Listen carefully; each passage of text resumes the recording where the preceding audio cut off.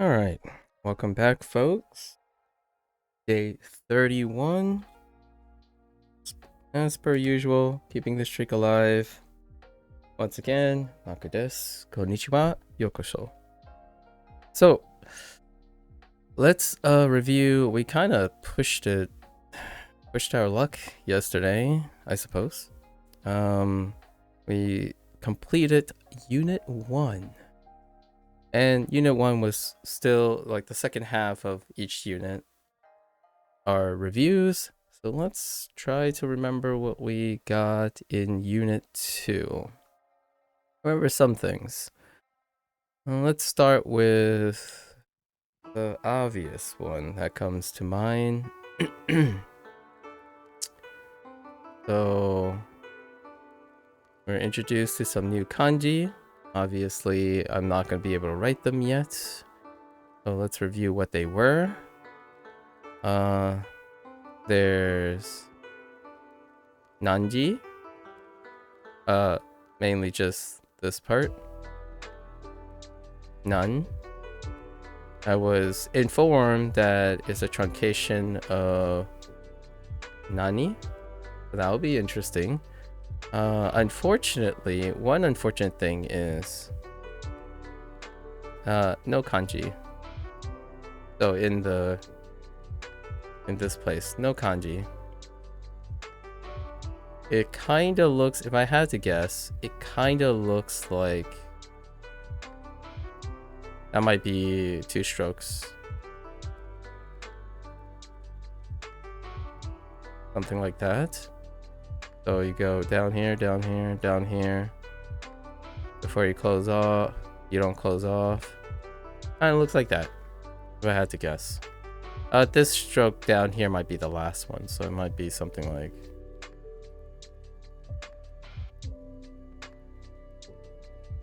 I don't know. Maybe it's something like that. We'll have to look into it once we get our other ones. The other kanji is part of Shinbun? Whoa. Okay. And it's mainly this part. And it looks kind of cool. I'm just gonna draw like a nebulous blob of it. In my mind's eye, it looks like a P and a flip P, right? And then 2 boxes here. So, again, not formally done yet. So, Shinbun. Shinbun. And this one is a shared kanji.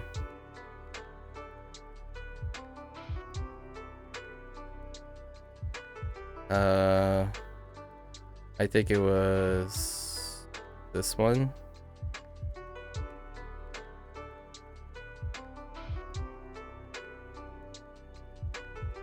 So this kanji, right? We'll see. That's my recollection so far. And one more.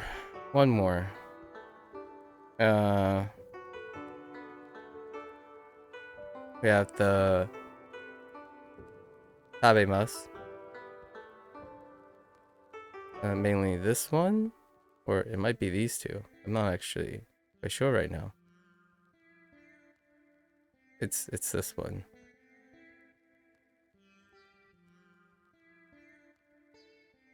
It kind of looks... Okay, now I'm going to use my spatial thing again, where kind of looks like a house, right? But it has this really characteristic curve down here. Some lines in here. So, something like that. That's what I recall. That's my general consensus when I haven't written any of these characters yet. And that's about it. I might have slightly been teased on nomimasu. This one specifically. Although, since it's only been teased, I really didn't take too big of a note. It kind of looked like there was like a watchtower kind of deal going, and then something here. So no point of reference at the moment. And then we do the one that I had a lot of fun, right? Raishu, like Raishu and Maishu. Raishu, Maishu. So Rai, right? And then Shu, and then my shoe.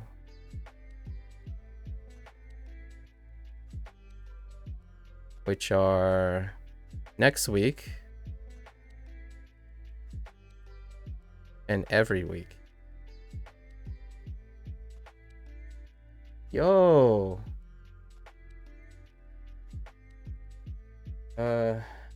Yo. Oh, what is it? Kyo wa do desu ka? Yes.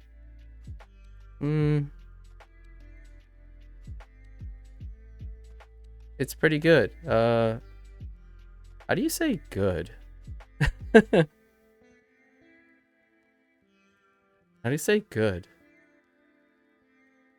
I'm really close on Nomu. Oh, that's kind of funny because all I did was squiggle.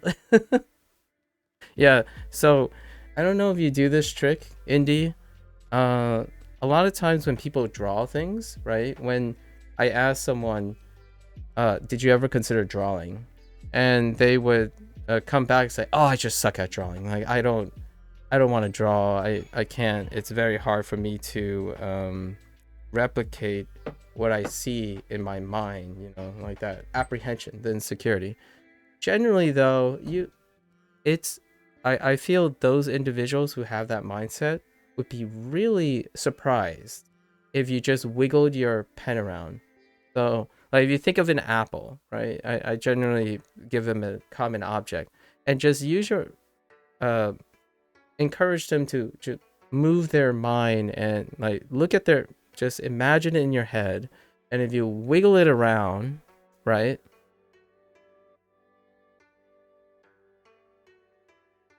You'd be surprised how close you can be just with like filling in like this, right? And that's kind of what I do in my head. Whenever I see some shape and I can't see the shape, sometimes both picturing it in your head and moving it with your hand and then scribbling it onto a piece of paper can make like some memories very salient. Oh, it's mostly that? Oh, I see. So it's actually even a slimmer thing. Yeah. Okay. Oh, that part. Oh, so it's scrunch and then the side has something with a smaller thing. Yeah. Ah, okay. Okay. Fair enough. Fair enough. So anyways, that's kind of the technique I'm using. Like this, like I haven't drawn drawn this, and this is what I think Shinbun looks like. The like the just the general shape is what this is. We're gonna get to that eventually. And then there's Raishu and Maishu. What else we got? Oh, we got Ashita, of course. Ashita. Tomorrow, Indy. Tomorrow. Ashita. Tomorrow. I'm sorry. I know you shared. Now I'm just gonna poke at you the whole time. See, here's what I'm doing, alright? Here's what I'm doing. The next time you think Ashita is yesterday, you're just gonna hear my voice say, tomorrow, Indy. It's tomorrow. Alright? Tomorrow. Tomorrow. You ran out. You ran out, okay? If you think of Ashita, you're gonna think tomorrow, and you're gonna say tomorrow, and you're gonna know we ran out in Fujonese. That's how it goes. Group learning going on, yeah. How are you today, by the way? How was your day so far? And then I think that's about it. Oh, I got some clarification. I did some digging because my English is pretty pep, right? Describing my English has been pretty pep. So I actually went back and looked at the flowchart for tenses. So generally English, has past, present, future subset, right? And then they have I guess to align with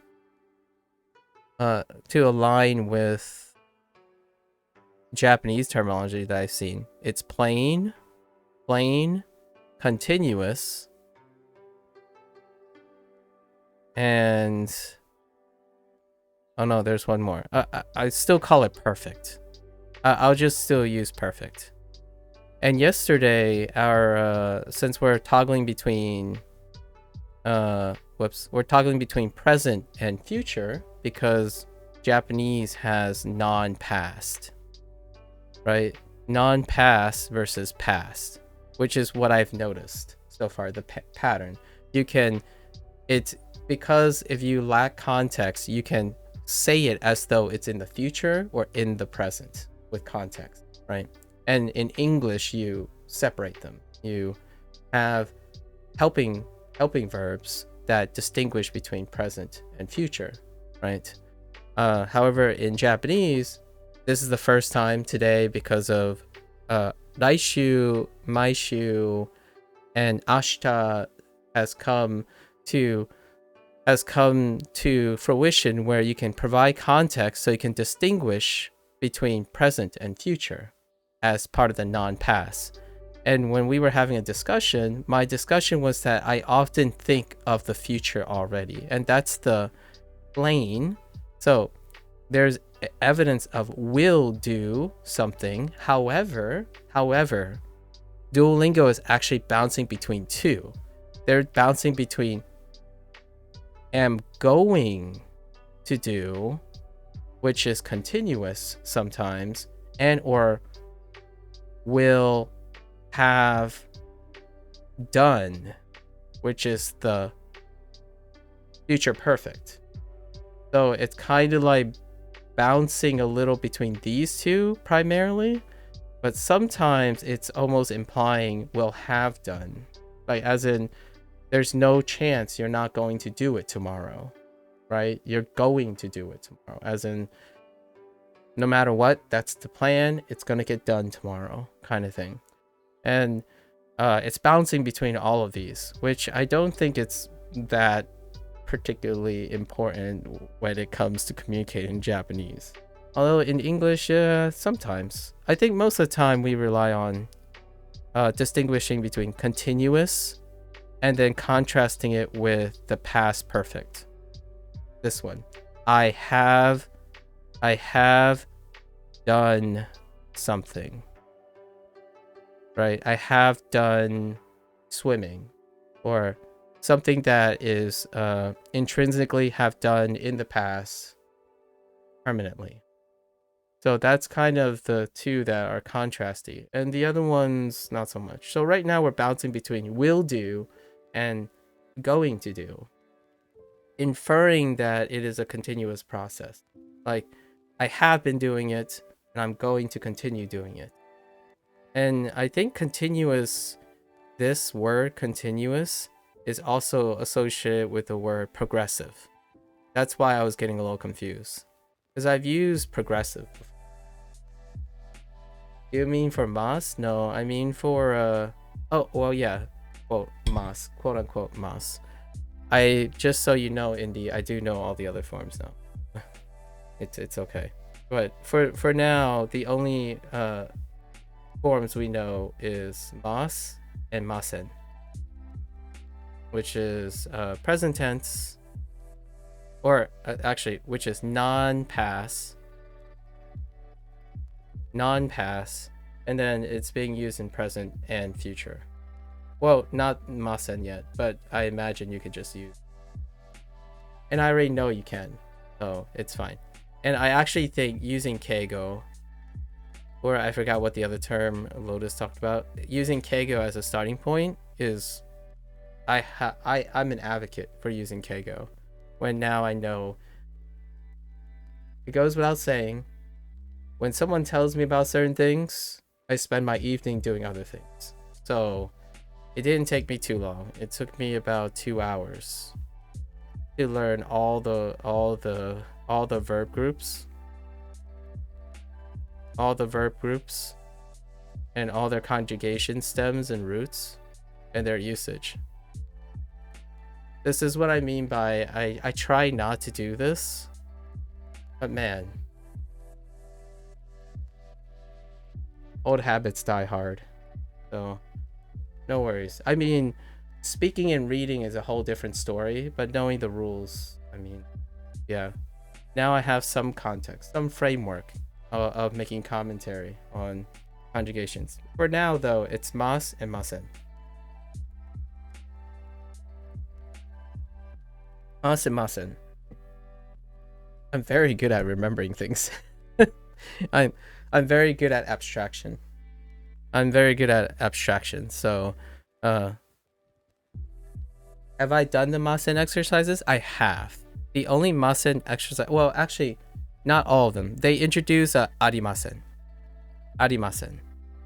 in the station, the traveling stuff. So bathroom, like not having a bathroom, not having ATM at a station. So they introduce arimasen along with arimasu to contrast the pattern, right? So that's their only time when they exposed it. Yeah, there are those exercises. However, they haven't gone through, like, we haven't gone to pass or anything. It's actually coming up where they contrast. I'm inferring all of this now since I've already took a leap forward in grammar. So that's going to be the big disclaimer for, I don't know, when we get past section 2. What I did was out of academic curiosity. It is so much easier for me to pick up rules than to experience something raw, right? Video games are just like that. I prefer a video game with hundreds of rules versus a video game that requires me to use trial and error. So that's what happened. So now, you know, I know 3 verb groups. The 3 verb groups predominantly. You have your te form, nai form, ta form. maybe 14 or 15 so root words, or what they call them plain words, I guess. Some 15 or so plain words. I was trying to find the ones I already have, and the only one they really showed up was eat, drink, have, which is here, do, what else? Yeah, pretty much these, which is what Duolingo starts with. So it's pretty classic.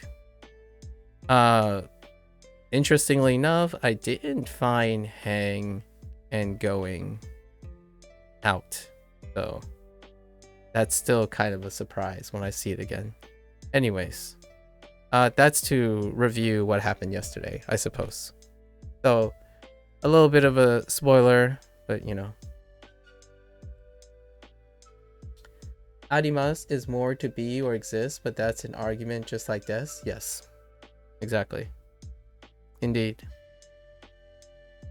I would say you can cleverly use both with enough context, like in order to distinguish between to be and exist, in my opinion. There are clever ways, I would think. It's kind of like English. If you provide enough context, you can sway it between to be or to exist. I don't know if that's how Japanese people do it. Generally speaking, in English, if something is ambiguous, you provide enough context for it to be less ambiguous.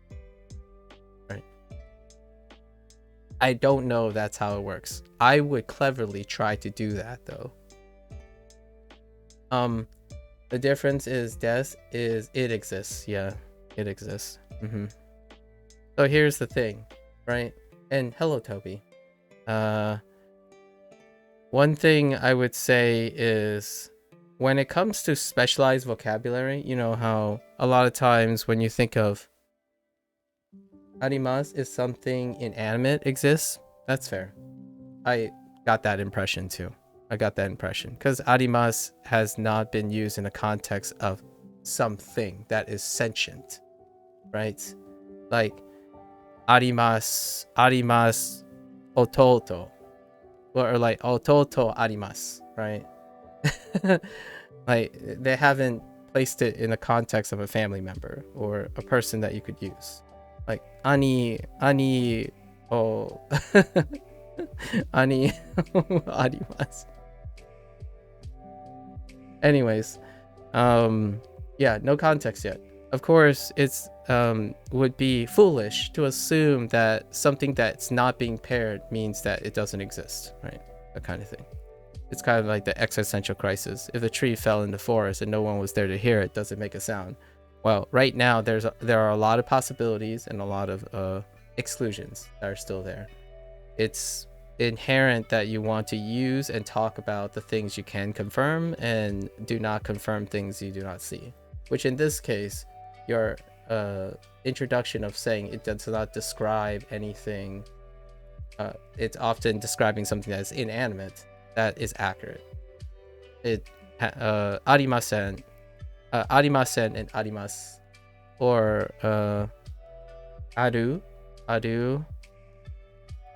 is have only been used for inanimate objects so far. And since they didn't use family members, which was already introduced in section 1, I imagine that it's likely that it wasn't gonna apply to them. Yeah. Use cases. I was gonna say something else that was gonna be kind of interesting, but now I've forgotten it. So it must not be that interesting. Alright, I guess we're just gonna move on with our lesson.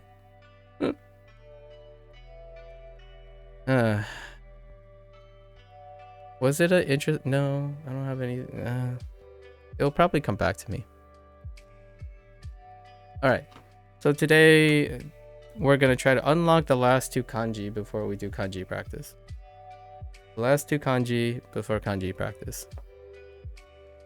Okay. Oh, I should have done practice first. I only have 2 hearts. That's fine. Okay, so they're reintroducing again. Okay. Ashita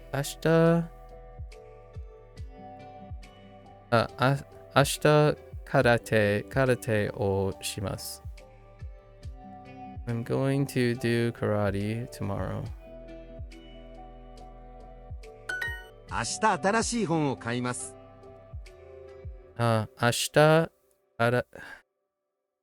Oh yeah, right. Atarashi is the kanji I've written. Oh, that makes sense. Why Atarashi is kanji in front of Shinbun. Yeah. Atarashi, so whoops. Ashita atarashi hon o kaimasu. Okay.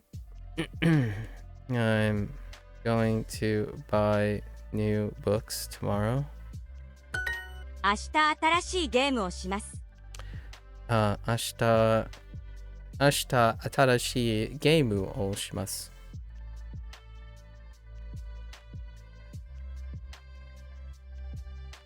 I do like that they're doing the one displacer. I actually think, in contrast to whoops, I dislike when this thing does that. In contrast to younger people, I do feel that to make salient pattern recognition, I like that they do the whole like A, B, C, D, and what they do is A, B, delta, C, D, or A, delta, B, C, D, and continue to do this, right? And delta, A, like what it does is it makes the whole adult process a little bit more accessible.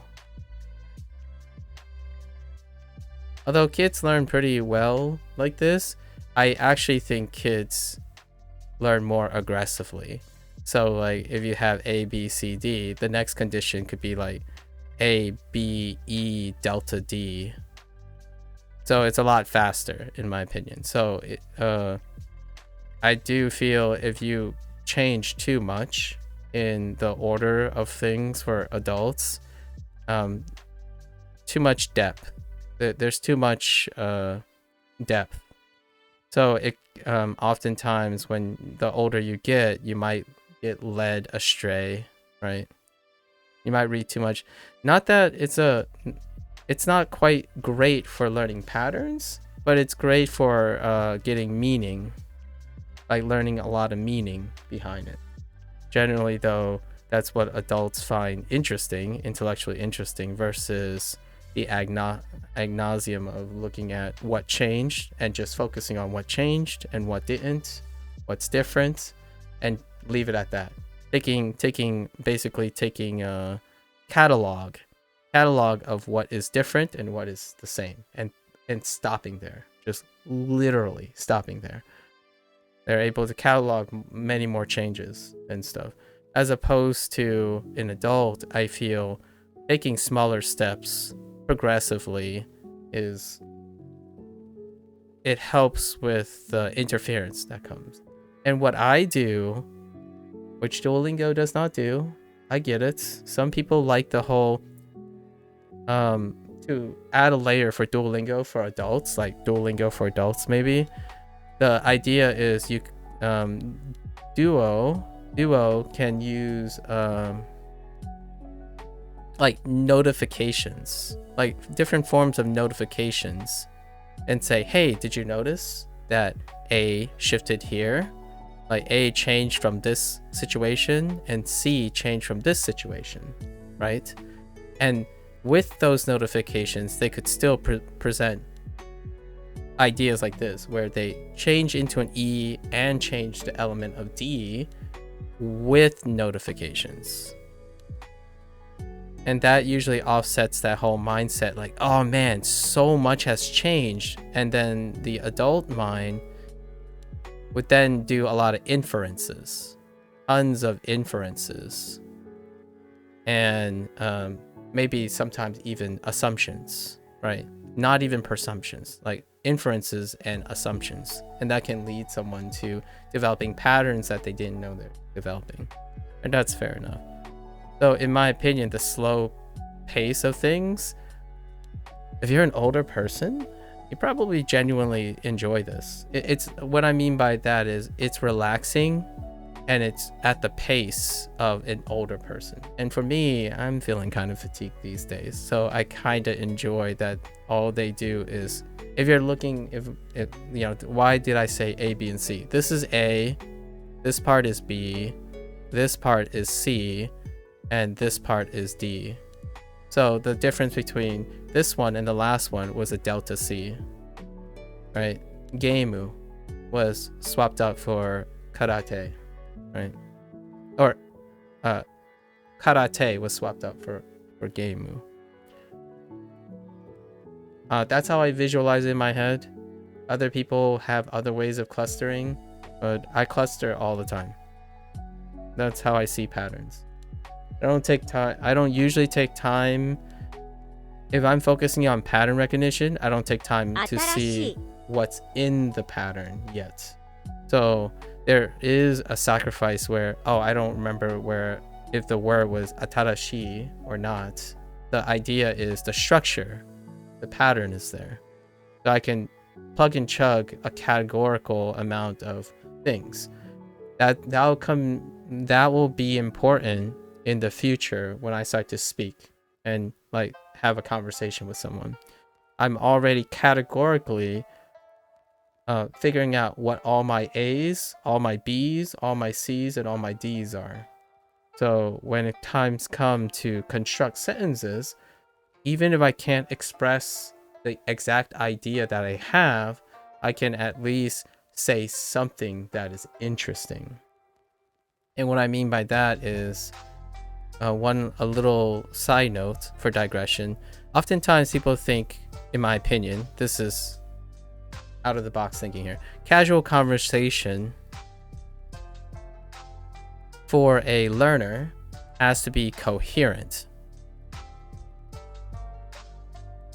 Right here, in between here, there's a leap of logic, in my opinion, or more like a hustle step that most people leap over. They assume that a casual conversation has a leap into coherence. So what I mean by that is it has to make sense. So yes, for those who can make the leap right away, they would focus on things that tie together or make sense. In between here is about being expressive. And expressive is inwardly focused. Okay? When you inwardly express things, you become more coherent over time. So in the future, in my opinion, my next step would be to express ideas that I can express, not focus on the coherent nature of back and forth conversation. If you can't express yourself, you cannot enter coherence with another person. That's kind of like saying someone who learned a lot of languages, right? Languages, and failing to communicate. You can learn a lot of languages, but you can still fail to communicate. And communication involves, surprise, surprise, emotional intelligence. So even at the highest level, you develop emotional intelligence by first being expressive inwardly. So like how to express what's inside you first, right? So if you make that your goal, in my opinion, if you encourage that to be your goal, then you will have the practice to eventually become coherent with other people. So as a kid, what do you do first? You express everything you pick up, right? Like, mama, food, right? Dada, food. Or I'm hungry. Always asking questions from your perspective. You don't ask how they feel. You express how I feel, right? So that's kind of the idea. Most people just skip over this. And it works. There's a lot of growing pains, I would say. Lots of growing pains. The transition doesn't have to be filled with growing pains. And that's what I'm doing now. So I'm expressively making incoherent things coherent as I can. And that exercise leads to speaking coherence, in my opinion, for an adult. You have to learn again how to learn. So smaller steps, people. For myself, I could see myself making this leap. I'm not going to this time around. I usually make this leap when I'm playing video games or something that isn't close to a life skill, which language is kind of a life skill, right? It integrates a lot of life skills like communication. So generally, I'm going to take it a bit slower. Not slower in terms of progress, but slower in terms of more steps. Ultimately, one may presume that things that take more steps take more time.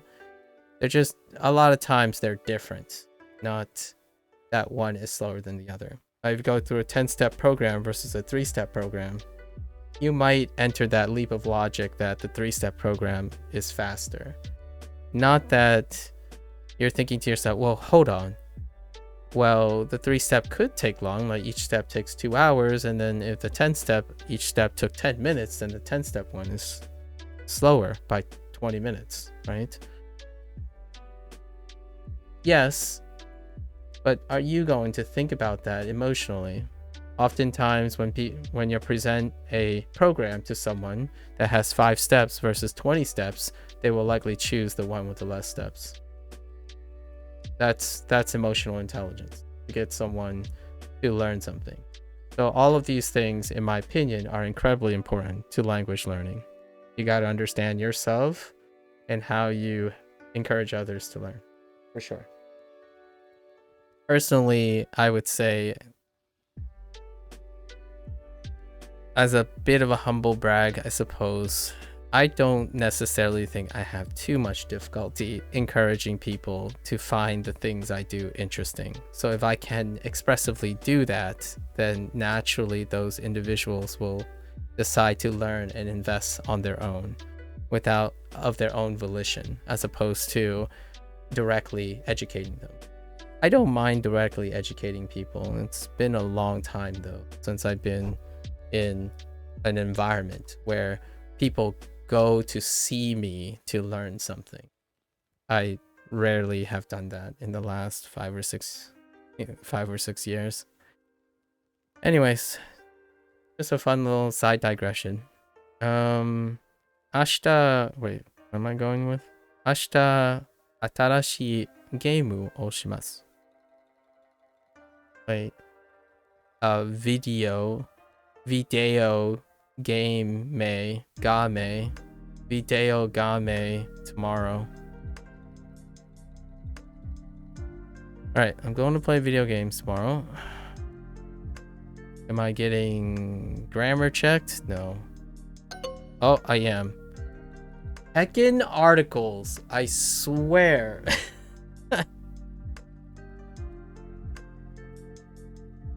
Ah. 来週ゲームをしますか Heckin' articles, dude.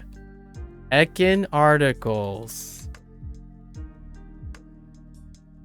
Articles aren't adjectives, you little butthead, Indy.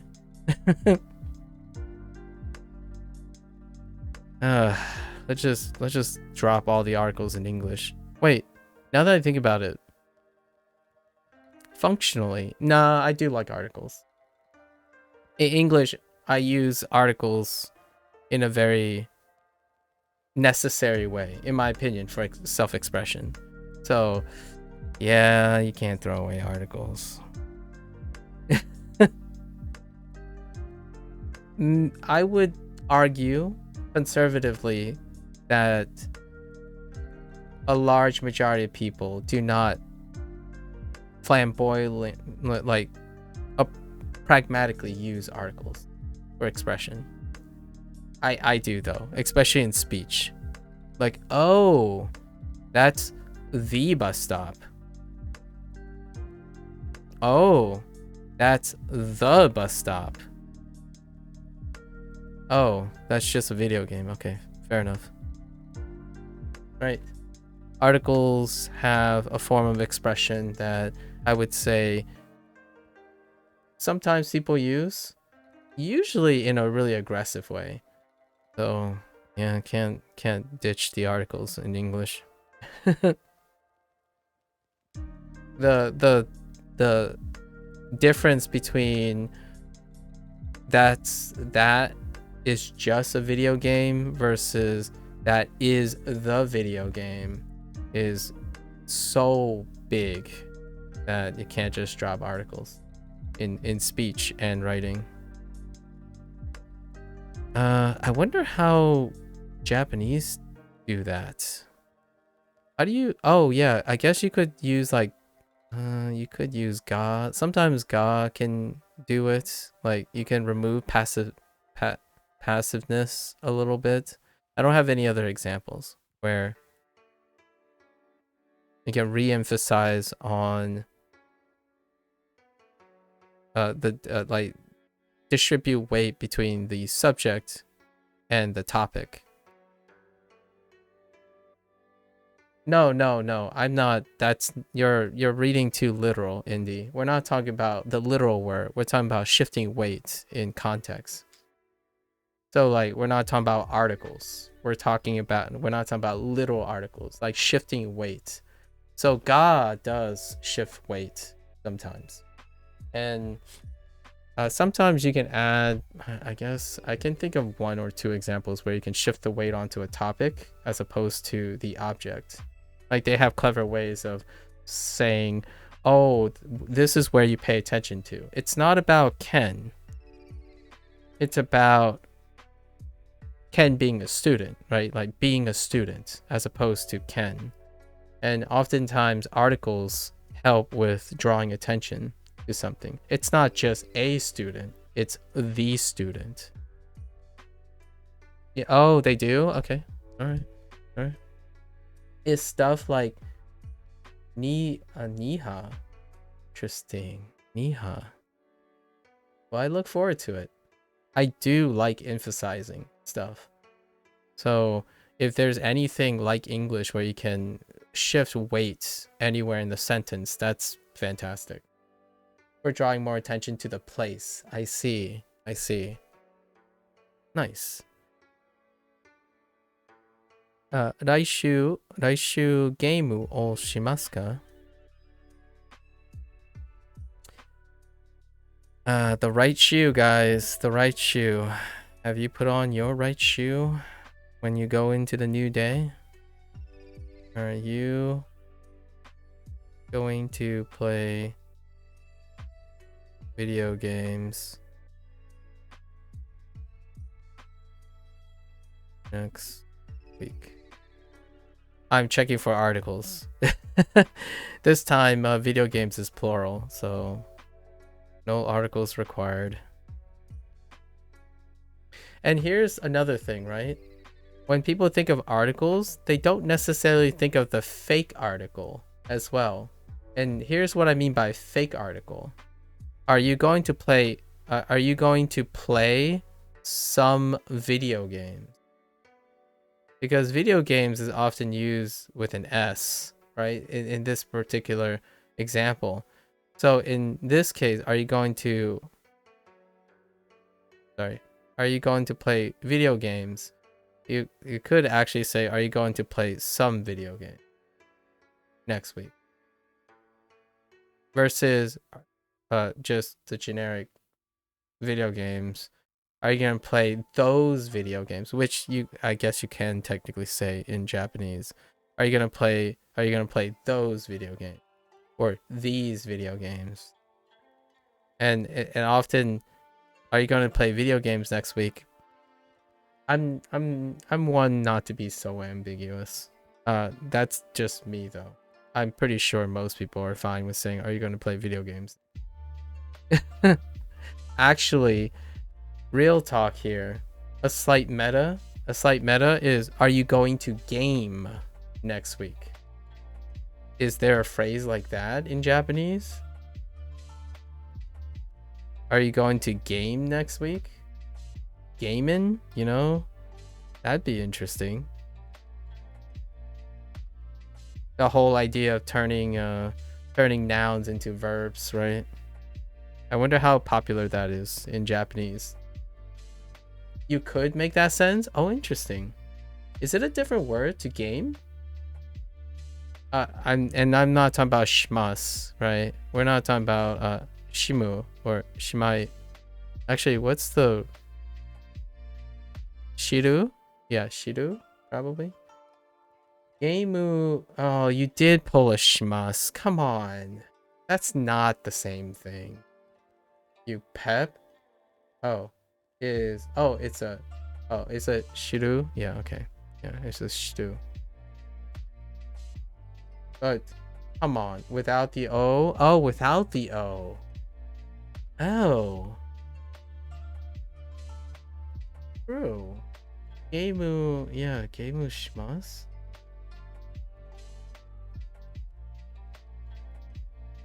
That's closer. I feel you on that one, Indy. I feel you on that one.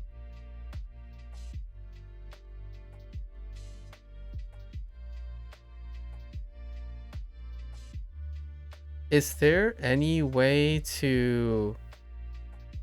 Can you chop off kana to make something more efficient too? Like yesterday you told me about nan, right?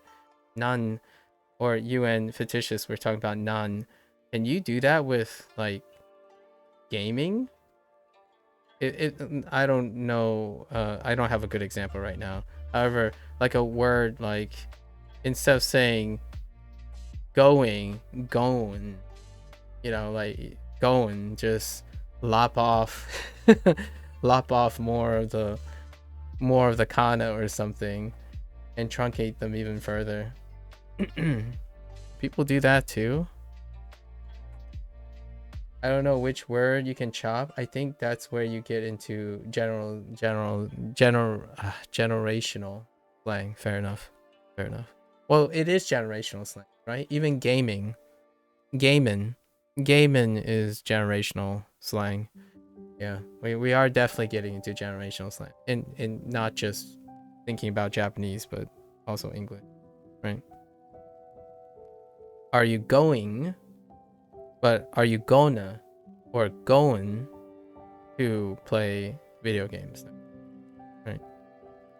Or are you gonna or are you going to game next week?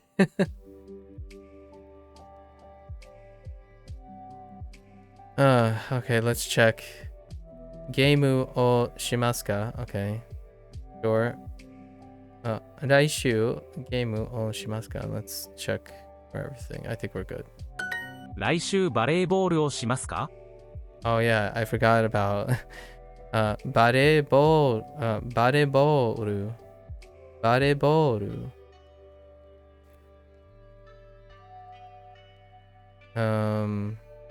I was so distracted by バレーボール。来週バレーボールをしますか?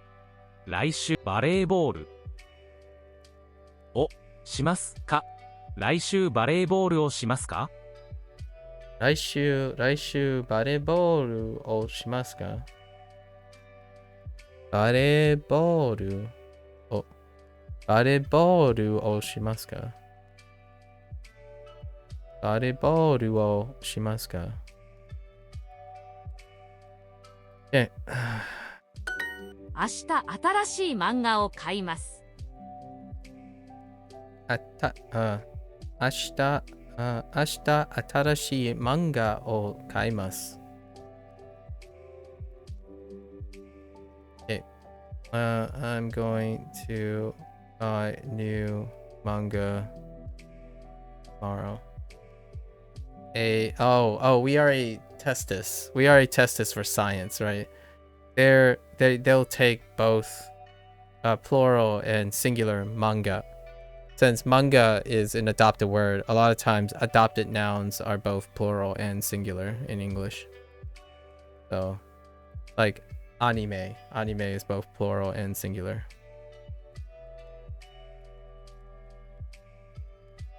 So I'm going to buy a new manga tomorrow. It's so fun doing like back and forth between the adoptions. Article check. Yep, I'm spending more time translating than actually reading Japanese phrases now. Or sentences. That's good, that's fine. Contractions, gotta be familiar with contractions. I just used I don't. Generally speaking, I rarely see written contractions. As to why, oftentimes formal and professional writing highly discourages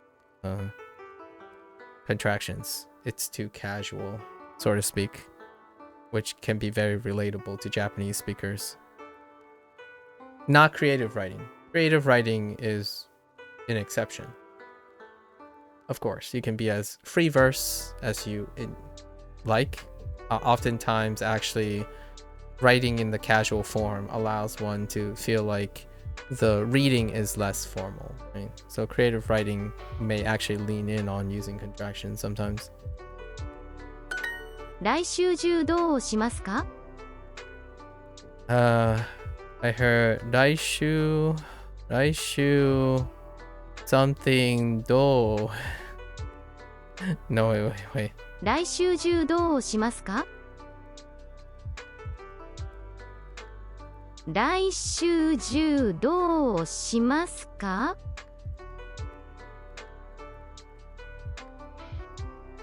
Why is this thing all together? シャワーを浴びます。 Wow. Okay, we didn't get this シャ yet. ワーを浴びます。 Shh. No spoilers. Shower. Oh. Abimas. Cover it up. No spoilers. Okay. 来週 judo. Ah, that's right. Judo, right.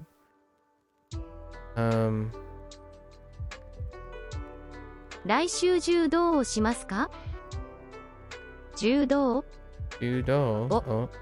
Imaska. しますか？ That is an interesting verb. I bet it is.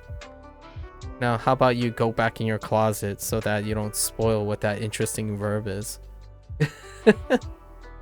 来週中どうしますか？来週新しいテレビを買います。I'm sure it's gonna come up soon, right?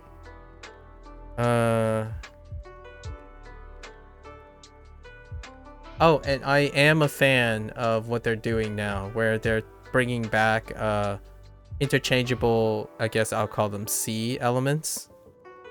It doesn't really matter what order it is. I generally generically do like A, B, C, right? And then D. And I really like that they're also constantly bringing back, like these are legacy B's and legacy C's, right? And then they introduce delta A's. This is a delta A, and this is a legacy.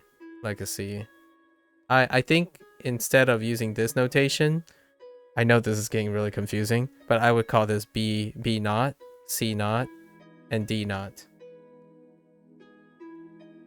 Sorry for people who don't like letter notations, but generally I adopted this more from logical systems. I had a really wonderful elective in college with someone who taught logical systems. So now I just come up with my own shorthand way of reminding myself, like, this is the delta A, B naught, C naught, or D naught as a point of reference. Actually, I would probably not even use naught. I would probably use a notation to remind myself where and what unit this came from. That kind of thing. Shorthand. Okay, 来週新しいテレビを買います。Buying a new television. Says me never. Just saying. I've transitioned beyond the life of having a television beyond my monitors. Unless they're referring, they can't possibly. What's the Japanese word for monitor? As in a computer monitor as opposed to a television. I imagine they're different, right? I would be surprised sometimes. It's a worthy question in this day and age due to generational gaps. Since we talked about how phones are now synonymous with smartphones and what have you. However, if there's a generational gap, the phone might not necessarily mean the current contemporary use of the phone. Just curious, trying to get an idea of how well the Japanese language ages with contemporary use. It isn't taught by Duolingo, so you don't know. Oh, no computer monitor. Interesting.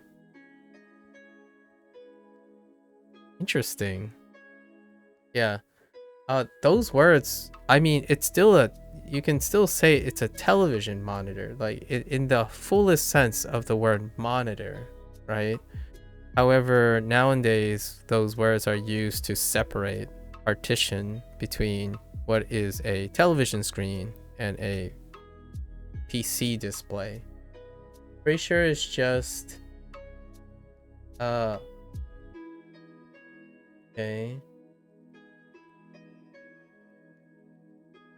You're talking about the whole thing, but it's gamen. Gamen. If you're just talking about the display or the screen or whatever. Oh, interesting. Nice. I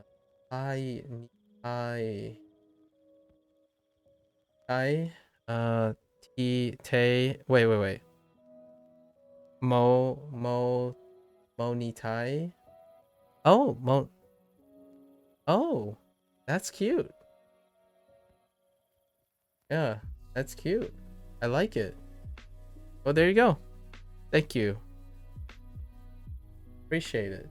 I'm actually kind of gamen.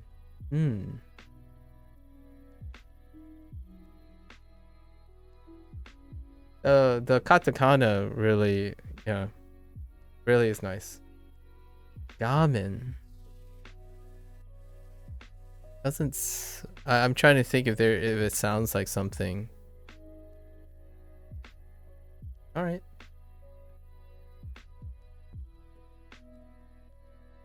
I'm going to buy a new. I keep saying that. I don't say I'm too much. I am going to buy a new TV next week. All right. Let's make sure we got our attributive adjective. TV is there. A proper article. We got our timing. Our conjugated verb. And then our contraction with our helping verb. There's too many tiny little words everywhere. 来週新しい服を買います。 It's more laborious now to translate than just to read the Japanese phrase. Okay. 来週新しい服を買います。So let's make sure I'm going to buy new clothes. This is another interesting one too. Clothes? Like, how do you pronounce Indie? Give me your thing. And definitely you're also welcome, Bob. How do you pronounce clothes? This is a good one. Now this English is borked. Clothes? Yeah, this anybody who learns English as a second language, you have my sympathies for this one. Clothes, I genuinely have no idea how to circumnavigate mentally how this works. For clothes. And also the singular and pluralness of clothes. It's almost exclusively used in the plural sense, right? Outside of clothing, which I use clothing, right? And you have to explain that too. Clothing, in essence, is still plural, but at the same time, it's of a singular entity, right? It's a singular grouped entity. Clothing, as opposed to clothes. Yeah, man. Sorry. I mean, I didn't. Obviously, I'm not taking responsibility for doing the English writing language, but I'm sorry, people who have to use this phrase. Oh, and also like pants, right? Actually, in general, a lot of article of clothing in English, it's like, what? Like, so can you say pant? No, you can't say pant. Or like, you can say pant very cleverly and humorously. However, it would be, it's kind of like when we learned all the articles of clothing, right? Like different articles of clothing, like it comes off as awkward when you have kutsu, right? Kutsu, kutsu. It was like, okay, I found my, did someone see my single shoe? Right? That's okay. It's okay. I'm going to buy a shoe.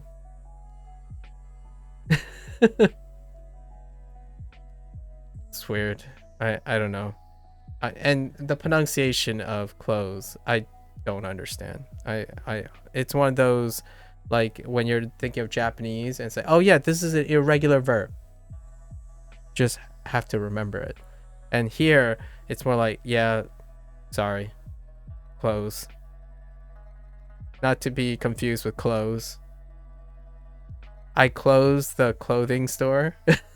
Or I close the store closes before I could buy some clothes. Anyways, I'm going to buy new clothes. It's cool because later you'll actually only use the word for Western clothes. Oh, neat. I see. Neat. As in like the katakana?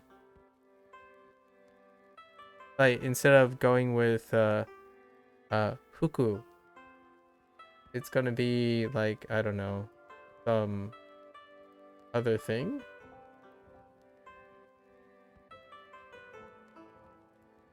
No, it'll be in kanji, so it's no longer just fuku. Oh, okay, fair enough. Nice. I like that. I like that. I'm going to buy new clothes next week. Look at you spoiling everything. You're such a tease, Indy. Okay, let's do article check. All right, implicit, new clothes, right? Implicit plural. Yeah, it looks like it's an implicit plural. Because I don't think I've ever heard anyone say, I'm going to buy a new clothes.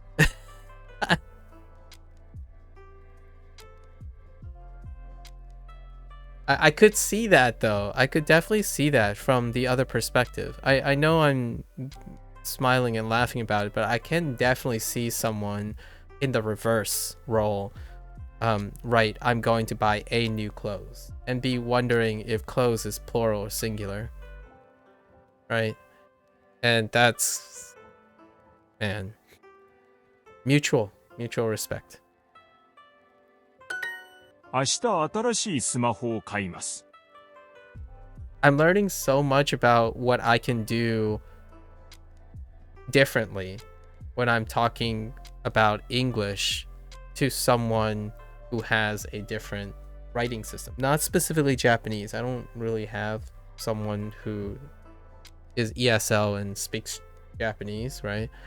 So that opportunity is not there. However, it's getting me to really explore how to explain. I know some people say, oh yeah, the grammar translation thing binds you, right? It binds you. If you want to truly be fluent in a language, eventually you have to leave the shackles of the translation, right? For me, it's really serving as a wonderful tool in understanding as close as possible, because I can never be a Japanese person learning English for the first time. However, it's kind of a nice bridge to observe all these differences, or maybe even lack of bridging. It's helping me appreciate how many gaps of understanding I have in teaching English if I were to teach English, right? Hey Tommy, what's up? Konbawa. Genki desu ka? Let's see.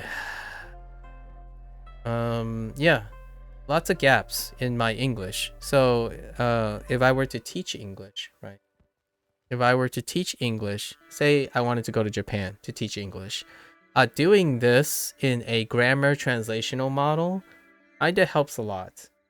Obviously, ultimately, way down the line, I want to use Japanese Duolingo to learn English, to really get into the idea of what is it that English looks like from the other side.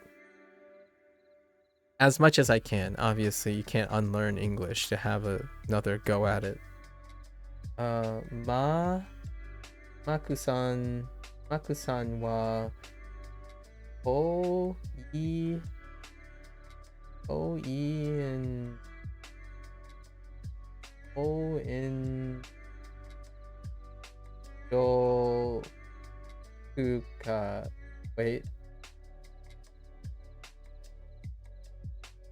Oh, coin raka ga arimasu ka? Sorry. Why are you asking me? Why? Wait. Why? Wait. Are you? That's funny. Okay, you can go back in your storage locker. It's fine. If you're asking for where my, if you're asking if I have a coin locker, yeah, I have a coin locker for you to go in. Indy's already in the coin locker. I mean, the storage locker. Sorry. Indy's already halfway inside the storage locker.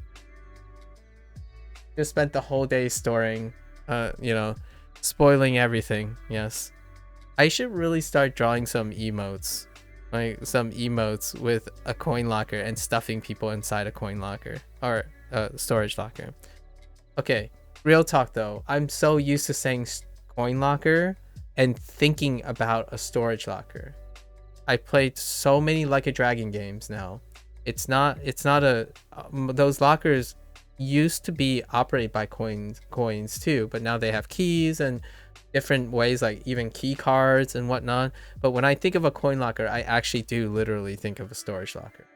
And it's not just a Japanese thing. Like when you go to theme parks and stuff, way back in the day, some of them were operated either by a coin with timers, and like now they have like digital displays with swiping cards and what have you. So generally, I still think when I say coin locker, I am literally thinking of a storage locker. However, Duolingo chooses to use storage locker. And coin locker, when I see coin locker, I actually do think of a storage locker. It's kind of funny. It's like saying telephone and you think of a smartphone, right?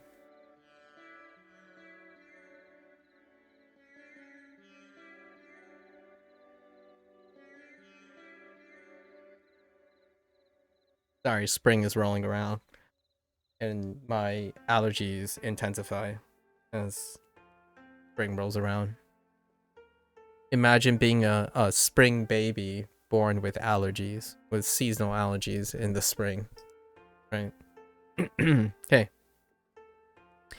明日新しいス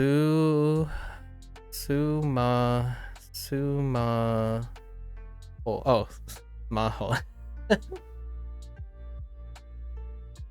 We gotta switch back. Okay.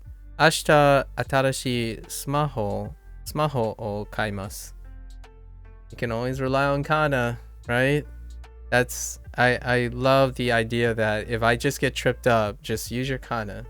Kana is what? Kana is bei? No. And kanji. Like just being able to read kanji, the ones that are familiar, right? And if all else fails, rely on your kana. Anyways, I'm going to buy a new smartphone. Ashita. I'm going to kaimasu a new smartphone. Ashita. Sorry.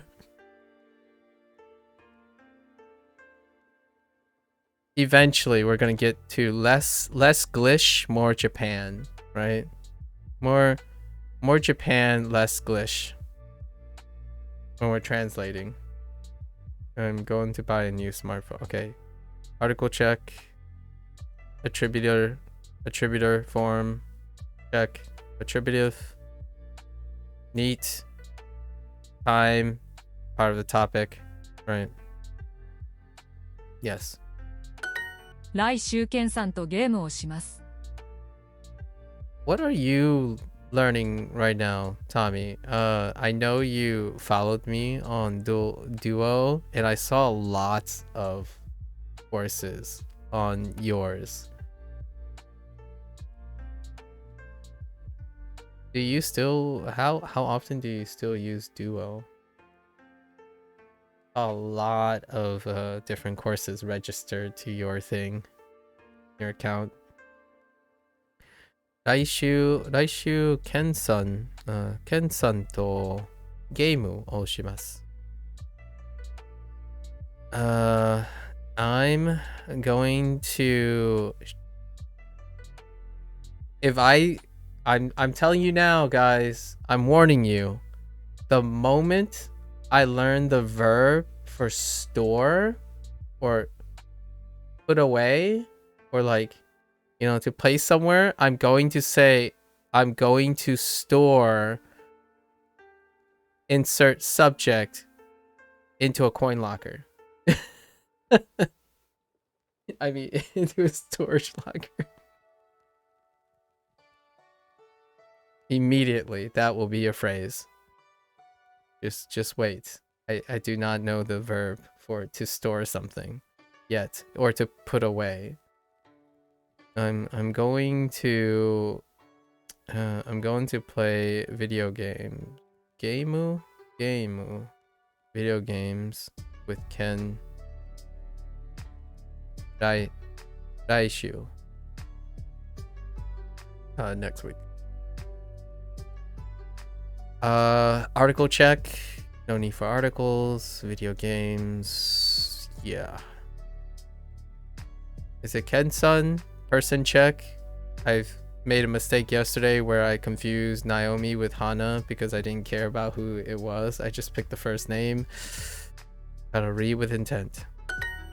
明日ナオミさんとテニスをします。 The word for store is weird if you remember correctly, but maybe that's just me and they fixed it. Oh, so we do get the word for store. What a tease. Alright. Ashita Hana. Oh, see, I just immediately chose Hana-san. I clearly like Hana more than Naomi. I'm sorry, Naomi. Ashita Naomi-san to... Oh, tennis. Yeah, tennis o shimasu. I am going to... I'm gonna say I am every single time, and it's gonna bite me later. I think that's gonna happen. I'm going to play tennis with Naomi tomorrow. You know what? I think it's perfectly fine if they have keyboard entry for English ones too, and then have English phrases be more fluid, right? More dynamic, in order to encourage people to see what they really interpret from these phrases. I don't know, that's just me. You don't do Duolingo as your primary learning tool? Okay. I started a lot of languages to see how they are. Fair enough. Yeah, because you brought up Bushu, right? Bushu for Japanese so far. Although doing a lot of courses wouldn't suggest to me if it was primary or not primary. So fair enough. I wouldn't consider that as a question that I would infer if you're using Duo as a primary tool. I was just simply asking if you still use Duo, and I guess the answer is yes and a no. I'm going to play tennis with Naomi tomorrow. Let's do article check.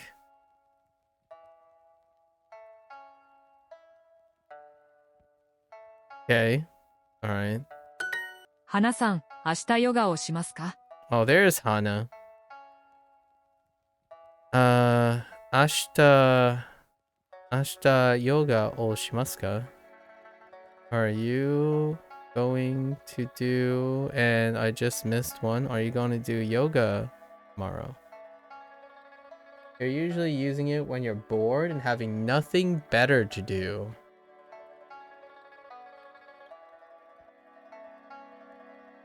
Okay. Fair enough. Fair enough. Nothing better to do, huh? Anna, are you going to do yoga tomorrow? Alright, let's do article check. Fine. Sure. Okay.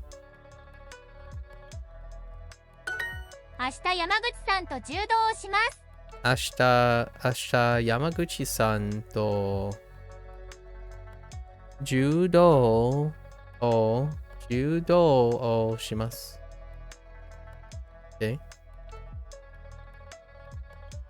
Means Yamaguchi. Oh, whoops. I'm going to do judo with Miss Yamaguchi.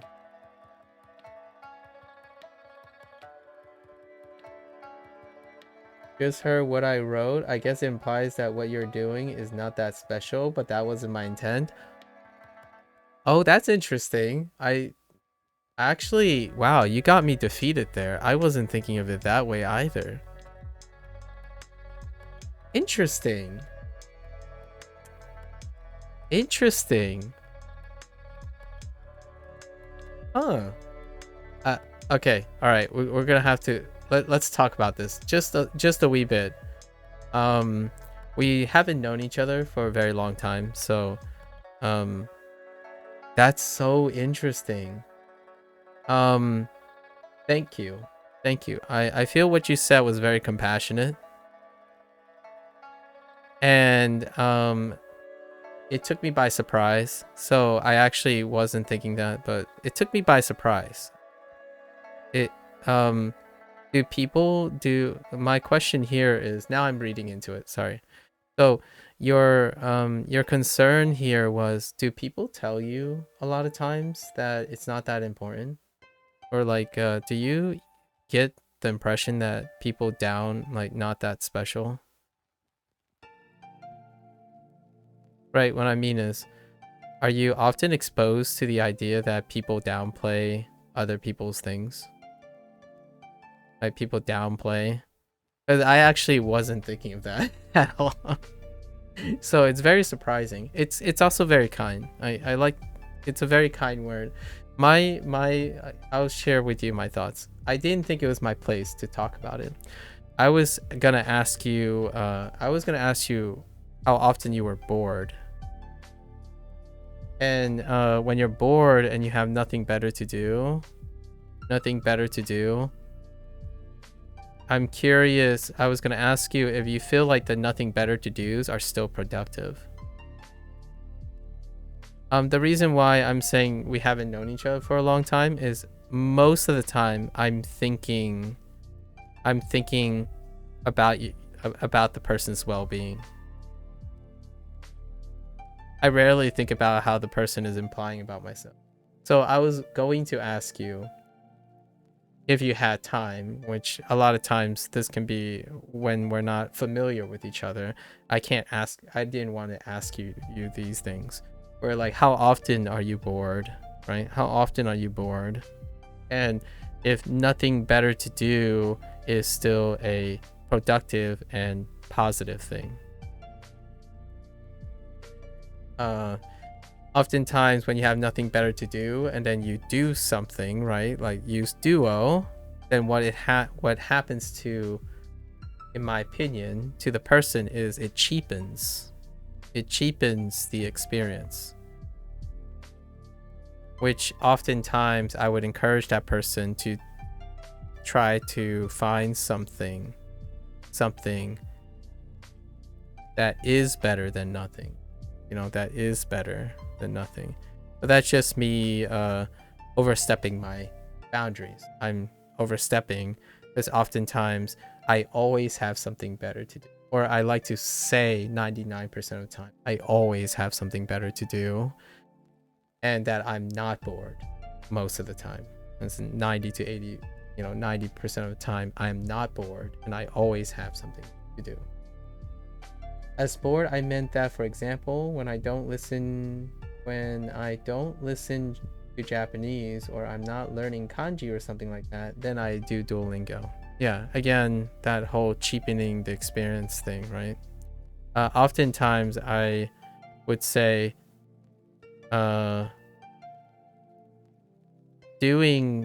still, quote unquote,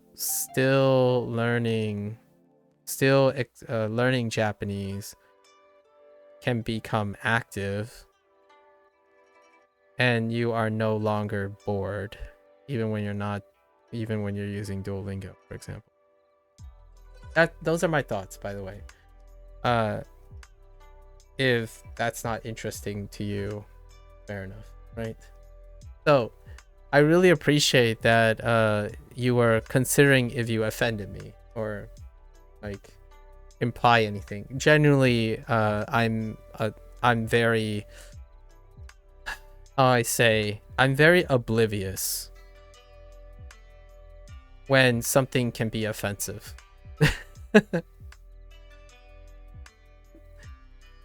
I just don't notice these things very often. It's probably because I'm under practiced. Not that you might be thinking, I write stuff first and then I think, yeah. And to me, I think it's more of meeting a unstoppable force meeting a unbreakable wall kind of thing. Rarely, I don't practice very often how to be offensive or aggressive, right? And there are times that you want to be aggressive and offensive, like in a confrontation or something. Generally, I avoid confrontation because I'm under practice. So a lot of times I rarely ever think about how something may be offensive to me. And that's also kind of how I grew up, right? So you can call it a defense mechanism, perhaps, or perhaps a coping mechanism as well. But generally speaking, when you grow up always being told that something you're doing is weird and all that stuff, it didn't even come to light that this is really interesting to me because I might have unintentionally made you feel guilty. And if you didn't express that, I wouldn't have thought anything of it. Like the way I responded, now that I think about it, like would have been too ambiguous and it could have made someone feel guilty. No, that was not my intent. Sorry. I respond like that all the time when I'm thinking about the other person's well-being. Like nothing better to do. Yeah. Like nothing better to do. My first thought really is, if you were someone I'm acquainted with, right? If I'm acquainted with you in a very casual form, my first inclination is to remove that perspective that you are ever bored. I truly believe people's lives are so precious that the more often you can throw around the word bored, the more I'm motivated to remove boredom from your vocabulary. It's like, life's great. Shouldn't have to be boring in restoring. But I get what you mean now. As in, like, if you still want to learn Japanese and you're not wanting to do the other way, you're going to use Duolingo. Fair enough. Fair enough. Fair enough. Priorities. I'm going to do judo with Miss Yamaguchi. All right, article of clothing. Article, check. Yes. Am I missing random words? No. Okay. And I miss tomorrow. Of course I miss tomorrow. 明日何時にヨガをしますか？ I don't want to talk about it. Yeah, I don't want to give you the idea that I don't think people can't, like, you shouldn't feel bad if you get bored. I don't like the word bored when people describe what they do. As a motivational person, right? Someone who focuses on motivation, oftentimes my first inclination is to slap the boredom out of you.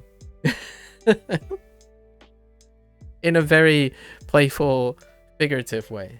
You know, slap the boredom out of you. Casual conversations can be incredibly engaging as long as if you're willing to. It can also be very exhausting, and I totally understand. The word that I get people to use, alternative words that I encourage other people to use is, if I want to vibe, I'll just chill with some Duolingo, right? Because it's not your primary tool. So if you wanted to vibe and just chill, that's something that makes you feel comforting, and review all the things that you've known using active learning in other places, it's a reassurance thing. So then it doesn't feel like Duolingo is a cheap experience. It serves a purpose mentally. It helps occupy your time. So that mindset might seem trivial right now, but let's think about doom scrolling on TikTok, right? That becomes an epicenter for negativity, right? I hate that word vibe. My niece uses it constantly. You could say chill. You can chill with some Duolingo, right? Is chill too hipstery for you? Hey, we speak English. Plenty of words out there that doesn't have as much of a stigma.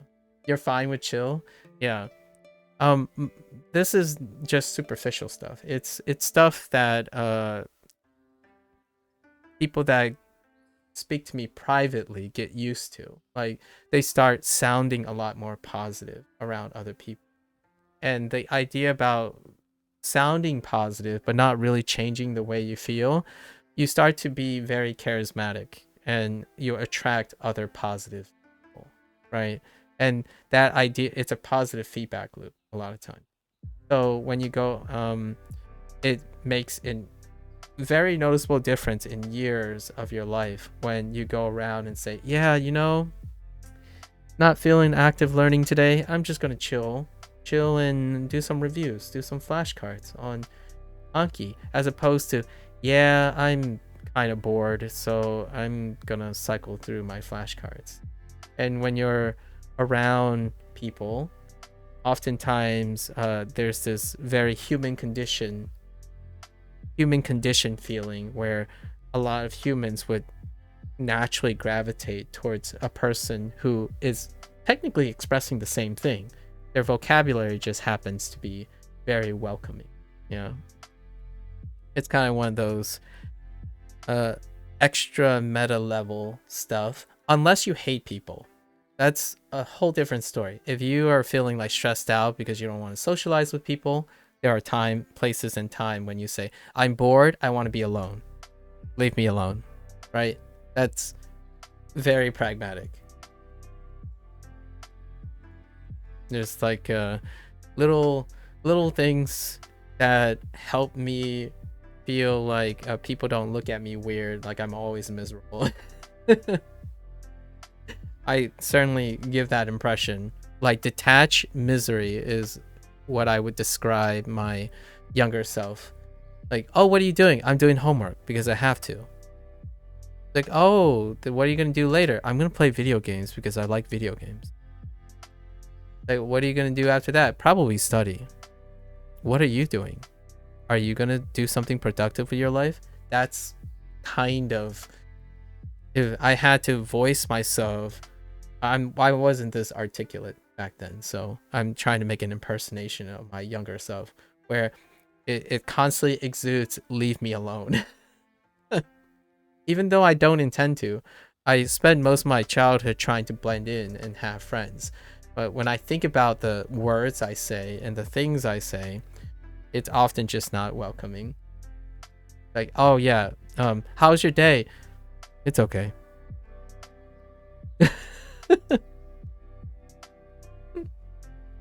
I didn't have any voice inflections.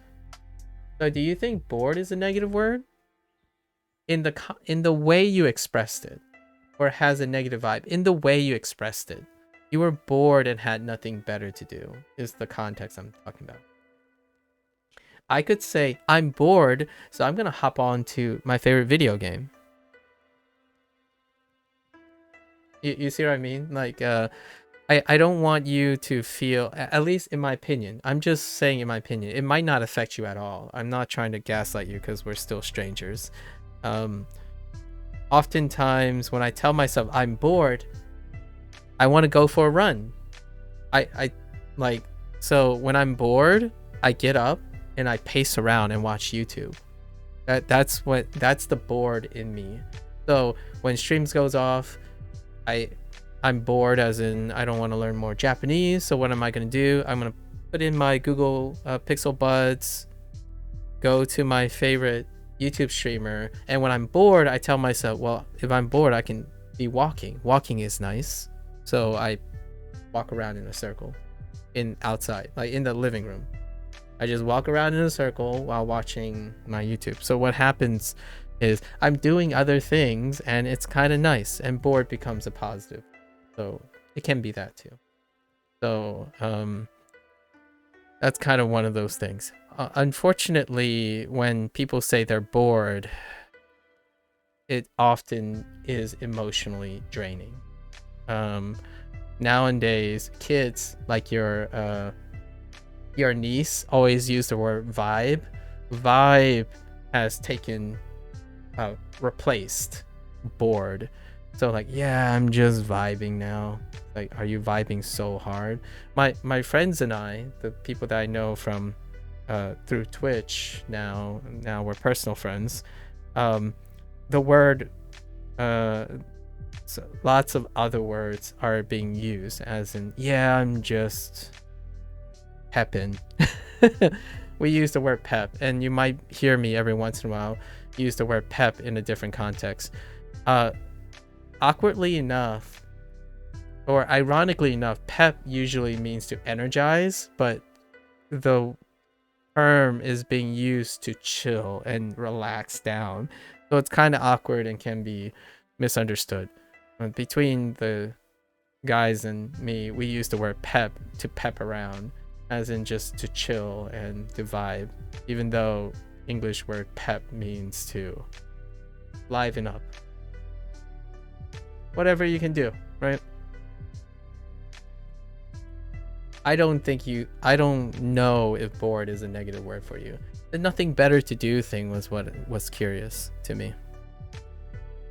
明日何時にヨガをしますか? Right. What time are you going to do yoga? Tomorrow. Okay.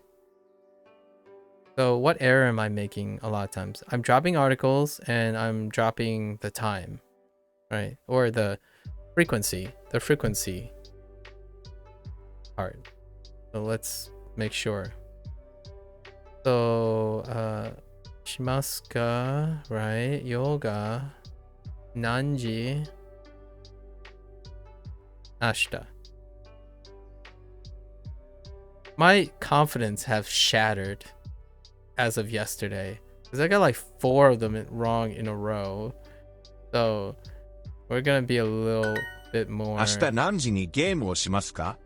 more vigorous here after having discussions. Okay. 明日何時にゲームをしますか? Right? You going to しますゲーム So 何時しますかゲーム明日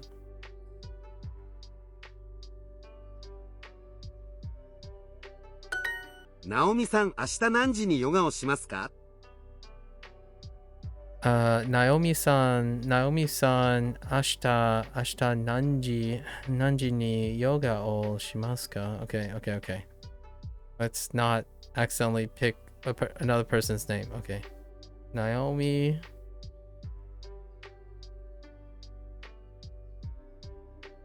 Nanji. Time are you going to do yoga tomorrow? Check.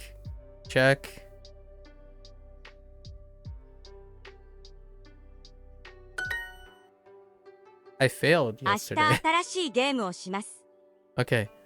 How did I mess this one up? Article. This was the first article miss. So, I'm going to play a new video game tomorrow.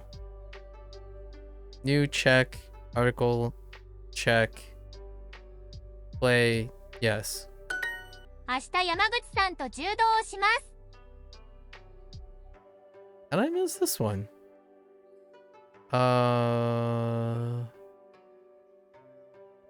Judo. It's tomorrow. We missed tomorrow, right? I'm going to do yoga with Yamaguchi tomorrow. Don't you dare slide in the wrong place. All right. Check. Judo o shimasu. Right. Yamaguchi-san. Ashita.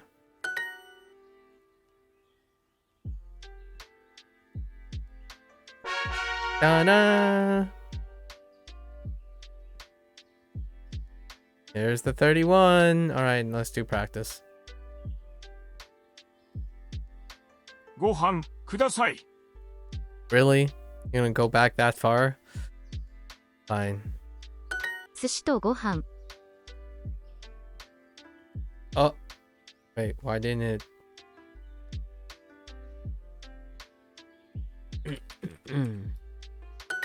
お茶とご飯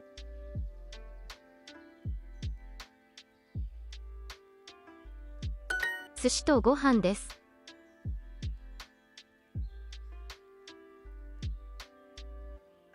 水ください Okay. お茶とご飯です。 And now we kind of know it's. Oh, you know what? What if we typed in Mitsu o kudasai? Would they take it? Oh, we got to do this for science. お茶とご飯です。 Oh wait.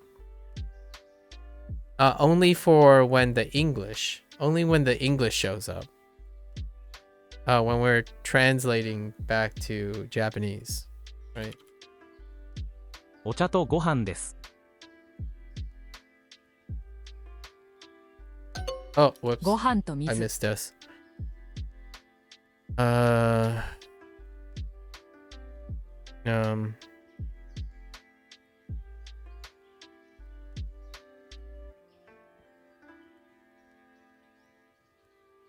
お茶ください。 Like not this one. This is translation. Whoops.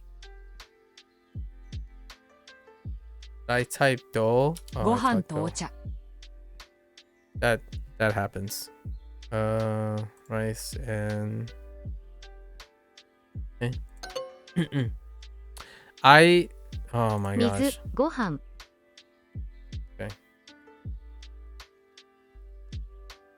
What? Okay.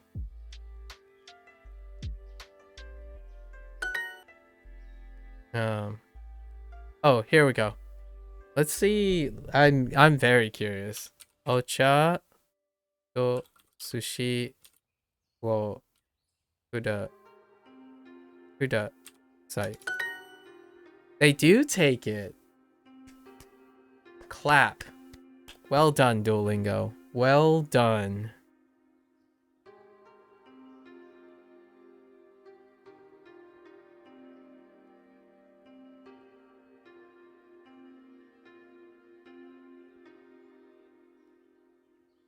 There you go, folks.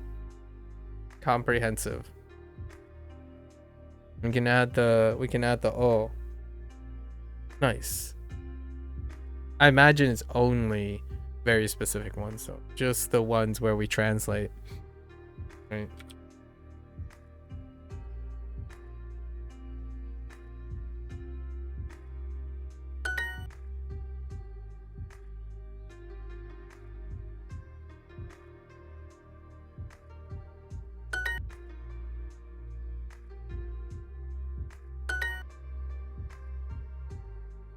All right, let's get in the mood. Focus. The お茶と focus. ご飯です。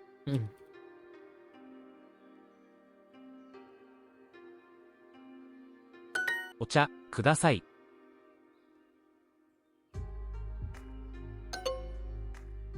Oh. Just kidding. Some of them do, some of them don't. No, you can't get away. It's a hit or miss. Hit or miss. ご飯とお茶。 Hit or miss. お茶ください。 Fair enough. Okay. What do we got now? Which unit? Roku. Okay. 父はエンジニアです。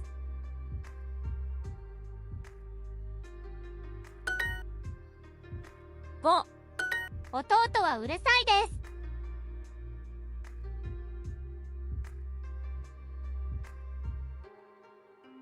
I don't even read this anymore. All I hear is what she says, and I'm just translating it. エンジニア。 That's 妻はエンジニアです。 I'm gonna make sure not to do that all the time, because then I'd be skipping reading. 妻はエンジニアです。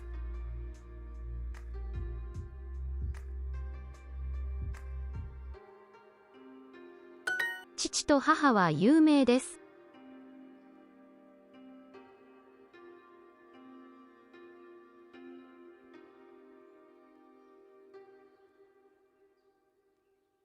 Go? 父と母は有名です。 Oh. Wait, what? Wait, we can... 父と母は有名です。 Oh. Just kidding. Just kidding. I don't want to talk about it.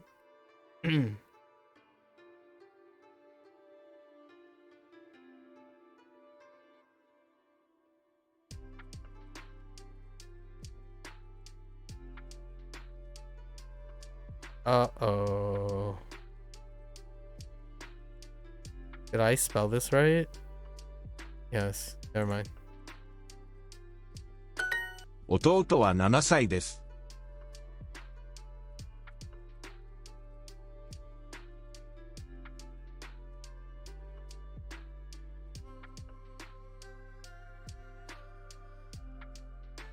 兄はおしゃれです。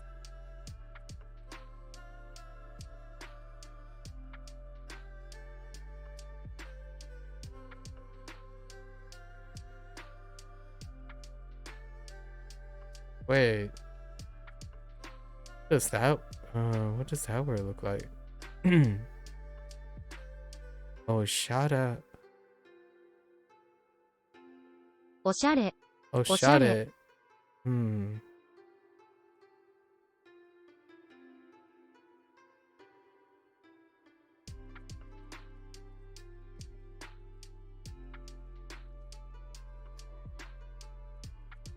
兄はおしゃれです。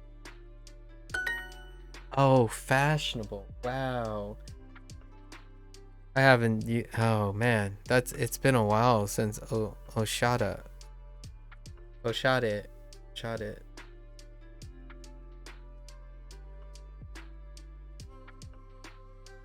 Yume was fine.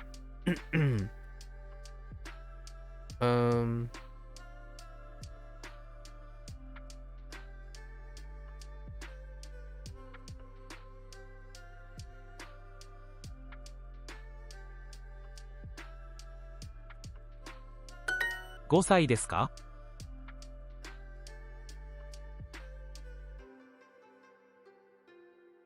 Oh.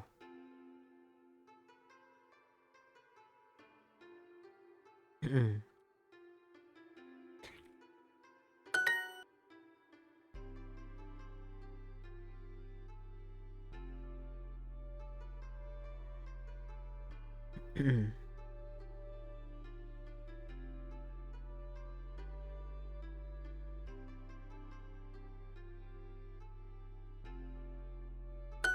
妻はとてもおしゃれです。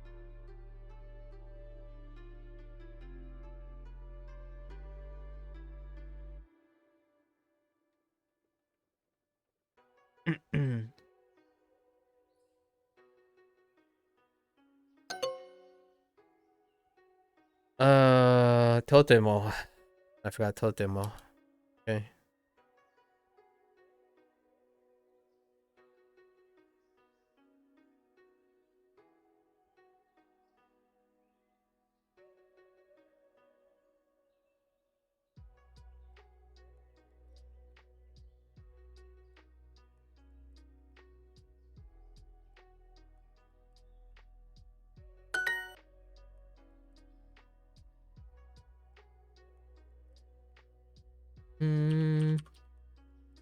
I think it's this. We'll stick with that.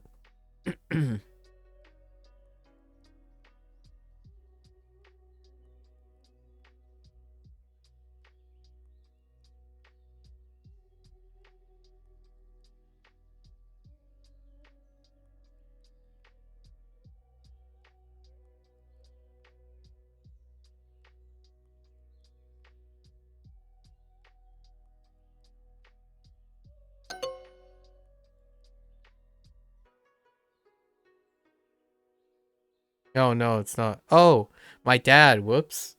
I wrote my husband. Whoops. Awkward.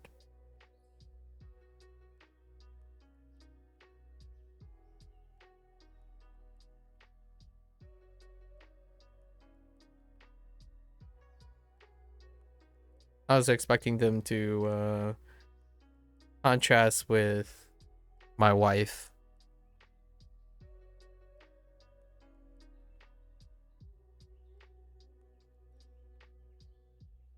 Okay. 妻はとてもおしゃれです。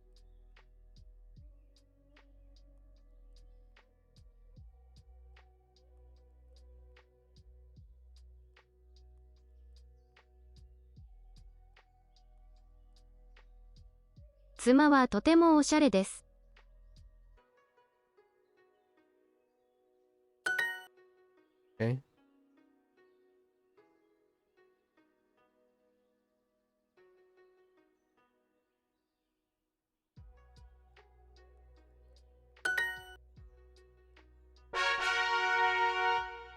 So totally forgot the Oshade. Okay. デパート、はい、駅はここです。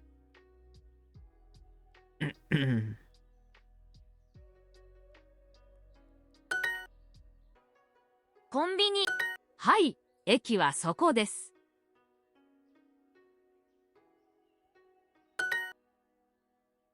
どこ？ Oops. Oh, これ no. はホテルですか？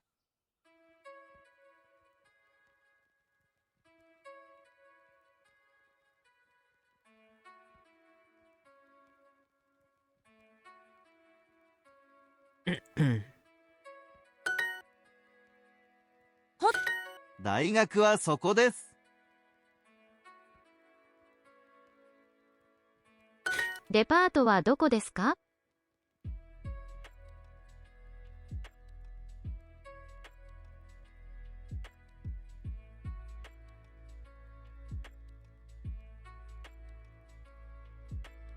デパートはどこですか？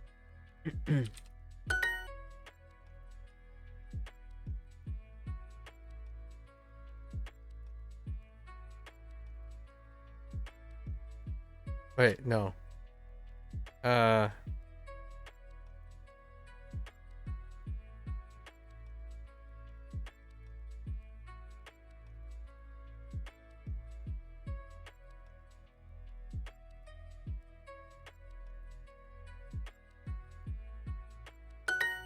バス停とコンビニ。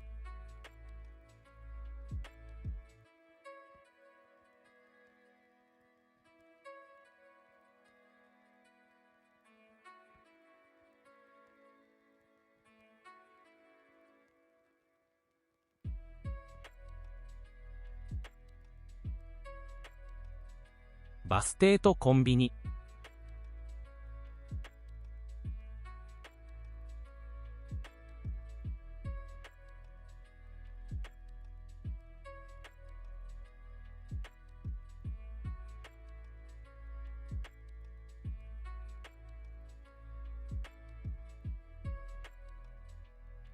Oh.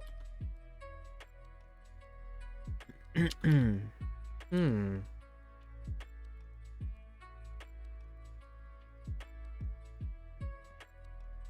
What?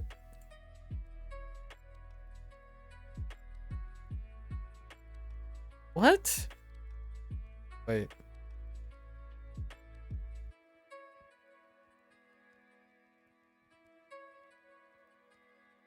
Oh, no, wait. That was right. Fine.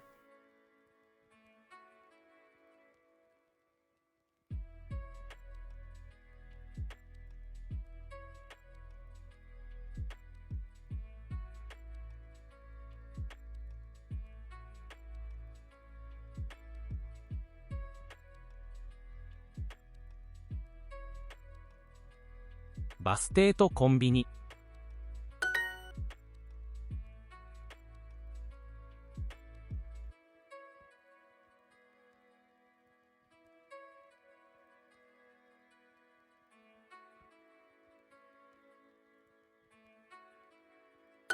大学とコンビニ。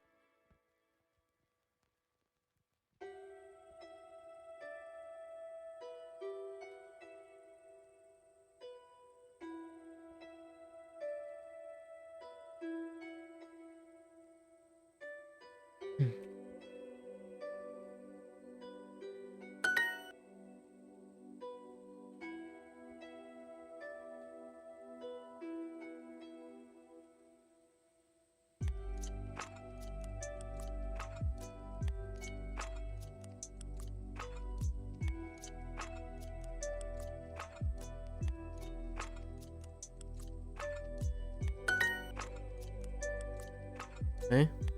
Hmm.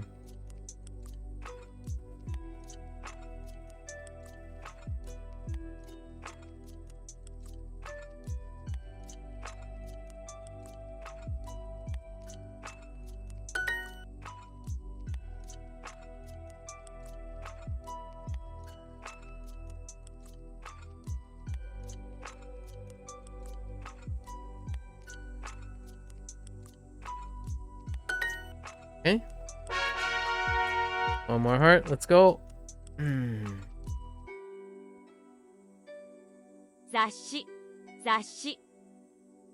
よく音楽を聴きますか？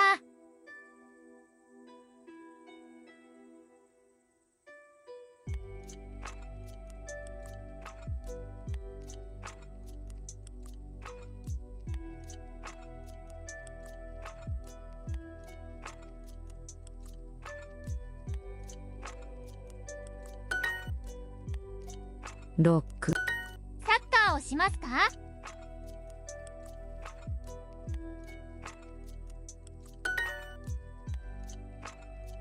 J-POP。本と雑誌を読みます。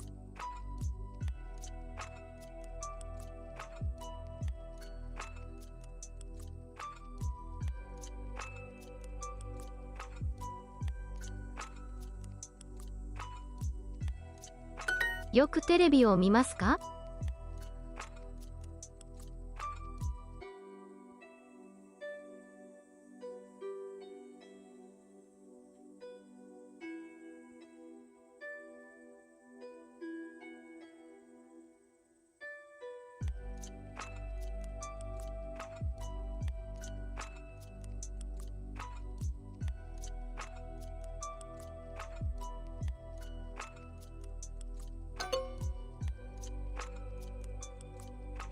？Oh, 見ますか。田中さんはニュースを聞きます。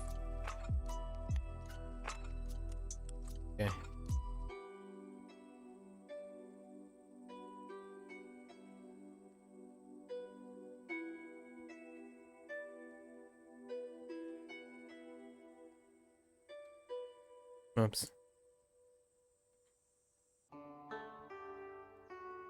Article check.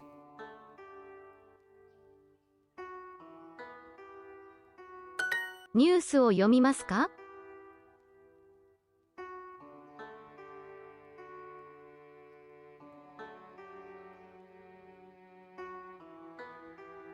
？Hey.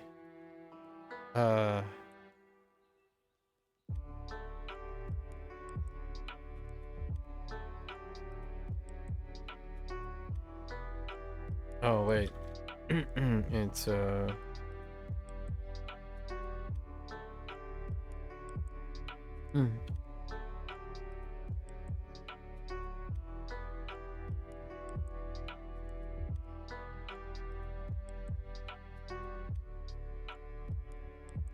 ニュースを読みますか？ニュースを読みますか？ナオミさんはテレビを見ます。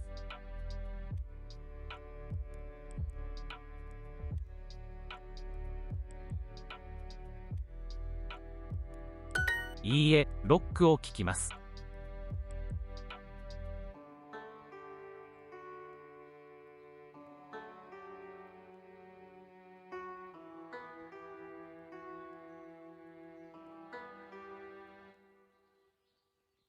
いいえ、ロックを聞きます。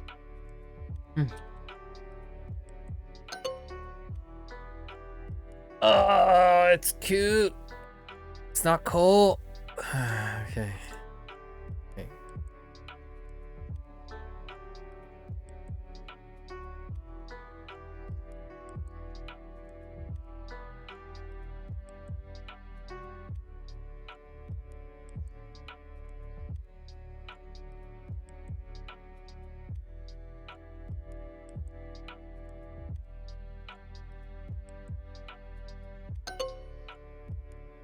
About the car. Okay.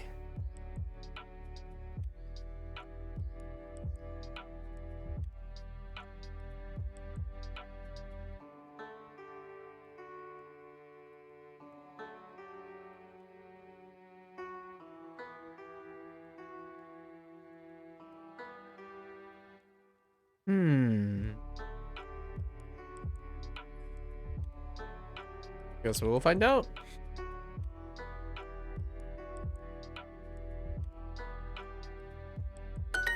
Okay. よくサッカーをしますか？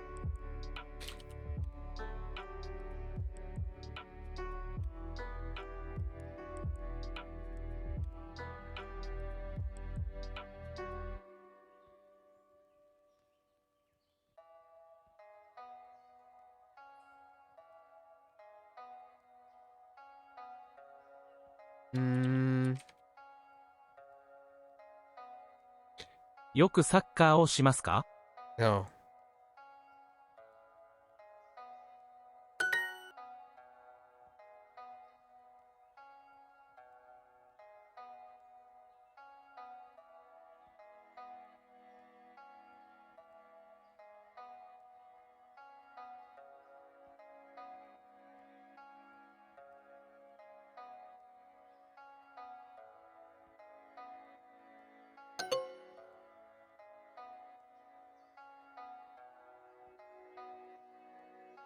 Oh. Somehow I hit Han instead of Hon? Dang.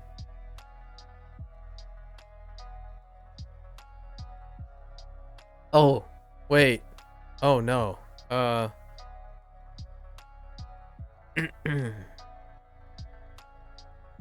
Here he is.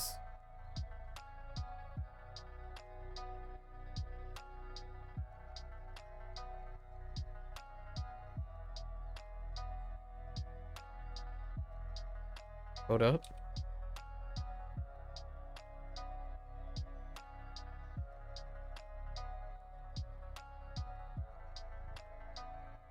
That looks right.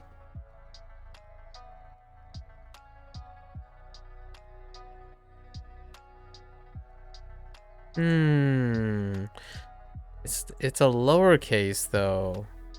We'll see if it takes that.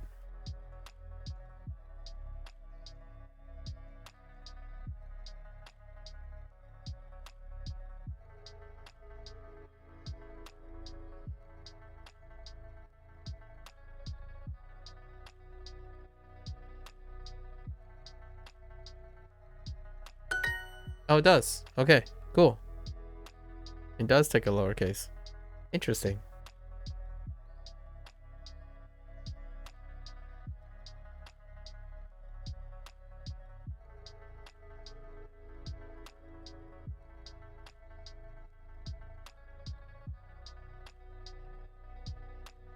Okay.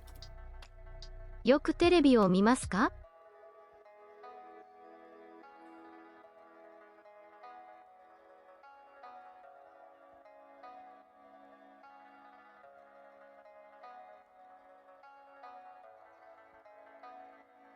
よくテレビを見ますか？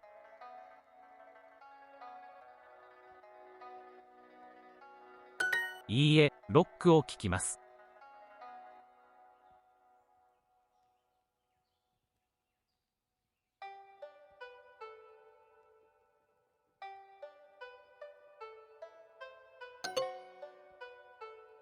What did I do this time?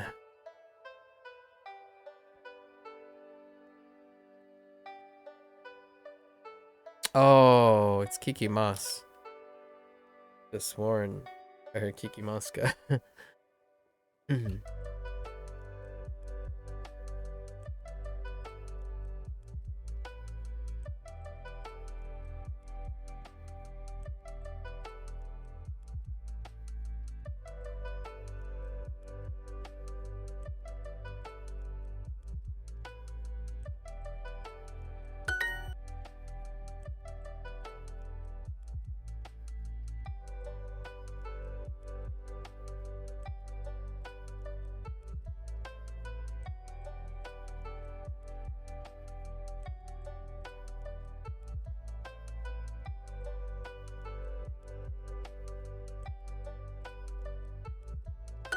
いいえ、ロックを聞きます。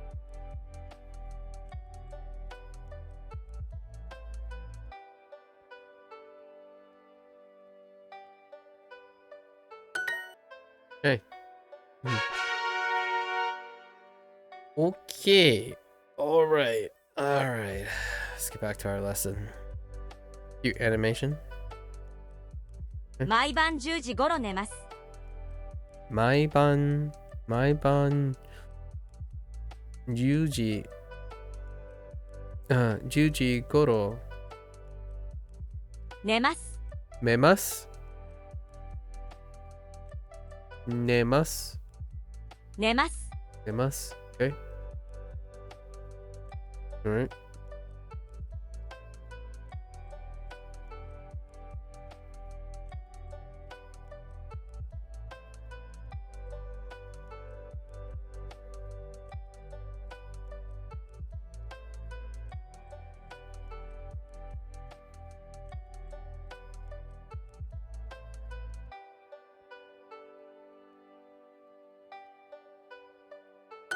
毎晩12時頃寝ます。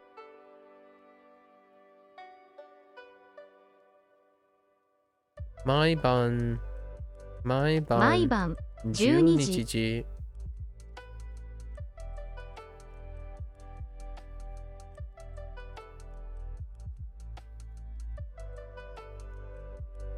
毎晩12時頃寝ます。の頃寝ま。寝ますす毎晩12時頃寝ます。毎晩9時半頃寝ます。毎晩毎晩9時半頃寝ます Okay. Sleep around 9時半頃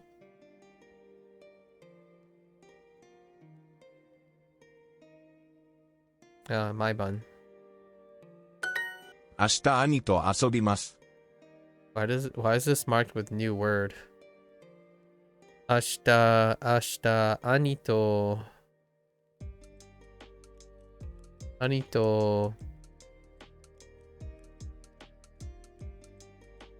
びます No, 遊びます Weird.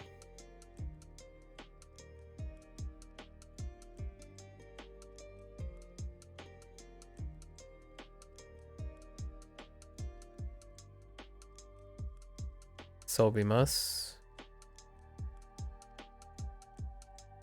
Ani. Ashita.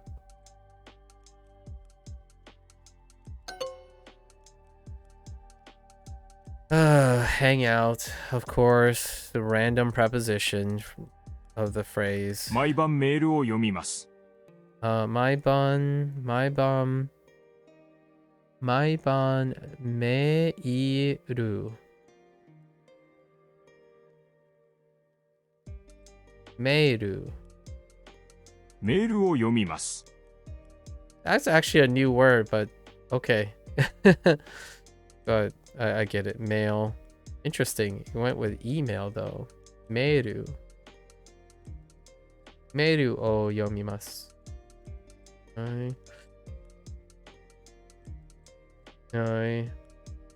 Read. I'm having trouble. I check. Oh. メールを読みます。 Oh, read. Oh, okay. Okay, fine. Check emails every night. 毎晩9時頃メールを読みます。 Okay.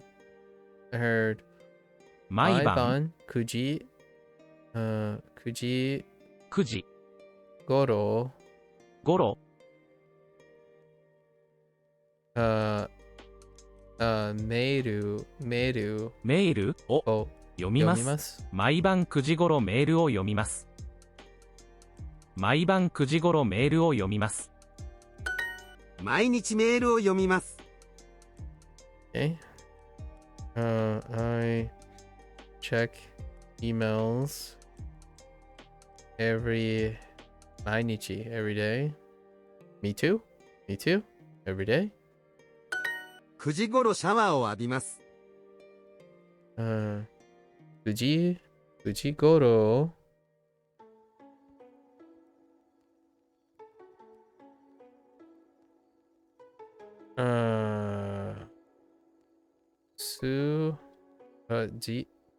wait. シャワーを Shower. Spoiler time? Get back in the closet. Shower. Oh, here it is. Oh. Abimas. 浴びます。 Take. Okay, alright. Take. I see. Why aren't these highlighted as new words? What the heck? Duo's missing out. That's four times now today. And then there was one where it highlights a new because it doesn't mean take. 浴びます。 Interesting. It only means to take a shower? Oh, I see.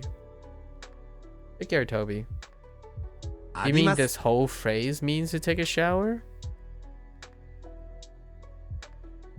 It's still new. I don't know what I mean by it doesn't mean that doesn't answer my question because it doesn't mean take. It's still 浴びます。 new. シャワーを Is to take a shower? Yeah, but it's still new. So I don't know. Your comment was very untimely. It's still new. But if the spoiler is 浴 that びます。 it means to take a shower, シャワーを yeah, it's still new. It's not labeled as new.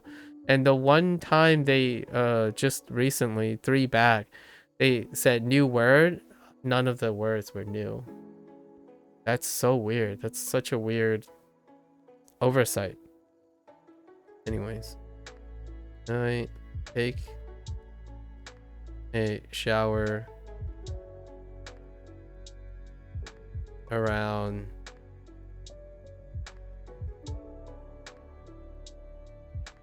9 o'clock. Okay. Okay.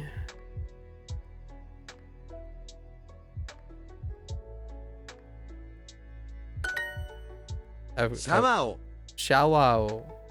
Wait. シャワーを Oh, yeah. Shower. Shower.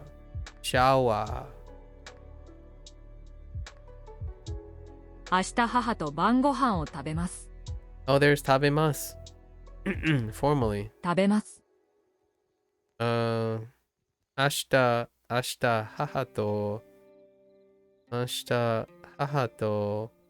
晩ご飯を食べます。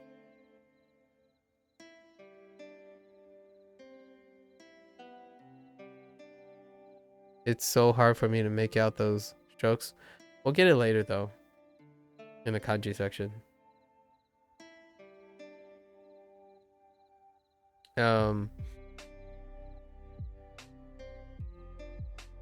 I eat dinner with my mom. I'm going to eat dinner with my mom tomorrow.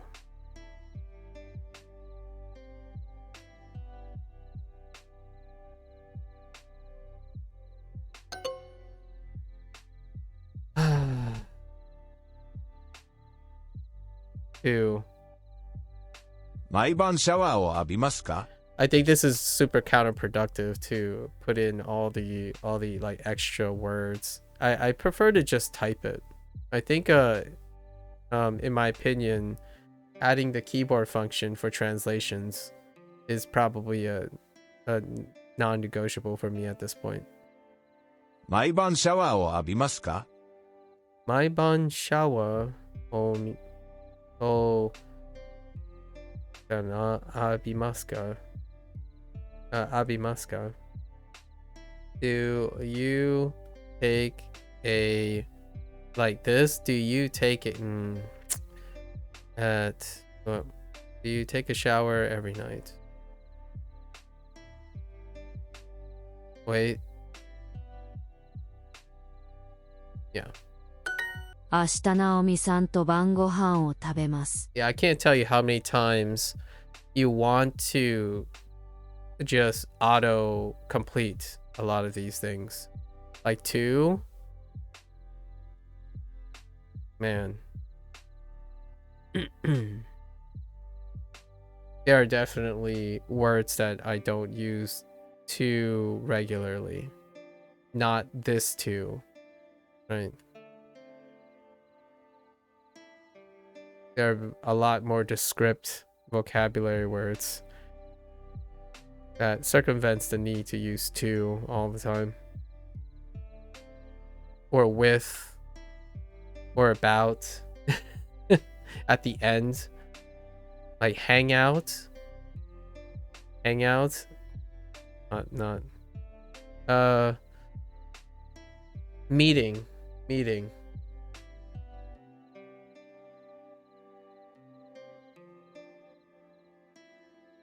More extravagant words like excursion, adventure, outing. Outing is pretty good.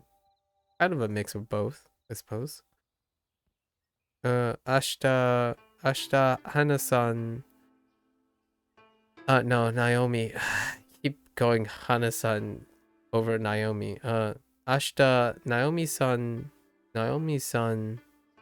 to Ban gohan o tabemasu. Okay.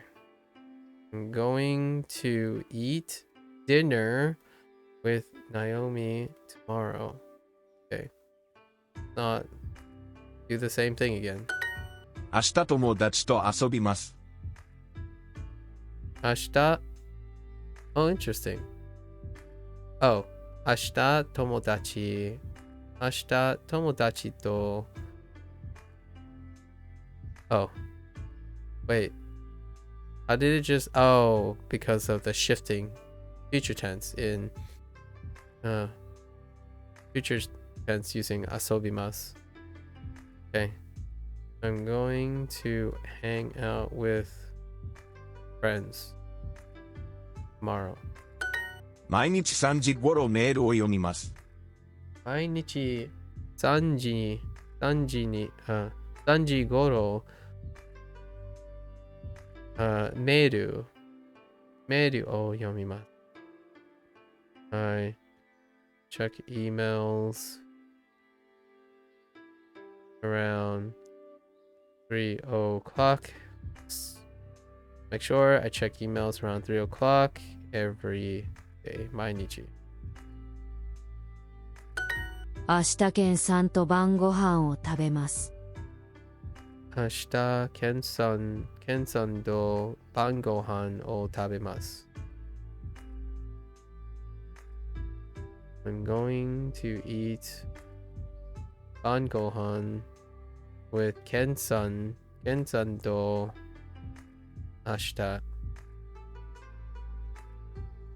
Going to eat dinner. Okay. That checks out. Okay. 8時半にシャワーを浴びます。8時半にシャワーを浴びます。Okay. I shower. Wait.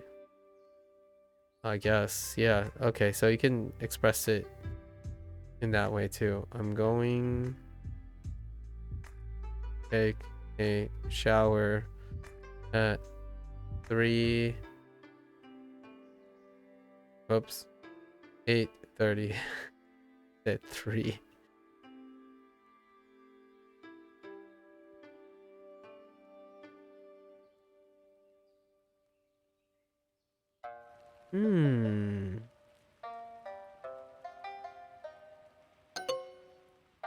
I thought they weren't going to accept that. I prefer to say I'm going to. I disagree with this one. But yeah, I take a shower. Fair enough. 10時半ごろシャワーを浴びます。 I disagree with that one. That one was one first I probably disagree with.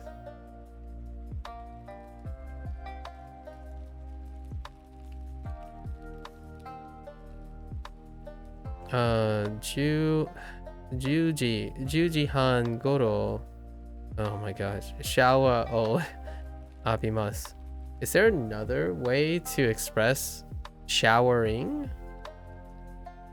Or is this like gonna be the whole phrase? Oh, actually, I guess you can drop the O, right?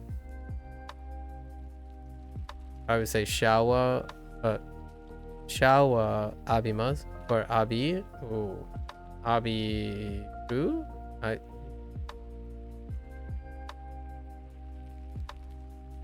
There's gotta be a way to shorten this, right? Is this the only purpose? Because you said it's to take a shower, then can you drop the shower? Instead saying juji han goro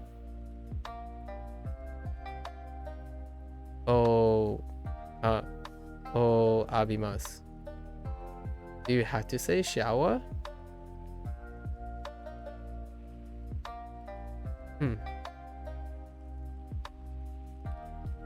You can't drop the shower because it's a special word. I see.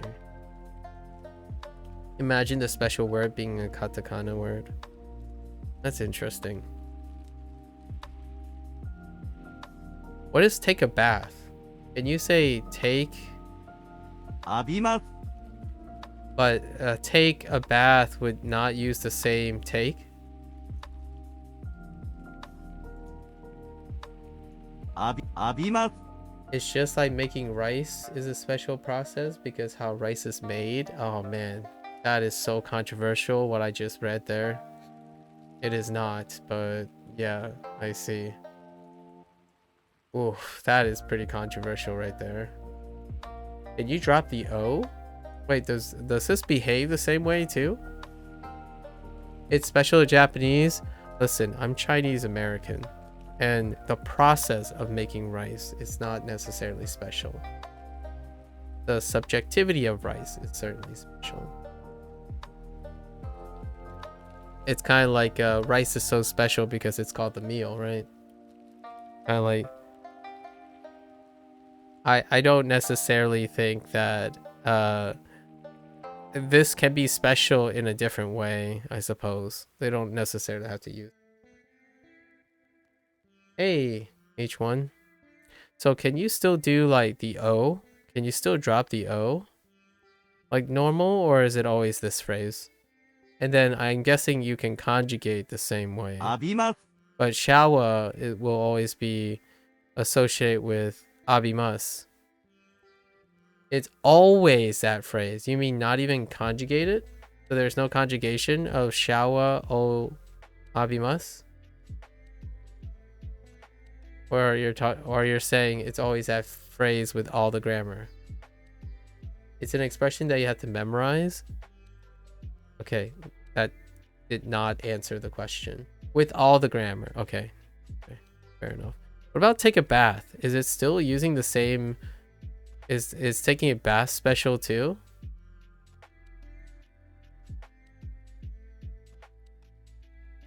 Do you use abimas for bath as well? Now I'm kind of curious. What about going to the bathroom? Taking a shower slash bath. シャワーを Oh. Wait. Okay, so bath is a different Shower. word, right? Or do they still say shower? シャワーを Shower or bath. Also, how about going poop? Oh, it's fuyu. Okay. Wait. Fuyu? Wait, hold up. Fuyu? For bath? Man, of all the terms. Oh, hoodoo. Okay, hoodoo. Okay. Okay, hoodoo. For a moment there. So hoodoo. Sorry, hoodoo. For a moment there, I was gonna say, wait, you take a winter?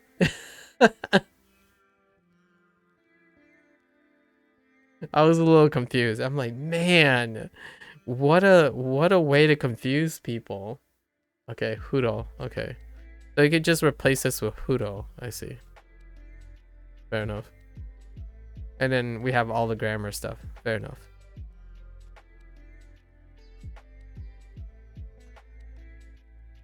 All right, I take a shower I take an older shower, right? That's exactly where we are now. I take an older shower around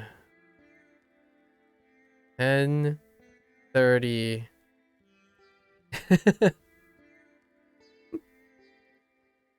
All right, take a shower around 10:30.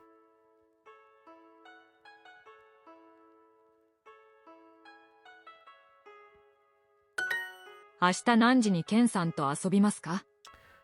明日何時にケンさんと遊びますか? Okay.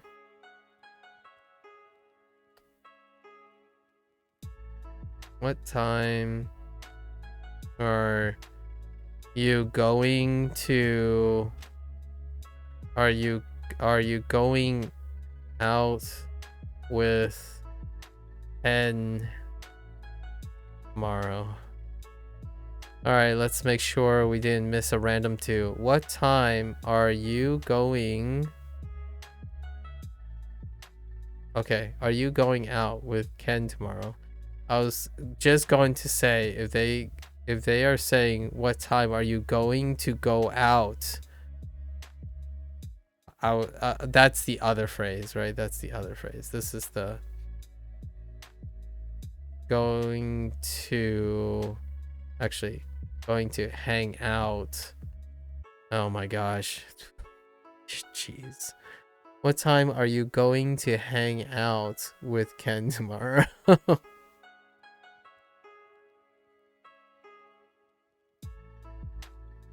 Okay. All right. Okay. What time are you going to hang out with Ken? Wait. What time are you going to hang out with Ken tomorrow? I'm having more trouble structuring English words than reading the Japanese at the moment. 明日兄と遊びます。Asobimas is highlighted. Oh, that's previous mistake. What did I do here? I've got tomorrow.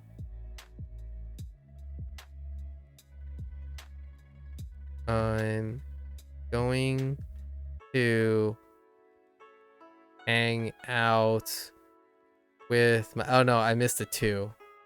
I'm going to hang out with my older brother tomorrow. I'm going to hang out with my older brother tomorrow. I 明 swear. 日母と晩ご飯を食べます。 What did I screw up here? Is this the one that I missed tomorrow? Okay, I probably missed tomorrow on this one. I'm going to eat with my mom tomorrow. 明日母と晩ご飯を食べます。Going to eat with my mom tomorrow. Don't see any losses there. I totally forgot dinner. Oh my gosh, I swear. There's just too much excess words 8 to 時半 drag. にシャワーを浴びます。 Ooh.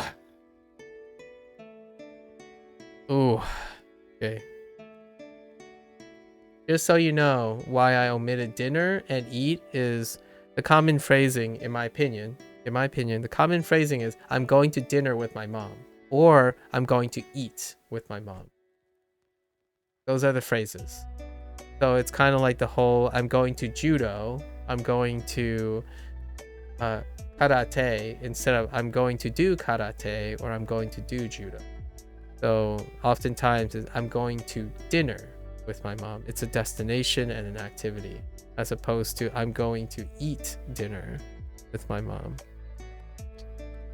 Colloquialism is biting me in the butt right now. I gotta break that colloquialism. Ooh, now you know what? Duolingo might actually get harder for me. For the English side of things, now that I think about it. If the sentences are gonna get weirder, I might actually have trouble. I've missed more English than I've missed Japanese. I've missed 4 English things. I'm pretty sure I've missed 4 English things, not the Japanese side of things. Yikes. Okay. Let's stay vigilant. 8時半にシャワーを浴びます。Okay. Alright. I take a shower at 8:30. And the reason why I missed this is I have the habit of saying that when you announce a time, you're announcing that in the continuous future. The future continuous, progressive future, not in the present tense. Or future present. What? No, this is just present tense. Wait, let's rethink this. I take a shower. Okay. Yes. 明日母と晩ご飯を食べます。 Alright, so I'm going to eat dinner with my mom tomorrow. Okay, Bangohan, check. Tomorrow, Going to eat. I swear, I'm just in the habit of when I click on that check, I just think I'm gonna get it wrong. Now,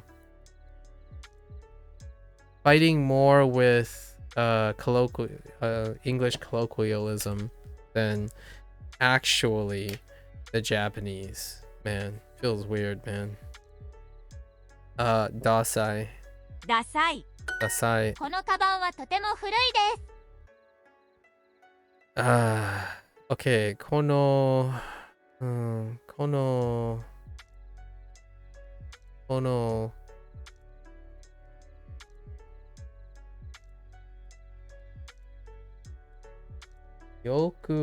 よ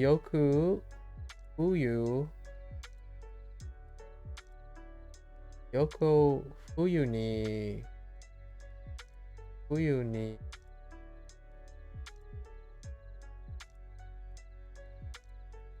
冬に降るを浴びますか? What the heck is 冬風呂? What does that sound like?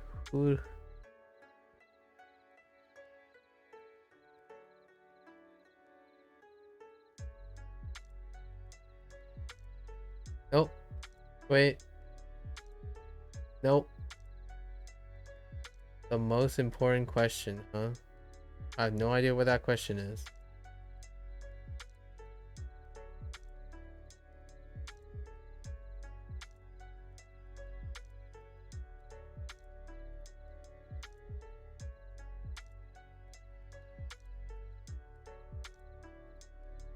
Yeah, I got the winter part.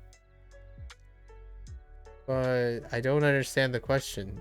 Do you often take a bath in the winter?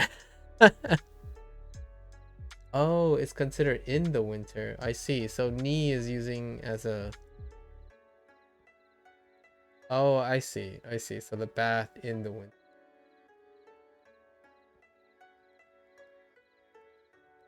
Why? I lost why that's important. Okay. Okay, この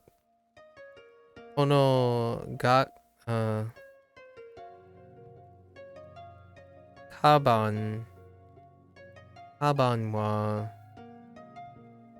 ンはとても古いです。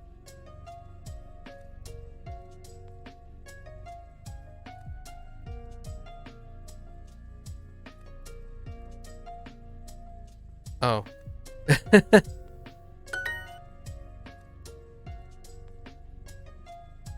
I don't want to talk about that last one. 店。このコートはちょっと。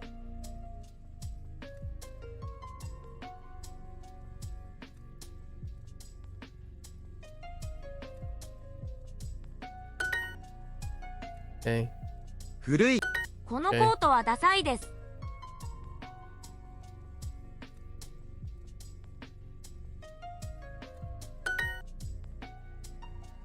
スカート。あの傘は500円です。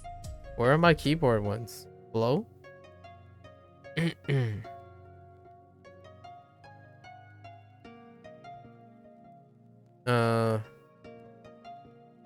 Ano Asa.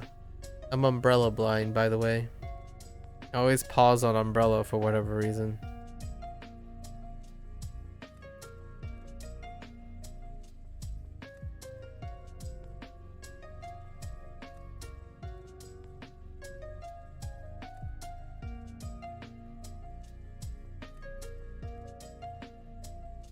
私のスカートは可愛いですか?"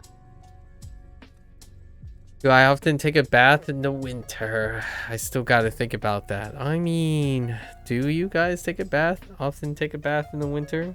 That's a good question. Super. I don't take baths in general. Night? I don't take baths in general. 私のスカートは可愛いですか？私の Scato? wa- What? 可愛いですね。 Wait. 私のスカートは可愛いですか？ Oh, desu ね ka? か。私のスカートは可愛いですか？ Oh, that was a keyboard thing. Okay. Okay.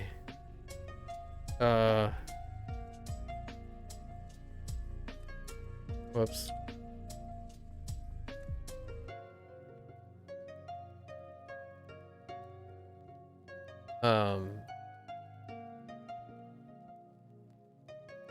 Right? Oh no. There's a pause. Oh. Oh, it's just a pause. Okay. 400円です。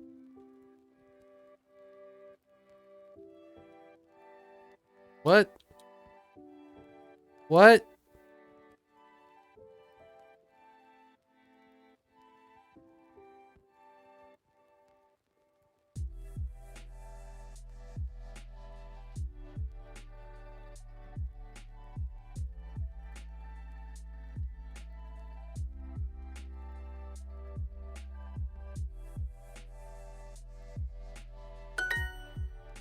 Okay.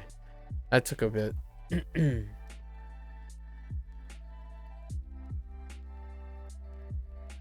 Samui. Samui. Sukiru.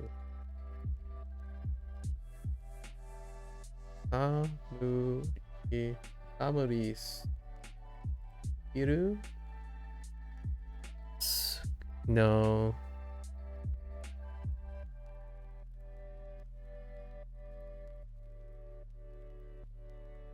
Nope.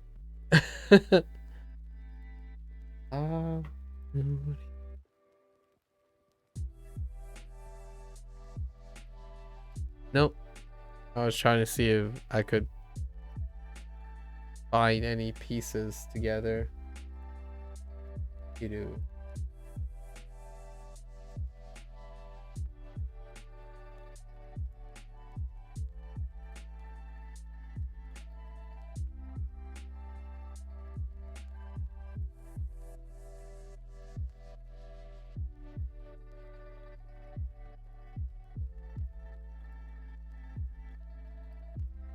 What verb is that?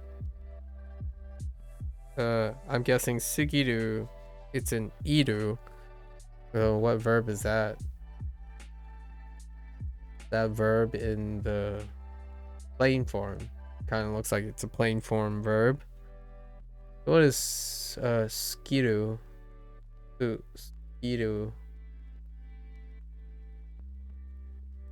Do I know what samui is? I don't think I know what samui is either.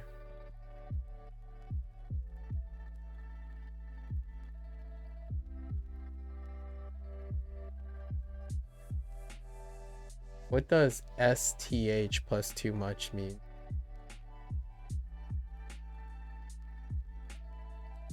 Okay. What does STH mean?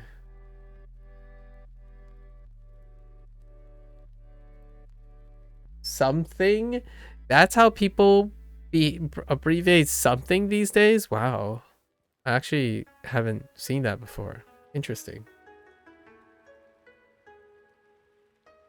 Well, actually, is that a linguist thing? I don't really know. I haven't seen STH before. I wrote it's too cold. Sugiru. Oh, it's too cold. Oh, it's too cold. I see.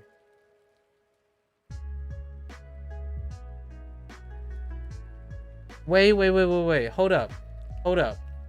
I just realized why you said it's too cold and why it's kind of funny, but hear me out. The way you guys translated it, it's not what you think. Because when you're using inferences, you're asking if you take baths in the winter, not literally in the winter. So it's a turn of phrase. You can actually mean figuratively in the winter, like during the winter. It's a colloquial phrase in which, like, if someone was trying to make sense of it, you don't literally take a bath in the winter. Is that if that's why you're saying no, it's too cold, as in taking a bath in the winter? As if you take a bath in the winter, the bath is still warm. So is that why you guys thought it was funny? Because in Japanese it meant literally in the winter?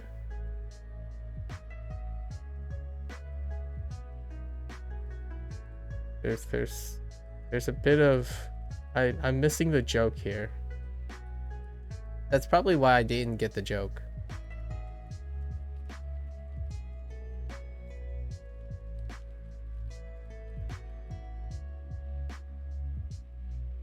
You think I gotta learn more? Well, I mean, I'm not gonna learn your joke.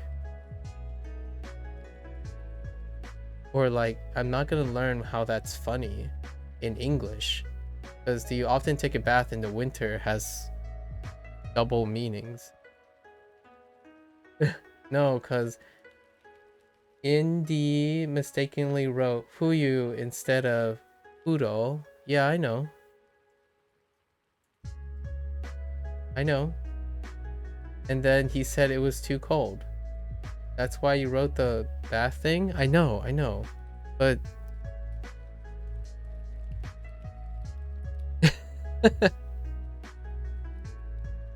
okay. I don't think we're on the same page. I do get why you did that. It's kind of like me bringing up milk every single time, you know, Kyunyun, right? Kyunyun. But what I mean is I'm talking about his follow-up. If he was following up with a joke, as in, no, it's too cold. And I didn't know if he meant literally in the winter, like taking a bath literally in the winter, or figuratively. Because I would think people still take baths in the winter, even if it's too cold. Reading way too much into this, I suppose. Oh, I haven't typed out necktie. Eesh. Yeah, it would translate to during the winter time. Do you often take baths? Yeah, that's what I thought it would. But man.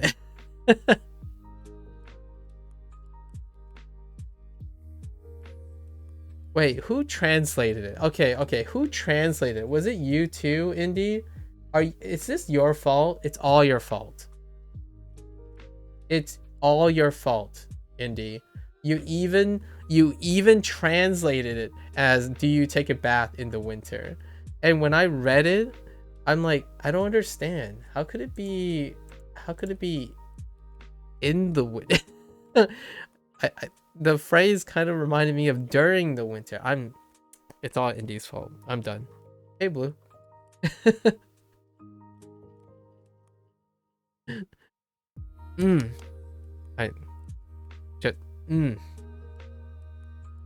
Now it's gonna be very, very hard to get bath and winter.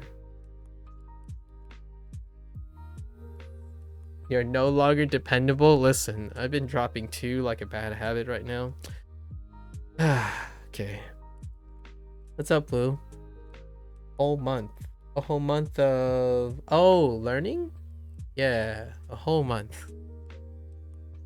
Let's see if I can even get necktie.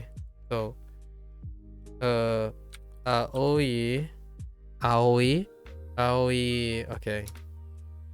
Ne Q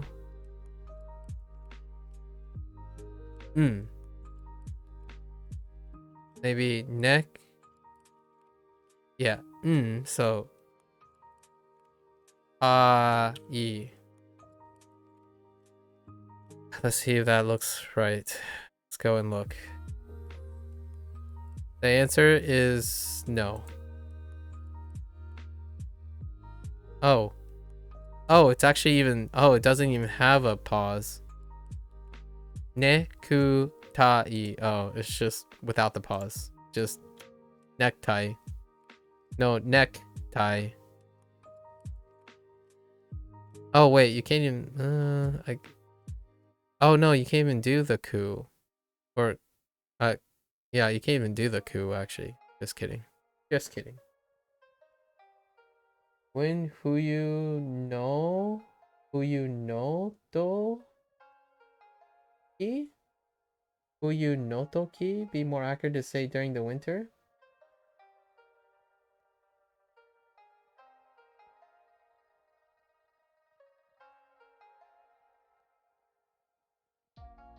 Yeah, could be. Yeah, it would be more specific, but that isn't required to say. Yeah.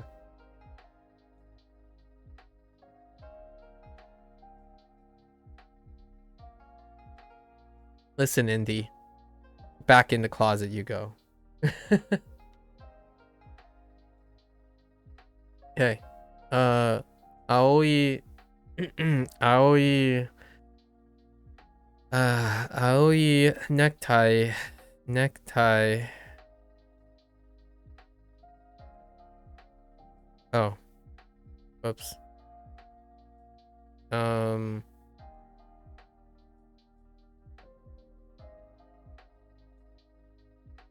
Oh no, Aoi necktie.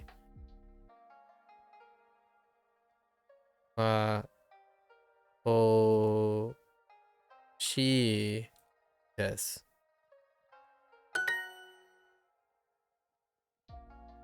What did I do differently from this person? Oh, you can use ga. Yeah, you can definitely use ga. Sure, yeah. Emphasis on the necktie. Yeah. Instead of wa. Sure. Fair enough. And they usually use ga. Ga hoshi desu. Fair enough. この赤いドレスは素敵ですね。 I wasn't paying attention. この赤いドレスは素敵ですね。 Oh no. I think I heard Akai.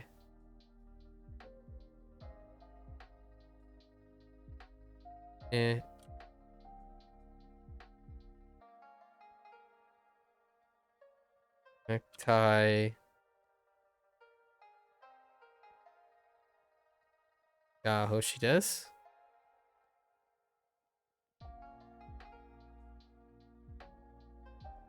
この赤いドレスは素敵ですね。 Oh, doresu. Doresu. Doresu. Do. Ore.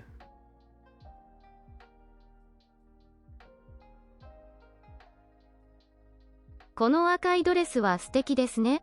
Oh, steaky desu ne. Oh. Not even close. Oh, I'm curious. Did I have a different thing? No, I didn't. Yes. この赤いドレスは素敵ですね。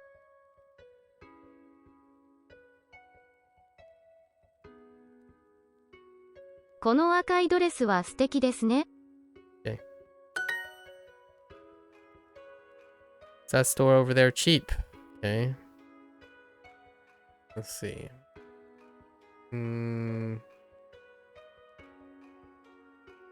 Oh no. Oh no, mise. Oh no. Ano. Ano. Ano. Mise. Mise. Wa. Yasui. Yasui. Desu ka. 新しいネクタイが欲しいです。 I always like taking baths in winter because the whole bathroom warms up and it's like a sauna. You can get warmed up. Yeah. Low key, guys. Every time I take a shower, it's a cold shower. A room temp to cold shower. Because I usually shower after I run. And yes, both in the winter time and throughout the year. I run in the snow, rain, etc. And usually I'm running in like a single layer most of the time around the year. Also, I live in the northeast part of the United States, so it can range. It ranges from, let's say, -3 degrees Celsius to,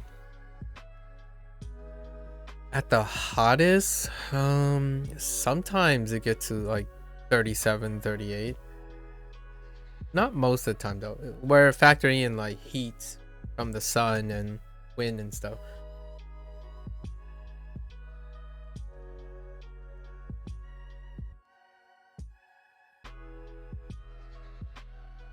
Okay, itsumo,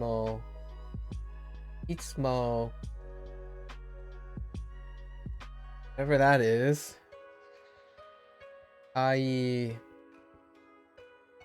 Those things are. And then another particle. Oh, some sort of verb. Is that? Yes. More verbs. And the predicate. Nailed it. Nailed it. 新しいネクタイが欲しいです。Okay. Tada. The.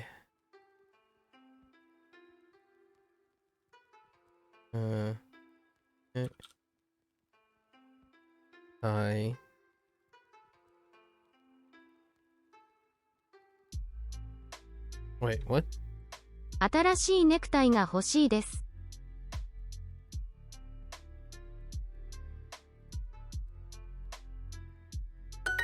Okay.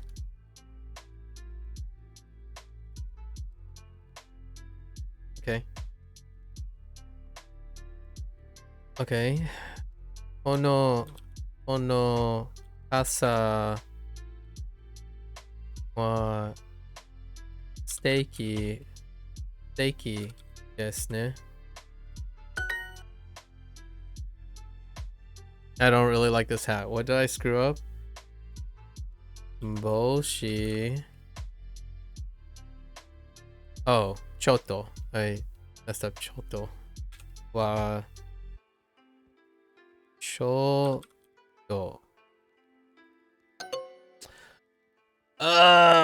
What did I do? Oh, did I forget something? Oh, I forgot this. Whoops.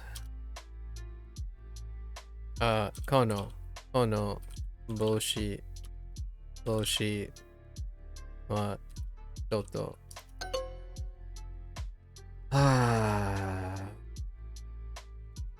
Did I type something wrong? Oh, I did type something wrong. Dang it!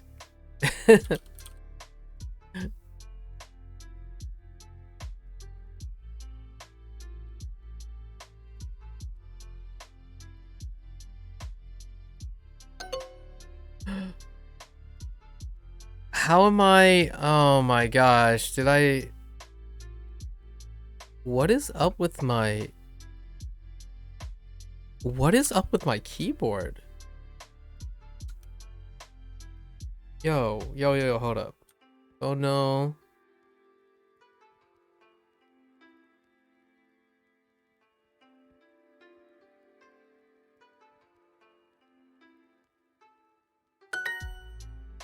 What? How'd I get ha?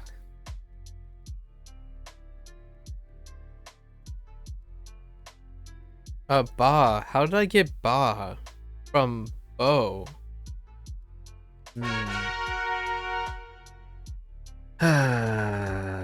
Oh my gosh. Okay, alright, let's focus. 白い靴と赤い傘。 Shiroi. Okay. Oh, okay. Breathe.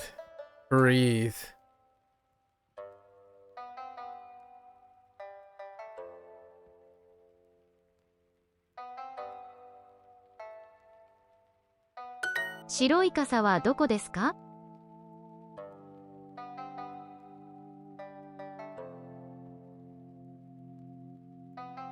What? 白い傘はどこですか？赤い傘。私の靴はそこです。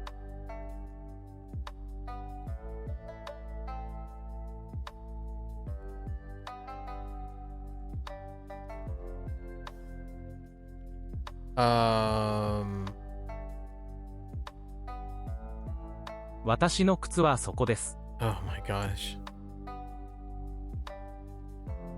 私の靴はそこです。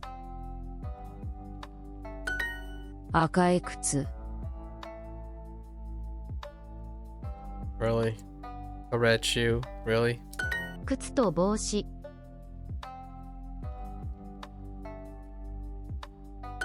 これらは私のコートです。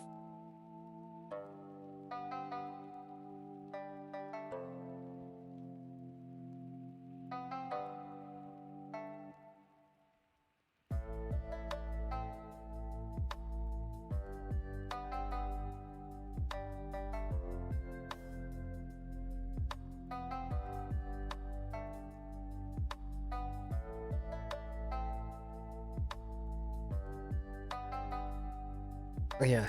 それらは私の白い帽子です。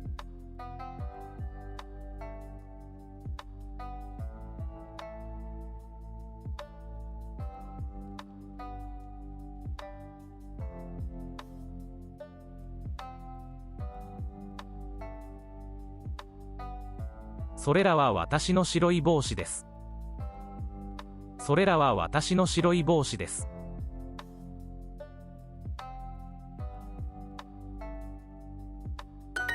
赤いコートと白いコート。Okay. I blame everyone. 靴。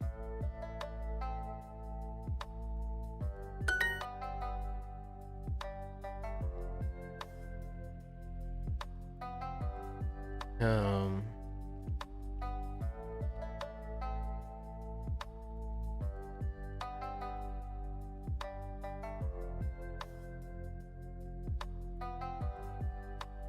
Oh, wait. I forgot. I can, Alright, we gotta make sure not to forget that.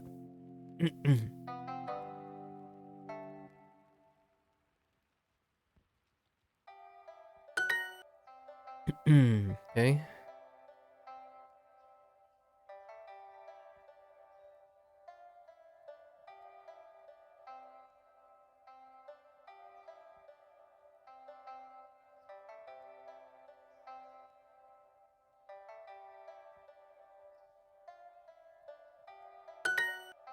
Okay.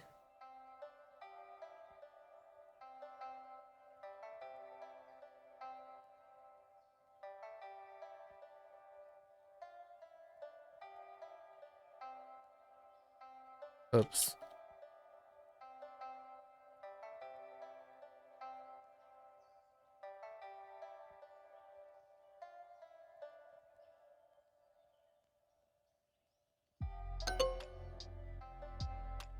What? Did I mistype something? Oh, I typed casa instead of boshi. Alright, fine. I'll take it. That's my fault.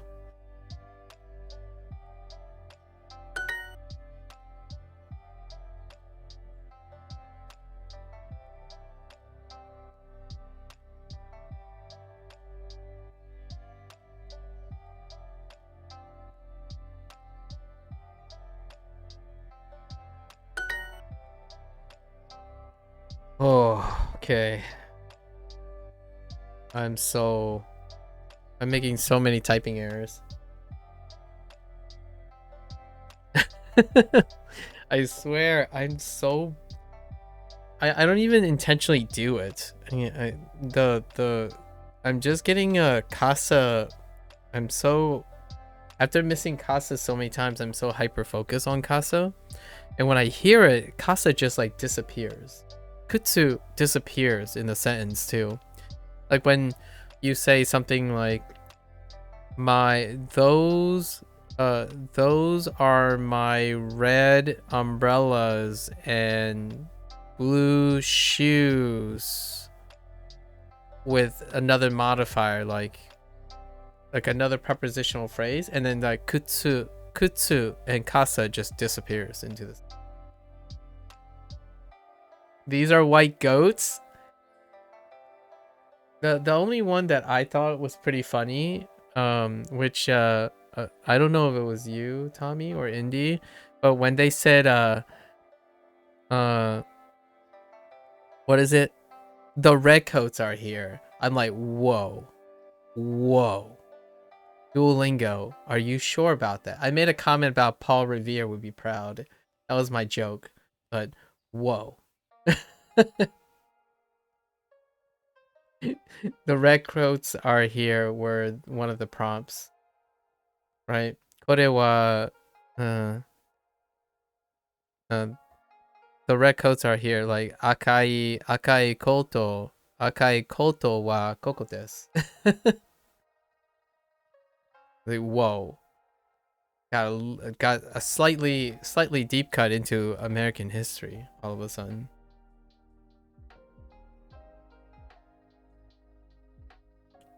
These, how you say goat? How you say goat in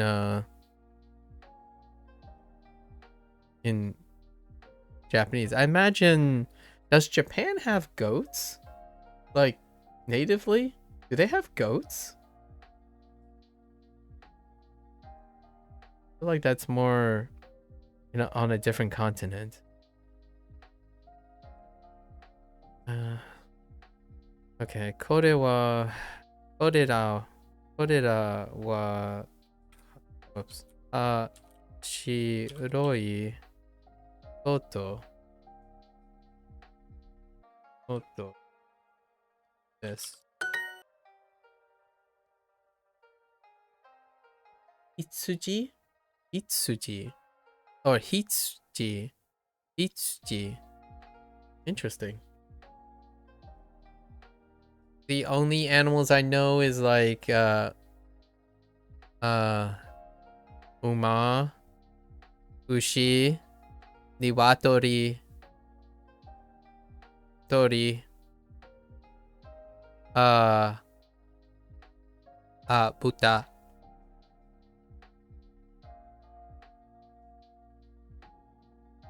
And I guess Neko and Inu, right? Buta. Not the other one. Hello, Tommy? Family friendly. Wait, is it Put? No. Is it? Oh, is it Pooh? Is it?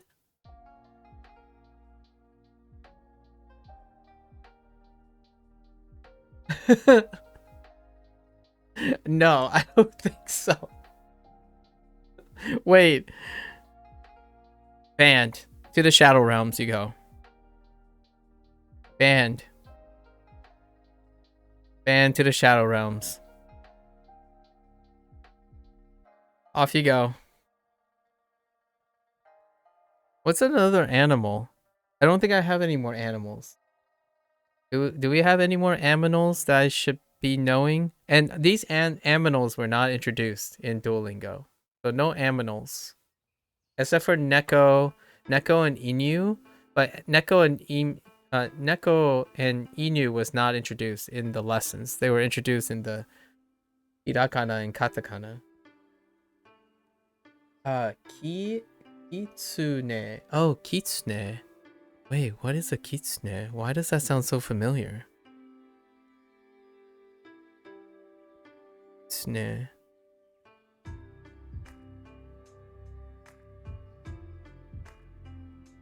No idea.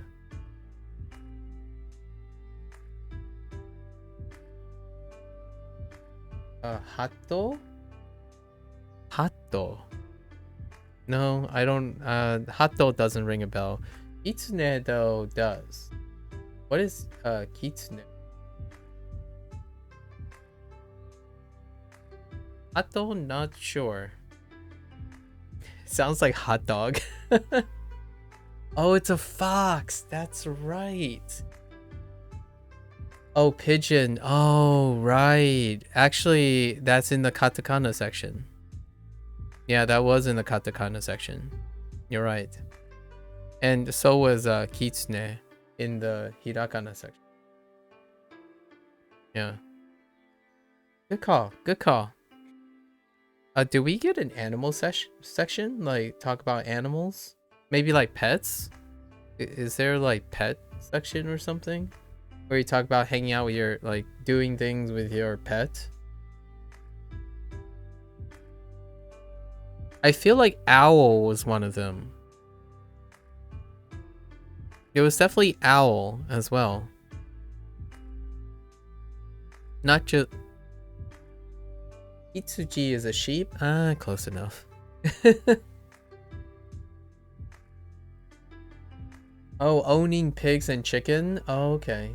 You always mix them up? Ah, close enough. Yagi. Okay, Yagi is a goat. Itsuji, Hitsuji, Itsuji, and Yagi. Okay, Yagi. There are other things I know, right, that hasn't come up yet. Like Yama, Kawa. Even though they're sprinkled in some way. Even like isn't Busa, or is it Busa for grass? There are a lot of like random words everywhere that I recognized when I was doing kana. It hasn't come up yet. Hasn't come up yet. Like in lessons. I don't know where you're gonna say them, right? Like in what type of conversation. The one, it would be a reach when you say, ah, yeah, the moon is great today. Like just somehow fit in ski, right? Ski.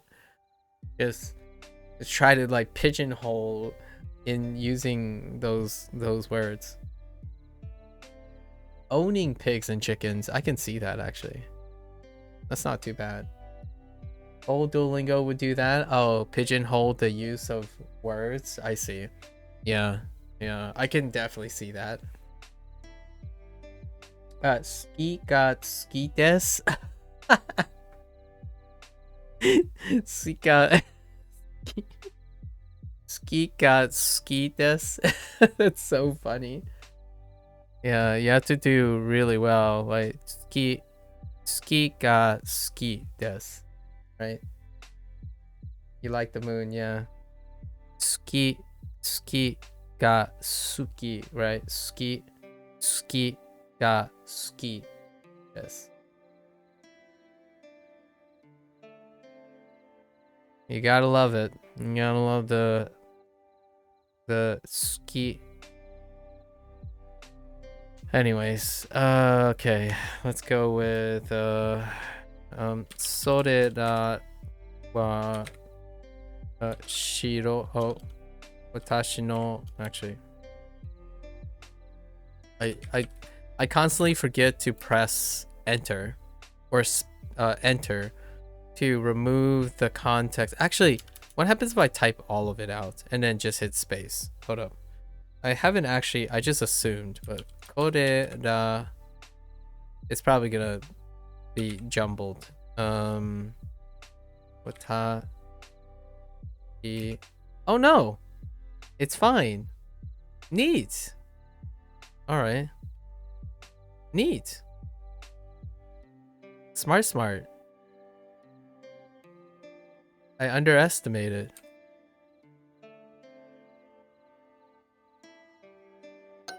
Oh. What did I do? Did I typo? Shiroi. Oh, I went back and accidentally typed koreda instead of soreda. That's fine. But that's neat. That you can still do this. And that's fine. I just figured you need to be more careful in separating them. But I guess not.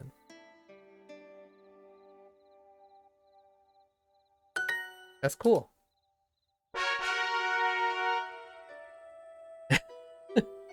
You die. Oh, I see.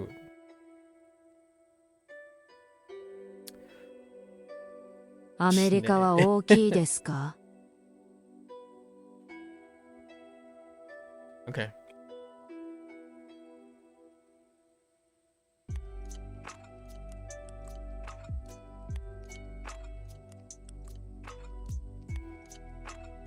Something ni, I'm guessing that's a particle, maybe. And then you have e something mas. There's the predicate. Oh, that's e. Wait. Oh yeah, that's how you. Wait. Spooky.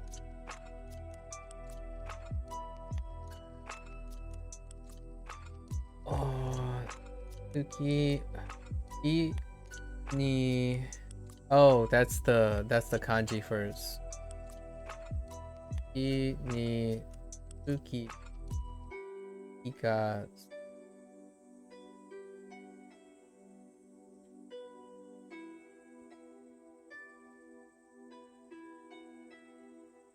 What does the extra I mean?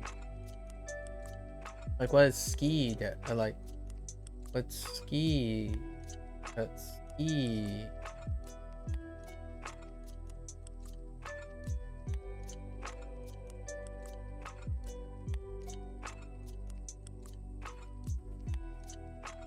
No, I know it's a holding vowel, but it still means the same. Oh, wait. Like, that's how you spell ski? Or does it just accent on how much you love it or something? Like if you hold out the E, I know what the line is. Oh, okay.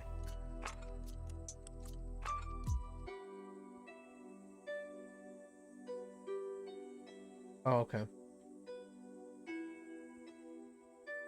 Guys, have you seen me type these lines? Come on. Why are you telling me this, Indy? I literally have to type katakana with like 8 billion vowels being held out. Do you want me to show you my scato? No, just kidding. Scato. That's the first thing that came to my mind when I thought of a vowel hold. Or do we have to go to basketball? Okay. All right. America wa ookii desu ka? Okay. ナオミさんはイギリス人です。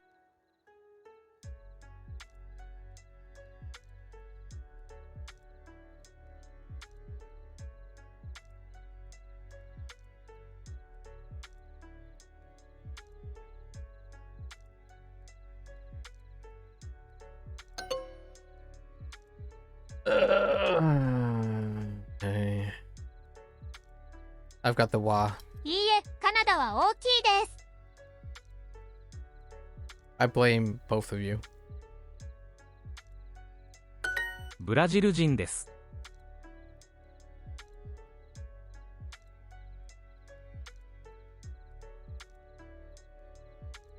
Wait, what happens if I type all of it and then do this? Oh. Okay. I don't want to at the moment, even though that's probably correct.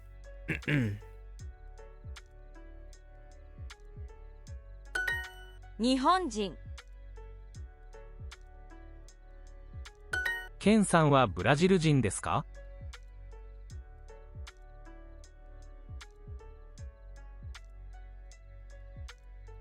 Wait, I have another question about inputs. Wait, actually, I can probably just test it here, right? So what happens if I...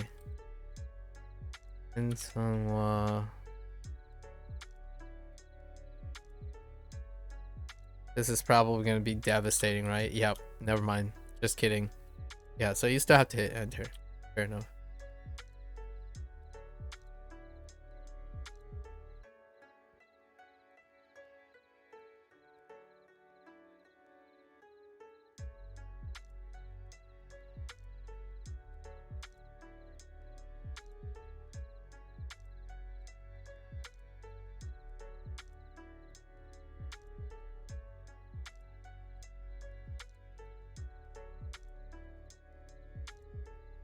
ケンさんはブラジル人ですか？ アメリカ人 イギリス人です。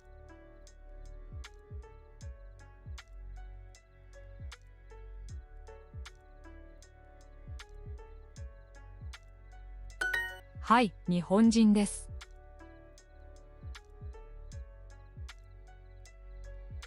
Try it out because it always messes up when you type Ken-san. No, it doesn't mess up because the way I'm typing it is I'm typing the double N. Unless you're... Oh, wait. Are you talking about...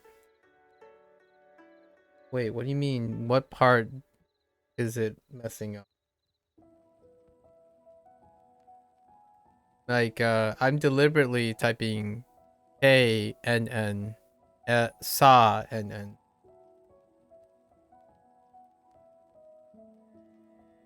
So if it looks like it looks weird, it's because it could be the way I'm typing it. I don't type out Ken-san, or like I don't type out Ken-san by doing K. You want to try what happens when you type the whole sentence? No, I was trying to figure out and then hit space. No, I was trying to figure out if they can distinguish between separate phrases that I want in katakana without hitting enter. As in, I typed out Ken-san, and then I typed out Urajiru, and I hit I hit katakana, and it didn't separate Burajiru from Ken-san. So that was expected. When you do hirakana and you type in another phrase, when you hit space, kanji is separated from hirakana. So that's fine. But there's no separation between, like, when you hit space, it doesn't go to the nearest word. Katakana, it does the whole thing as one thing. Sometimes it differentiates between katakana and hirakana. Oh, so if they were words and not names, right, is what you're saying. If it wasn't Ken-san by coincidence, say like I type, we'll see. I'll try that. I'll try that in the next one. Yes, Ikirisu jin desu. Oh, Nihonjin desu. Whoops. I see. カナダ人です。 Okay, so if I do like... Oh no, this is gonna mess up too because I don't actually want Jin in katakana. Even though that might be okay. That's my other comment too.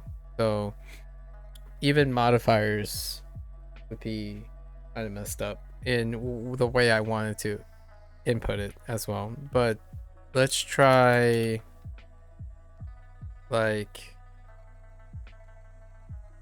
Kanada desu ka.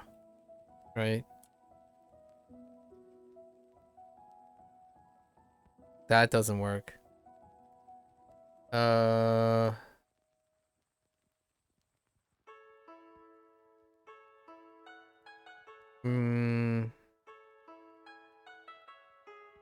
Ju.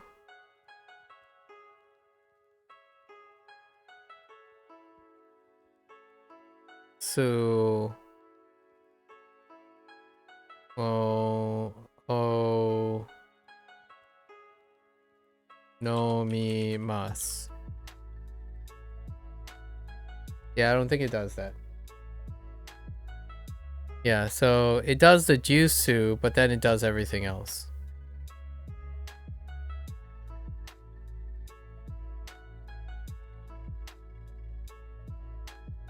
At least the thing I'm using, which is Windows 10's whatever Japanese input thing, JME. So that's largely why I'm pressing enter at specific places. カナダ人です。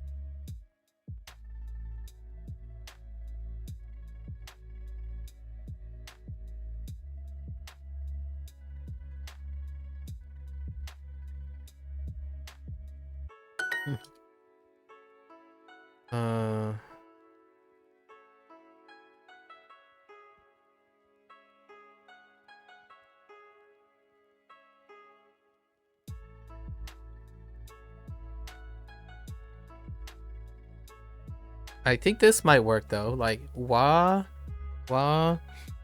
chi chisai. Yeah, see, that still works. So because it's only hiragana and kanji, if I only type full phrases in hiragana / kanji, it does the kanji thing. Which I know the kanji for chisai. Actually, now I'm kind of curious. What happens if I do wa chisai desu ka? Yeah, and it still does it. So even if it's in between, before, after, as long as I keep the katakana away from the hiragana / kanji, it's fine. いいえ、カナダ人です。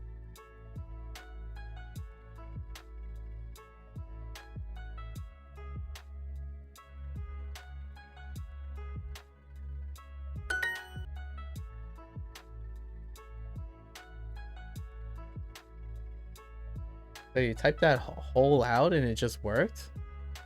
Man, you must be using something I'm not using. Yeah, it's not how mine work. Yeah, that's not how mine work.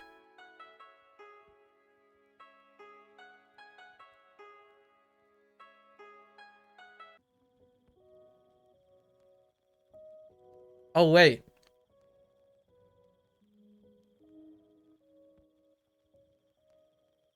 Wait. You just hit space. Okay. Let me see. So, say like Igirisu Igirisu Jean. Yes. Oh, yeah, you can. You can just hit space. So you don't have to hit F7. Wait. Because like this is probably for Jean, right? I'm hitting F7. I was hitting F7. Interesting. Wait, let's do something more complicated. Like combine all of it, right? So I just say Nihon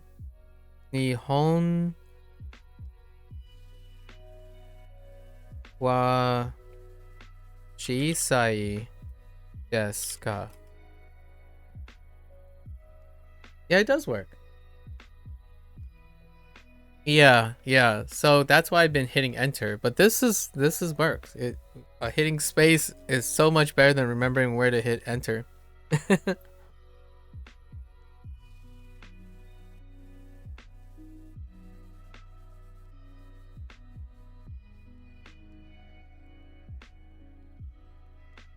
Now I know why you said Ken-san messes things up. And I don't understand why it messes things up. If you do it that way, yeah, Ken-san will mess it up. I agree. The way I was typing, Ken-san never messes up. Because I put them as separate letters, separate words already. So it rarely ever messes up. Yeah, that's fair. Makes sense now. So, I like this. This is saving me some time. It saves me extra enter buttons. Yeah, yeah, yeah. I know. Yeah. Igirisu. Oh, but I still have to hit. Wait. Oh. I don't even have to. Okay. It's fine. Then I can just hit space. So it's all good. It's all good. I just combined the two. I hit space where I think, because I was hitting F7 for the most part, but there's enough context for some of the katakana. I thought I needed to hit F7 for the katakana, but apparently a lot of it is okay, which is nice. So now I don't need 2 buttons as opposed to 1 button. All right, 1 input instead of 2 inputs, 2 different inputs. And then I just double check, right?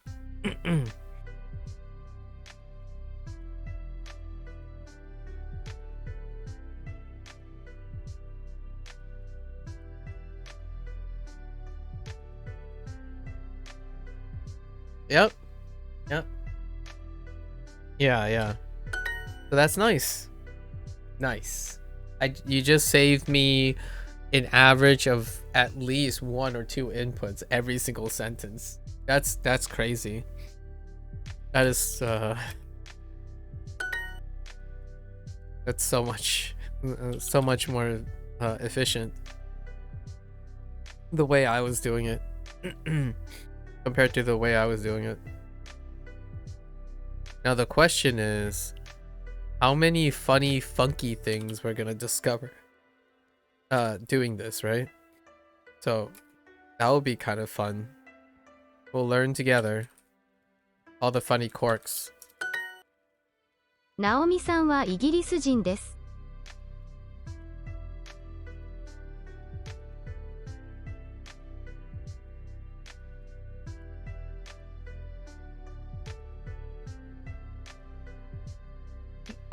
Oh yeah, that's right. I forgot. I don't know the. No. I don't know the. No one saw that. I don't know the kanji for Naomi yet. Can you get out of the storage locker? No, you go back in the storage locker. What are you talking about? It's the opposite. ナオミさんはイギリス人です。You want to be in the storage locker. What are you talking about?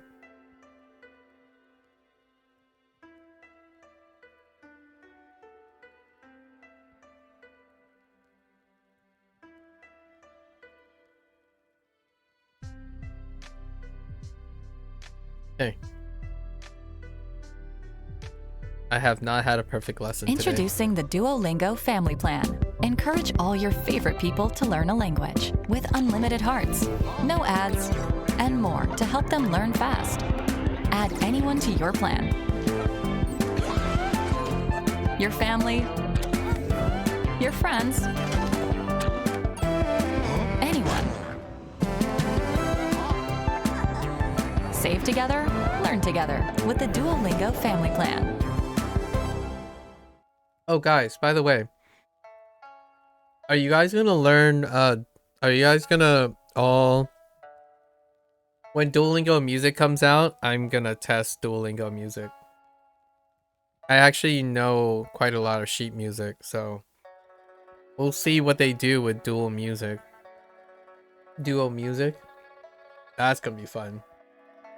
Curious how they're gonna teach how to read sheet music. I think that's also one of the things that most people, if there's any other total immersion skill that happens all the time outside of your native language, is listening to music. Like for musicians.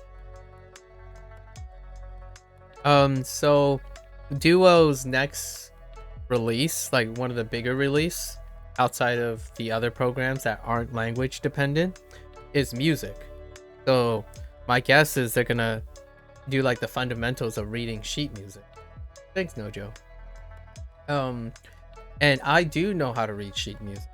However, in this day and age, a lot of musicians don't actually know how to read sheet music. They read things like for a guitarist, it would be like specialized, like a tabulated guitars and stuff.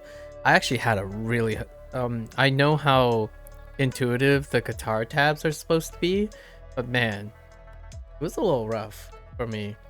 So it'll be interesting to see what are they going to do, like what type of music they're talking about. Are they talking about auditory, combining auditory with sheet reading, right?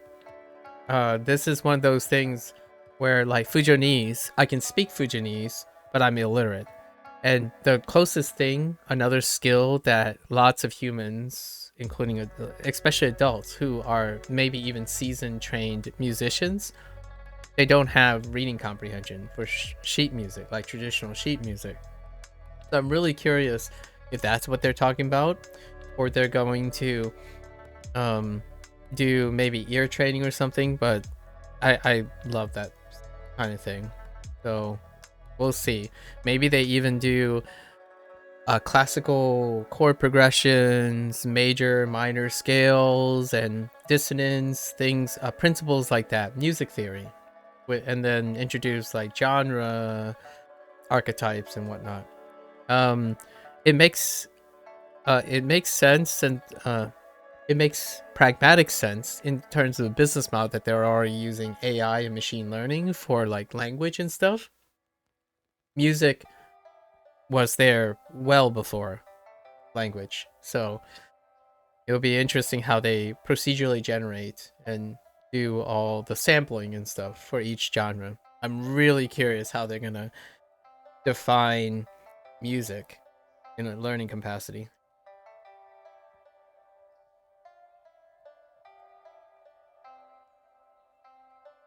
I'm looking forward to it. That's kind of their like next big announcement, in my opinion.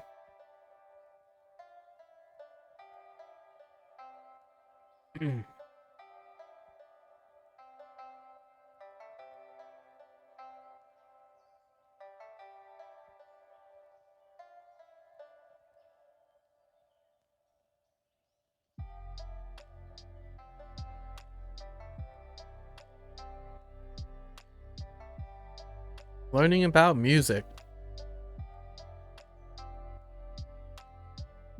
That will be a break from language learning.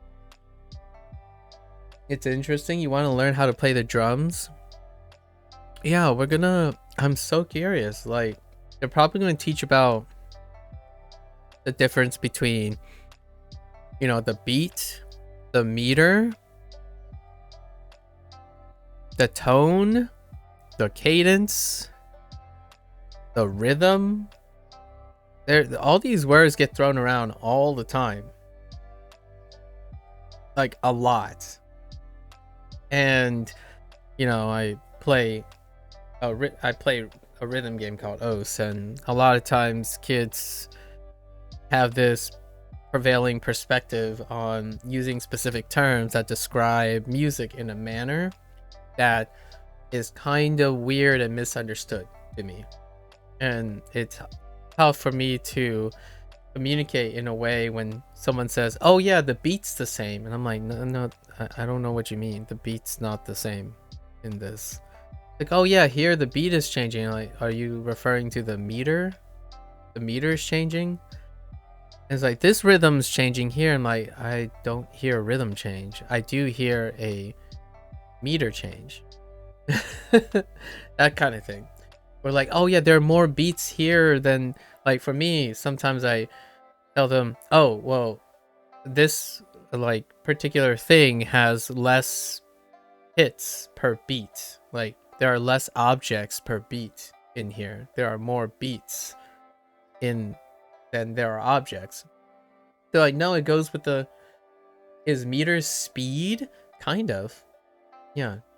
Yeah, the meter is a way of kind of. Oftentimes, at least for me, I use the meter is how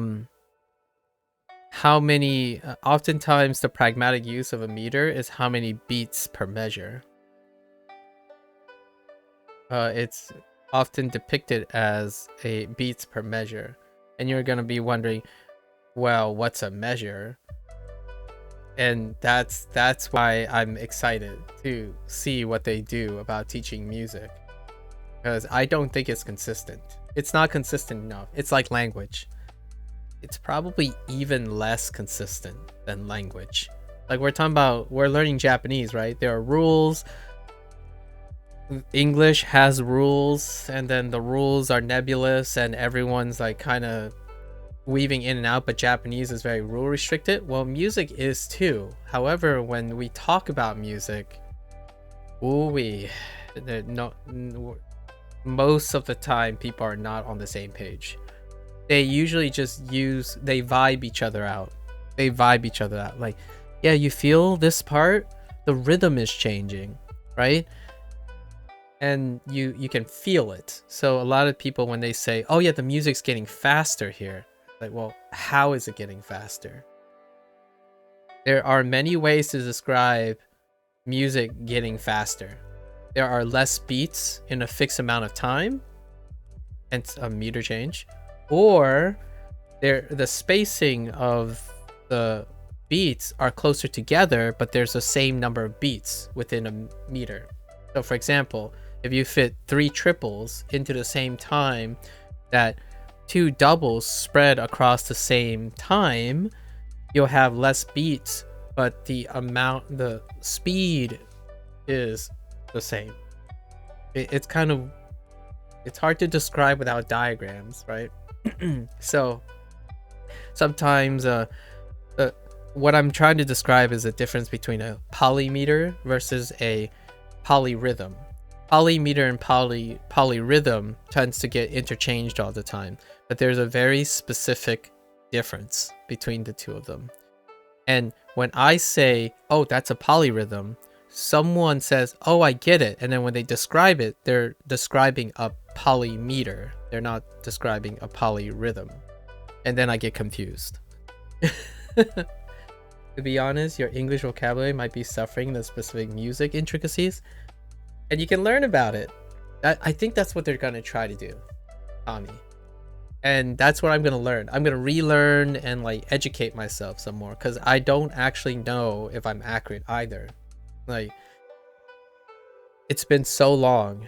I haven't played with music theory in mind, like music concepts in mind, for over, it's close to half my life now, since I've read and understood and had to sight read music, right? So it'll be really cool, and I think that's awesome. Like, Duolingo is increasing one of their now new project is to increase music literacy, right? So much like language, you can be very well adjusted and quote unquote fluent in speaking a language without having to be literate.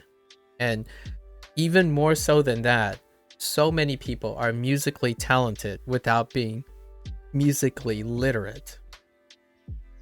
Like, there's no rhyme system or like structure to expressing what they're doing with music. It's very difficult for a talented person who's intuiting music to describe and write down for the next person to reference. And that person also lacks musical literacy to understand what that is. It's the music language.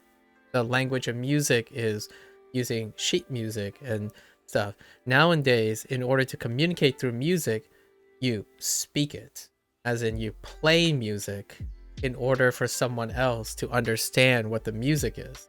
But there's no formal way of transferring the music among internationally most of the time.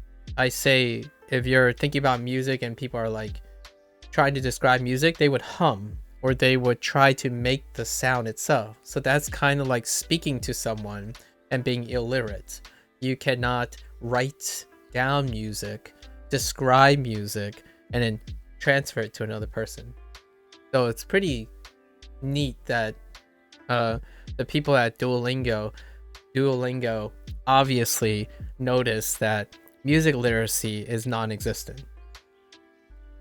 It's arguably just non-existent. It's usually by ear, right? Ear and playing, much like languages that aren't taught formally anymore. Like Fujonese technically still uses the same writing system, right, as Mandarin, but you have to hear the thing to get the nuances. Well, in music, everyone relies on the nuances of music, not the structure of music.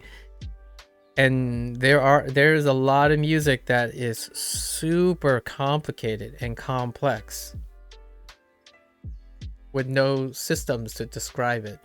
So in a way, when someone describes, oh yeah, I really like rock, right? I really like this subgenre music, and then the only thing you can say is, hey, have a listen and tell me what you think. That's as far as music goes. Not for me, my music description is a little bit above average, but the average is like non-existent. So any amount of music literacy still feels a bit more sophisticated than that, for better or for worse. Like, I don't usually feel music more than I want to see and read music. So a lot of times when someone says, oh yeah, just fill the triples, like, wow, I gotta see this. Like, is that like every third is a downbeat? Like, what do you mean by a triple? And then someone would like tap a triple on a drum set, and I'm like, are you tapping at every offbeat? Like, are you tapping at a 1 and, like 1 and 2 and 3 and? Like, it feels like you're tapping on the ands, and like, no, those are triples. I'm like, yeah, but triples can be on a 1 and 2 and 3 and instead of 1 and 2 and 3 and in the same meter, like in the same amount of time. So it's kind of like Japanese, where if you move the pitch accents willy-nilly, it's gonna sound different. So it's so neat. I think that's a clever way. They already have a course on math. I was gonna do math just for fun. Like, it's very simple math. I think they're only up to algebra. Or I think it's algebra. So we're not talking about like calculus or anything like that. Calculus gives me some flashbacks. I'm not the greatest with math. I would say I'm only slightly above average when it comes to math. Slightly. Also slightly. So pretty cool. At least in my opinion. Okay, pasta. Pasta. Hey, pasta. Pasta? I love it. Pasta. Pasta? Pasta. I guess stop holding out the it's fine. Instead of saying pasta. Pasta. Pasta? Yeah. Pasta. Pasta. Hey. 毎週走ります。毎週は走ります。走ります。走ります。Oh wait, just 走ります。just 走ります。Oh, this is the whole phrase. 毎週 Oh. Oh. 走ります I can say this now. Wait. 毎週 Every week? No, 毎日。走ります 毎日走ります。I can say this. It's actually 走ります something. 毎週 Wait. Is that how you say it though? Yeah, I guess. Yeah. 毎日走ります。毎週走ります Yeah, 毎週走ります。毎週 Oh, or 毎日走ります。I can literally say this now. Nice. Very nice. I mean, technically this phrase is correct too, because I run every week. I run every single day. Every single day, a minimum. How am I finding learning Japanese? I'm finding it to be fantastic. Very fantastic. How about yourself, anime? I pronounced it that way, but not sure if that's what you were going for there. But how is your experience? Are you learning Japanese, or are you a Japanese speaker already? I've met one Japanese speaker so far. And then the rest of us are learning, Japanese learners. Nice.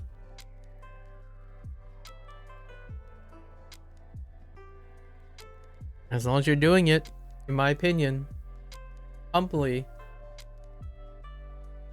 There's a Japanese guy named Kaname on YouTube who's teaching Japanese.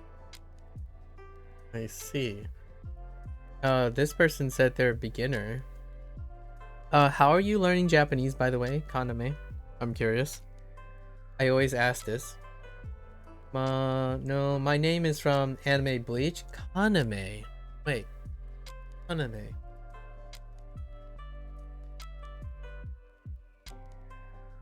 I haven't. Oh, it's been a. I haven't seen them. Like the last one, but I haven't seen Bleach, the OG Bleach, in a long time. Kaname is the heroine character, right? No.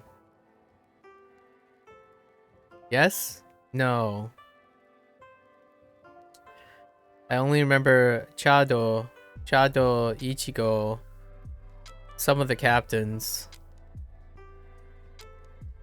Oh, Tosen. Yeah, Tosen. Yeah, right.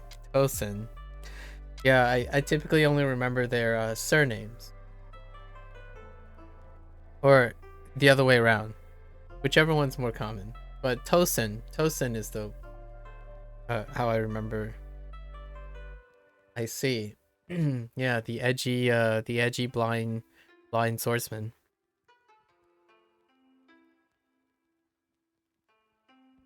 So what are you using to learn Japanese anime? It's a very common question that one should not assume that everyone's learning Japanese the same way. We all, turns out, barely any of us overlap with the same methods. You only use Duolingo, but after asking around, I'm going to get on Anki, yes, for the flashcards, and read some kids' books. Ooh. Interesting. Some kids' books, huh? And make flashcards on new words. Anki provides the flashcards function.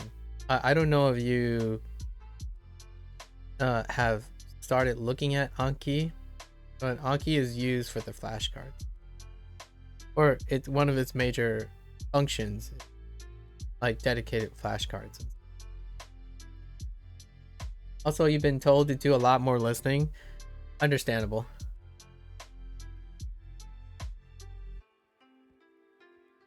What are your motivations for learning Japanese? There's a plugin where you can find words on Chrome. Yeah, and can make flashcards. Yeah.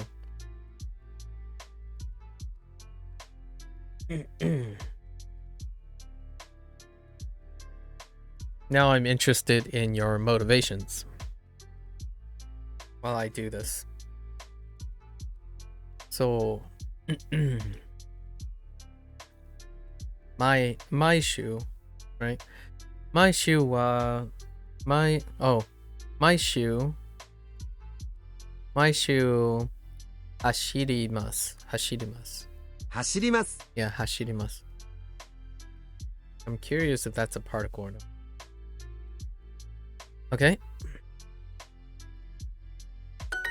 来週でかけますか？来週 Wait, 来週 Oh, you 来週出かけますか？出かけます。You find the language to sound very poetic to you. Interesting. And I also like how some writing is done vertically. Very specific. Have you been doing any writing? I guess it just feels like it just feels like it intellectual. Okay. I imagine you have two languages you speak or you write. Or is English your primary language?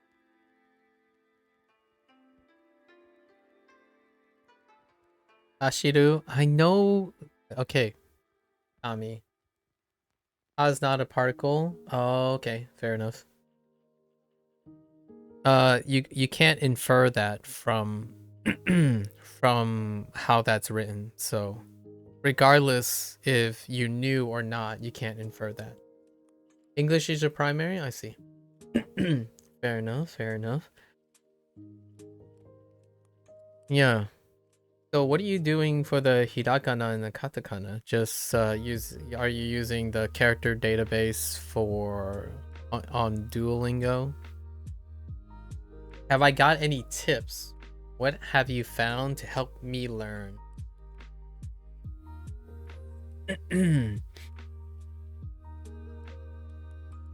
I think this is it's a very loaded question.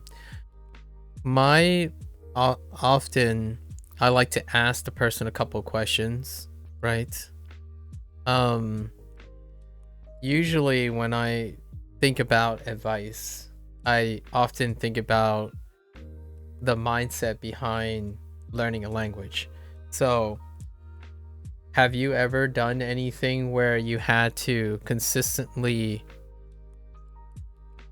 do it for a very long time? Like what skill have you practiced for a very long time? May I ask?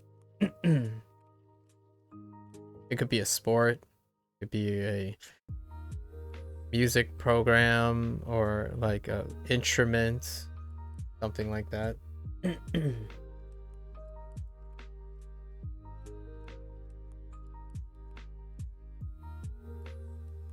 I would say my tips typically involve keeping a person consistent. You do VFX editing for 2 years. How'd you go about VFX editing? Okay.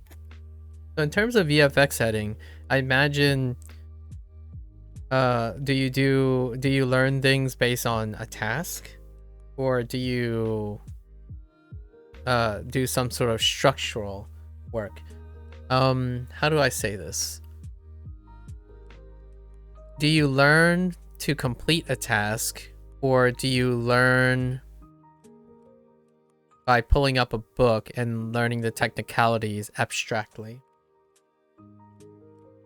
AMVs were pretty cool, so I got into it for fun and to make a satisfying edit. I see. So all the skills you learn about, but the deeper I went on the rabbit hole, it got very professional. I see. So I imagine you pick up the skills for your needs. So like, hey, you have a great AMV idea, and suddenly you pick up the skills for them. Like, oh, I have this great idea. How do I do it? That's how you pick up your skills? Or do you sit down and start with the fundamentals of editing or sit down and just dry read how professional software works with VFX editing and all the techniques involved in VFX editing.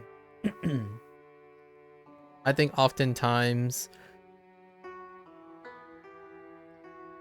the tip I would say is to mirror what you do best, most consistently, and start from there.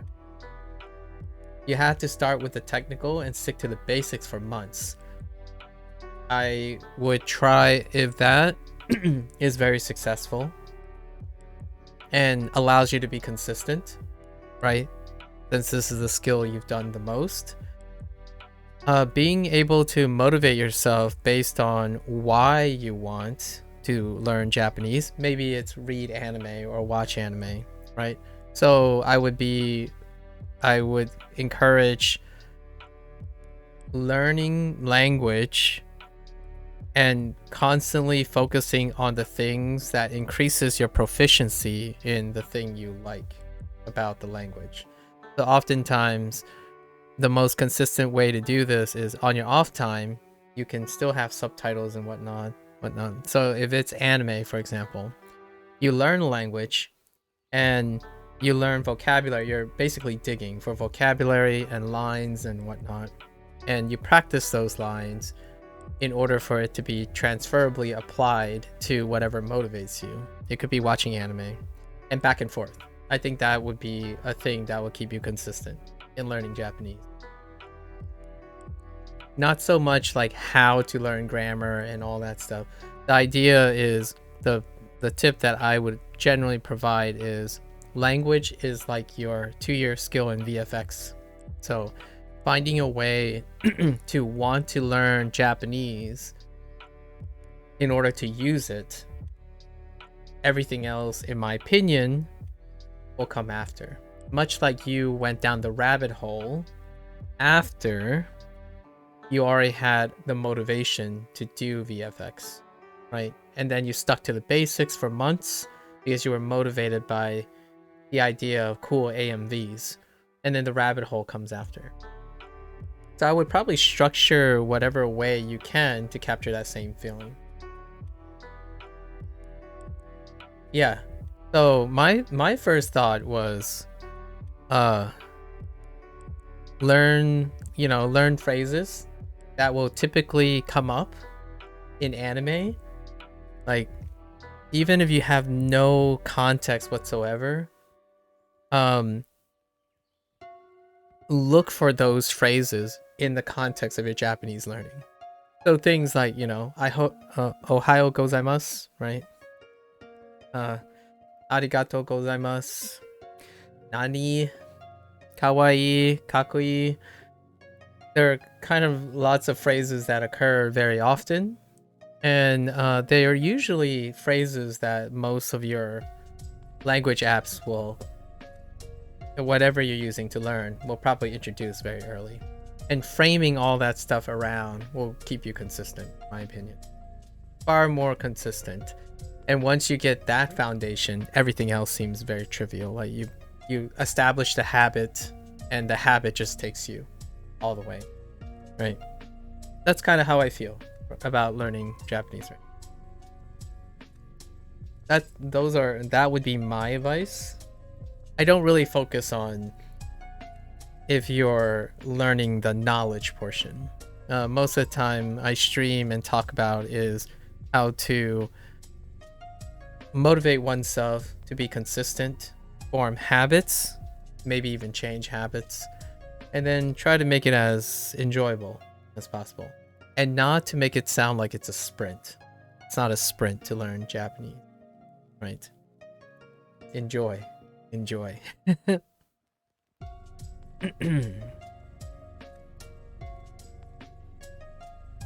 All right, so Raishu, right? Raishu, I don't like this phrase. Dekakimasu. Dekakimasu ga. Not the phrase, but the kana. Dekakimasu. Dekakimasu ga. Raishu dekakimasu ga. Do you... Oh, do you go out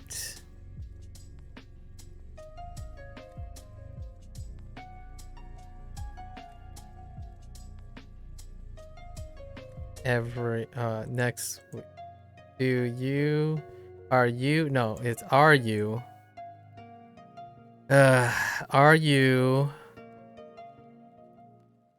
going out tomorrow? Going out next week.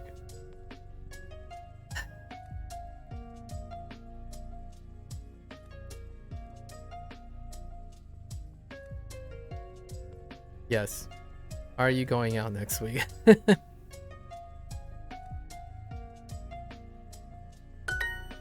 来週友達と出かけますか？」 Wait, there was another solution. Okay. 来週友達と出かけますか？来週 Okay. 来週友達 I heard 友達友達と出かけます出かけますか。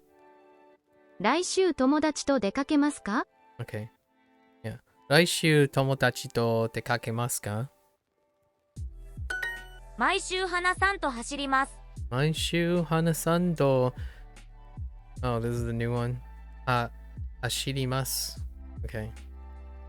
来週花さんと走ります。Okay. I run. Wait. 来週 I run with Hana next week. Whoops. Yeah, every week. Whoops. Wait. Now this is the present. Interesting. No. Yeah. Now this is interesting. 走ります。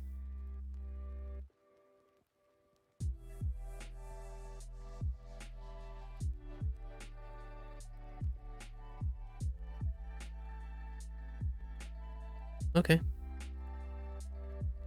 Have I gotten to kanji? Each chapter I've gotten to the point where each unit introduces an average of 5 kanji. So when we reach the end of a group, I'm going to do the kanji for this unit. So the kanji for this unit is Shinbun. So Bun, the kanji character for Bun. I got the kanji for tabemasu, the ta in tabemasu, which is to eat. Shinbun is newspaper. And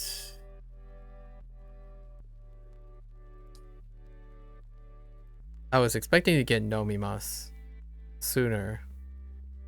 We didn't get they kind of show you what the characters are. There are 2 kanji that I have not quote unquote unlocked yet in this unit.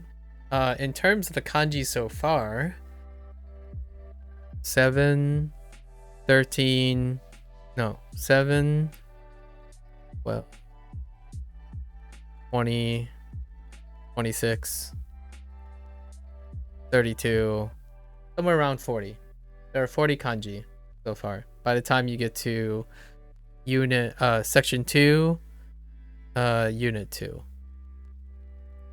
You get your first kanji, which are the numbers ichi, ni, san, around unit 7 in Duolingo. In unit 7, section 1. Section 1, unit 7. It's either 6 or 7. Can I write them? In the kanji section, they actually show you how you write them, those characters. And yes, I can write those. I can write all the ones up to all the way up to the last unit. I do them at the end of each set of lessons when they are new. I can also write all the kana. That was one of the first tasks. So you probably have used Duo long enough to, when you did the 2 lessons, they told you to check out the hiragana section.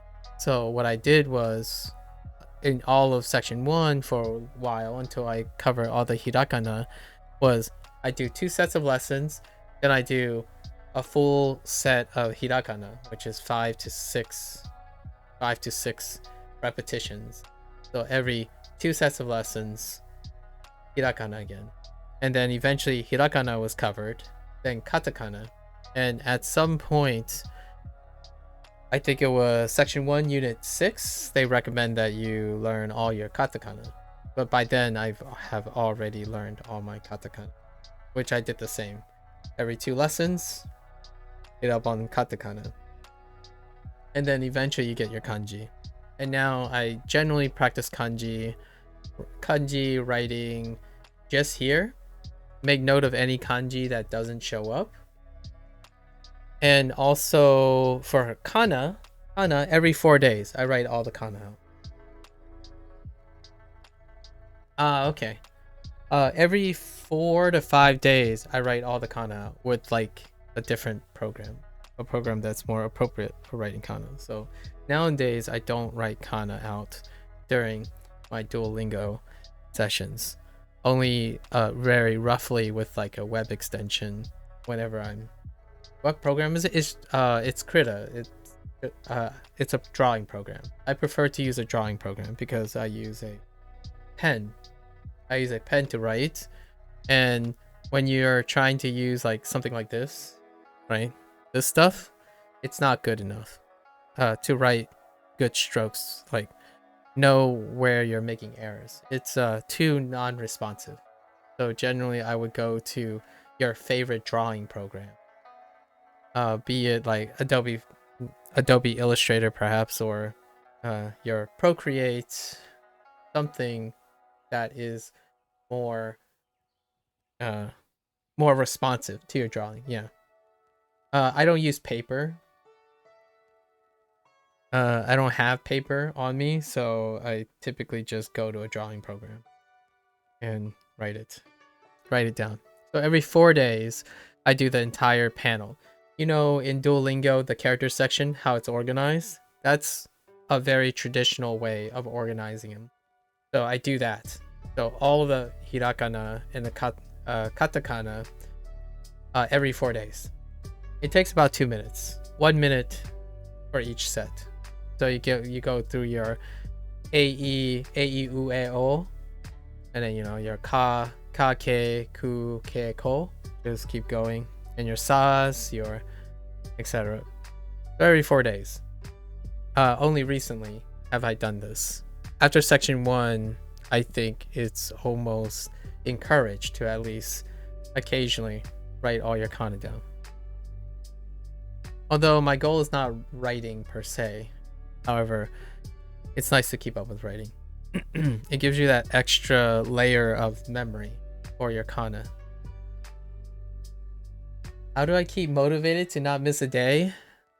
Some of the stuff, that's my focus here. So for me, I have conversations with people. And I actually, after my stream is done, I learn about the interface between English and Japanese.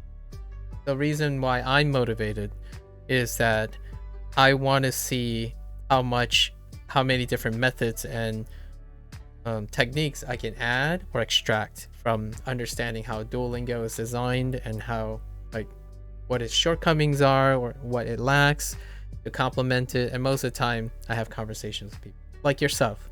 In this manner, this is how I spend most of my time, motivated. So I learn something in order to be able to explain it. And then once I go offline, I already read and listen to a lot of multicultural stuff. So English and Japanese commonly comes up. So does Mandarin.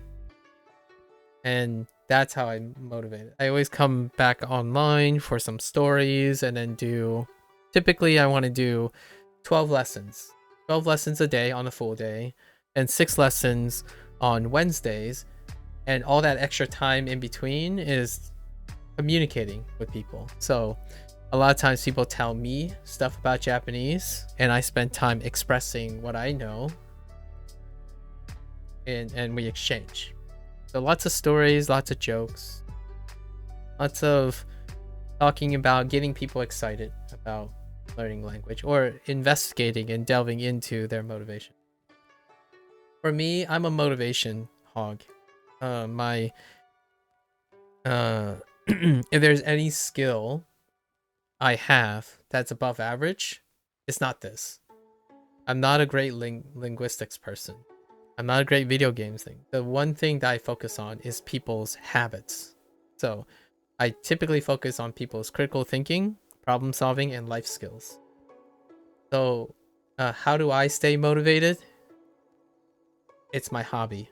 My passion is to understand all the different ways to motivate someone and like have them have a healthy relationship with. So for me, it's a walk in the park to not like humble brag, I suppose. It's a walk in the park to be motivated. It's a different story to master something. I generally don't end up mastering. However, I always have a great time doing so. So in this case, more or less, the long story short, motivation is probably one of my skill sets. Not so much being good at things, but being able to be motivated. Lots of tricks.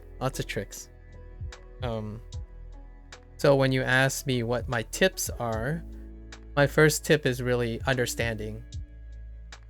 Oh, and also I have a healthy relationship in putting people in the storage lockers because they're very rambunctious, so they get timed out all the time. Yeah, Tommy's in the storage locker for being a sassy person. But generally, if you want to find motivation, there's a lot of dialogue that perhaps I could participate in with you to get you motivated. You think that's the secret to getting... I think the word getting good at anything, I would probably say for myself, it's the secret to getting satisfied at anything. You could easily become a master. Yeah. So I think if you ask me, am I comfortable for not being a master at anything? It's generally because the secret is I become satisfied at whatever I do. So, and that leads to a healthy well-being, right? And you become self-motivated, so you're often not compared to other people. So oftentimes when people offer lots of advice, I invite them to offer advice. Generally speaking, I'll take all their advice and create something of my own. And I think that's why I hate learning new things. I'm never at the level I want to be at.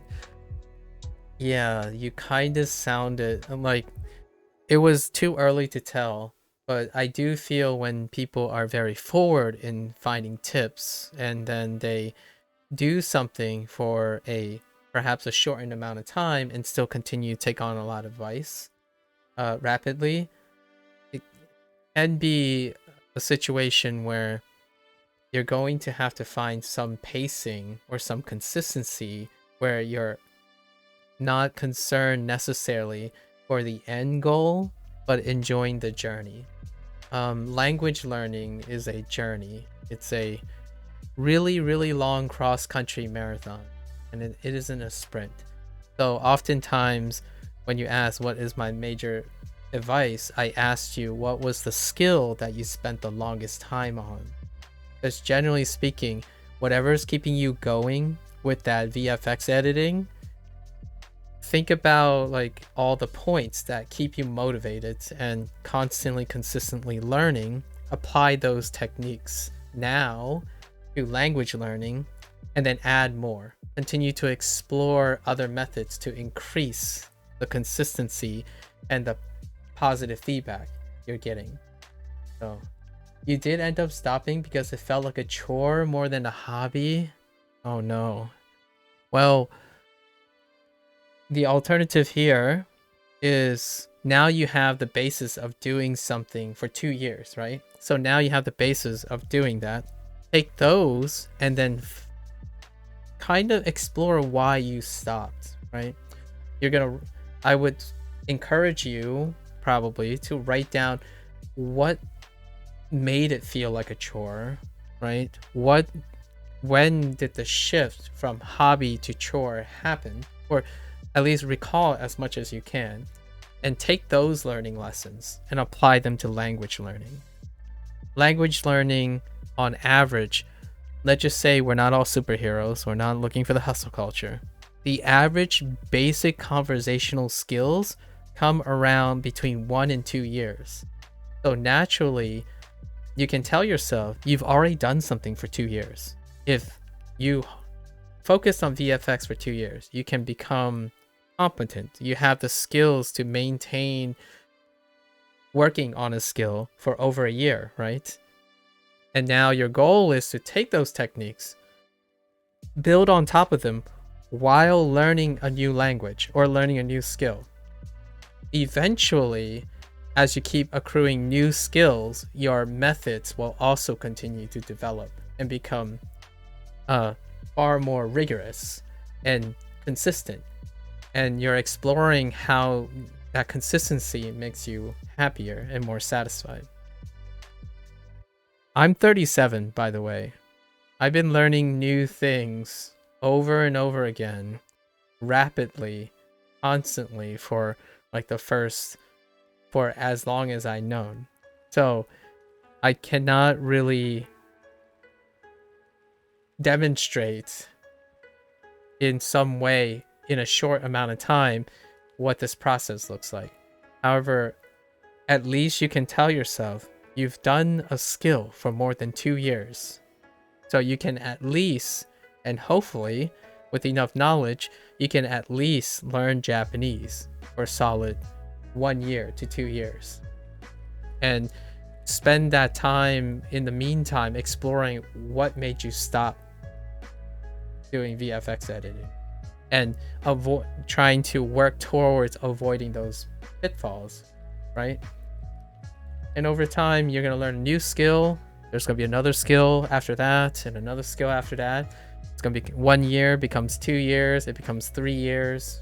That's the iterative process of learning how to start to iterate on and optimize your learning process. Obviously, you can also ask someone you trust, a friend you trust, someone you speak to on a daily basis, to also offer, like, oh yeah, to point out something. Like, maybe they notice you're really happy when you do something related to learning a Japanese language, and they point that out, and you can capitalize on it too. Having someone else learn with you or communicate with you can offer a source that's outside of yourself. And for me, I stream for this reason.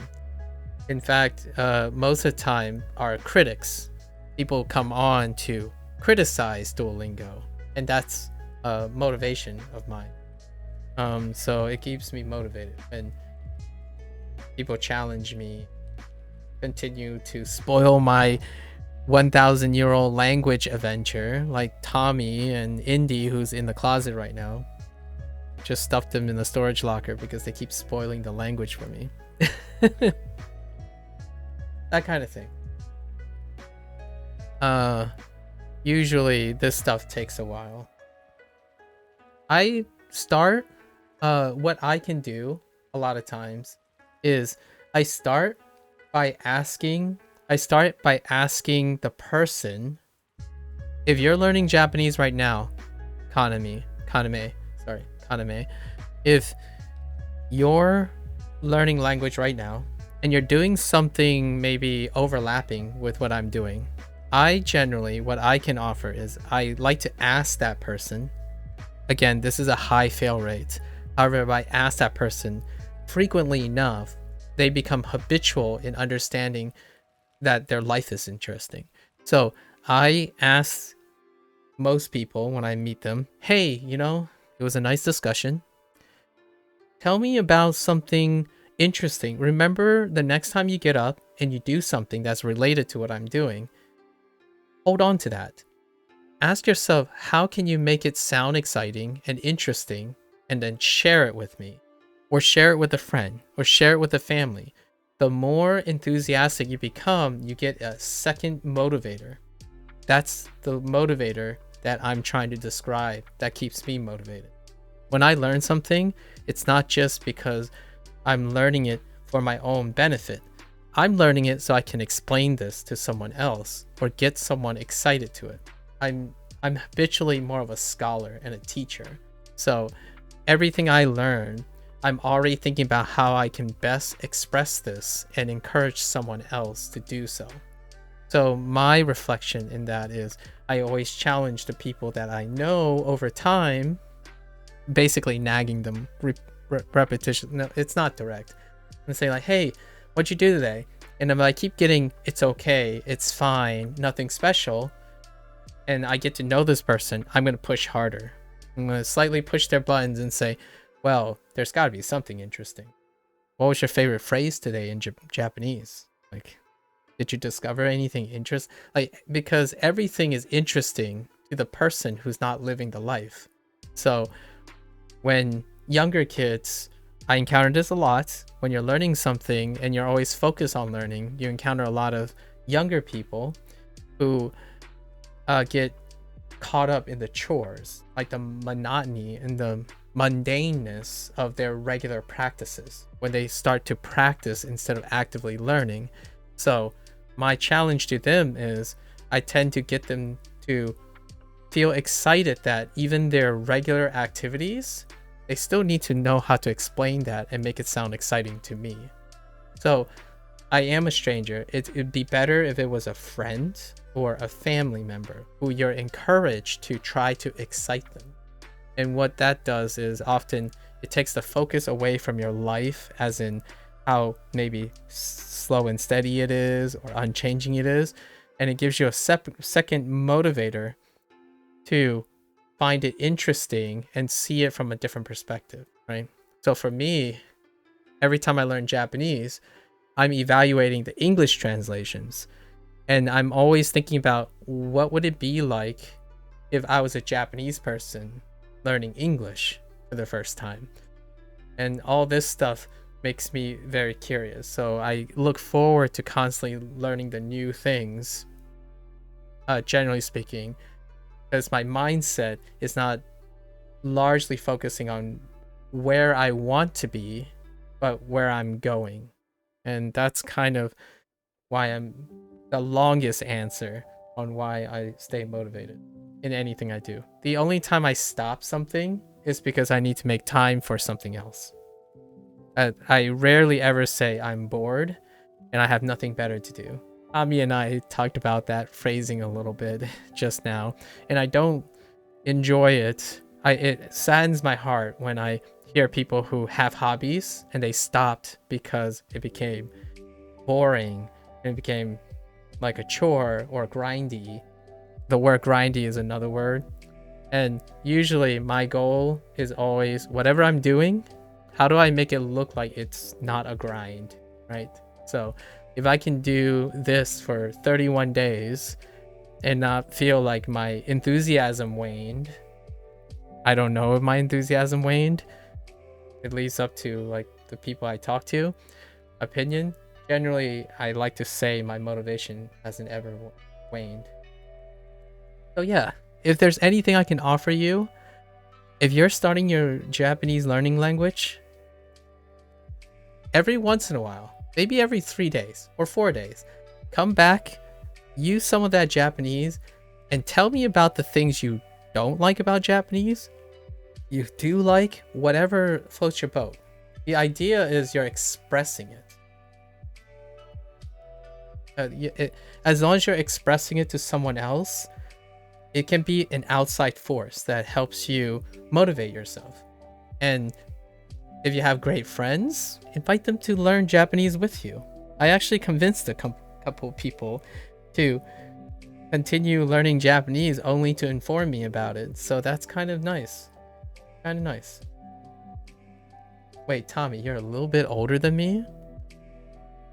Go back in the closet. I have so many more hobbies that I barely have time for anything. That's cool though. Having too much, Tommy. Having too much to me is still more auspicious. Like, not to downplay what you're saying, but having too much is still a lot more it's a lot more auspicious than someone who's struggling to find a new passion.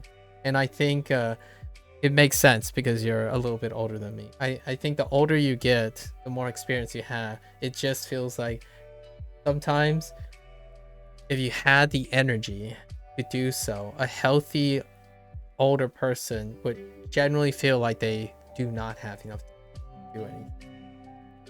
On the flip side, the younger they get, the oftentimes I encounter younger people who are they're searching. They're constantly searching, and they bounce one at a time, right? Where you start with one thing, and if it stops, you're looking for a new thing.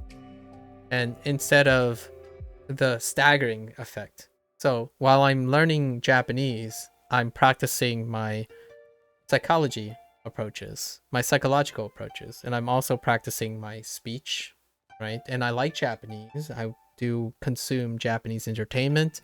There are so many layers of motivation that it would take hours for me to just go write about that motivates me. So unless my voice dies or I have explosive diarrhea, it's not going to stop me from using Duolingo the next day. So physical limitations can stop me, but generally speaking, that doesn't happen. Pretty helpful. Hopefully that helps, Arane. I think one of the things that I say, this is personally biased, you can find advice anywhere else. Before you decide to learn more things or find another hobby that will hold you over, it's highly encouraged you spend some time, maybe with someone you know, a friend, and gather your thoughts about what makes you want to do those things, like all the stuff that makes you happy, and then find a clever way to make that next thing hit all these marks. And then during that time, while you're learning this new thing, you continue to build on that. Yeah, learn how to learn through this hobby. Exactly. Start with that. And that is the only thing I peddle in the stream. Like, as a streamer, as a content creator, whatever you want to see me as, that is the first thing. Learning to learn using activities. Nothing can really supplant that.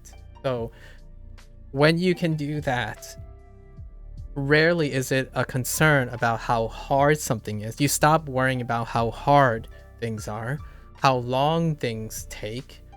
You just know you're going to have fun and you can make it work. And when you get to 30, 40 years old, I doubt you're 30 or 40 years old, but usually for older people, they're like, yeah, I see what you mean. If they're successful older people, and they're healthy, we're all, in my opinion, just kind of on the same page with this. Rarely do you start something and you think to yourself, it's not going to work out. When you get to that point, it's understanding your life skills. Learn how you learn best, how you can motivate yourself for now, and continue improving upon that.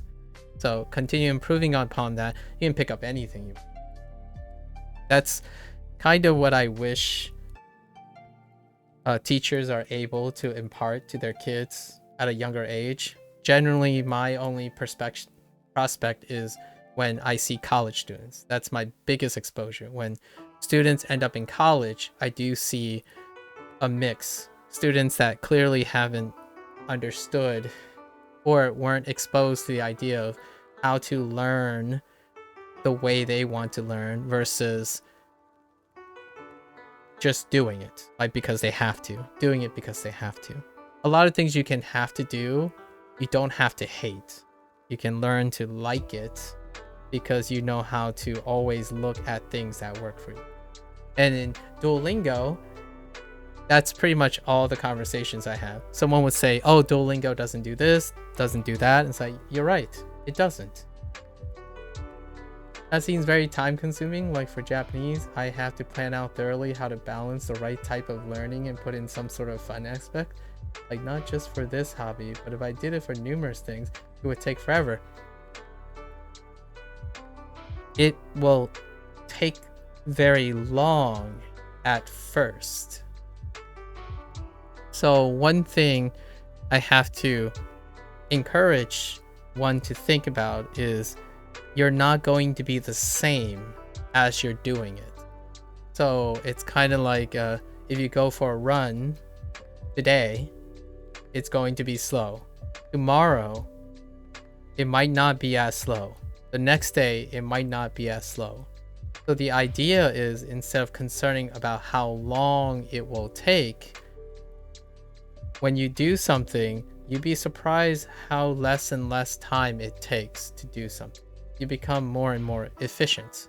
And when you become more and more efficient, you end up actually having more time to continue investing in new things.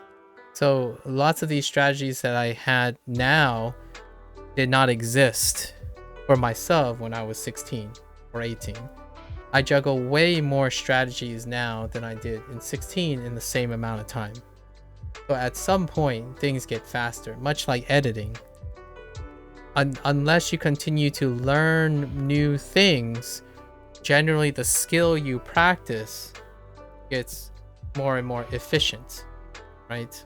It gets refined, and it's your choice to add more things. So for me, what's a session that I want to maintain? In my goal, I want to use Duolingo for at least 6 hours a day, right?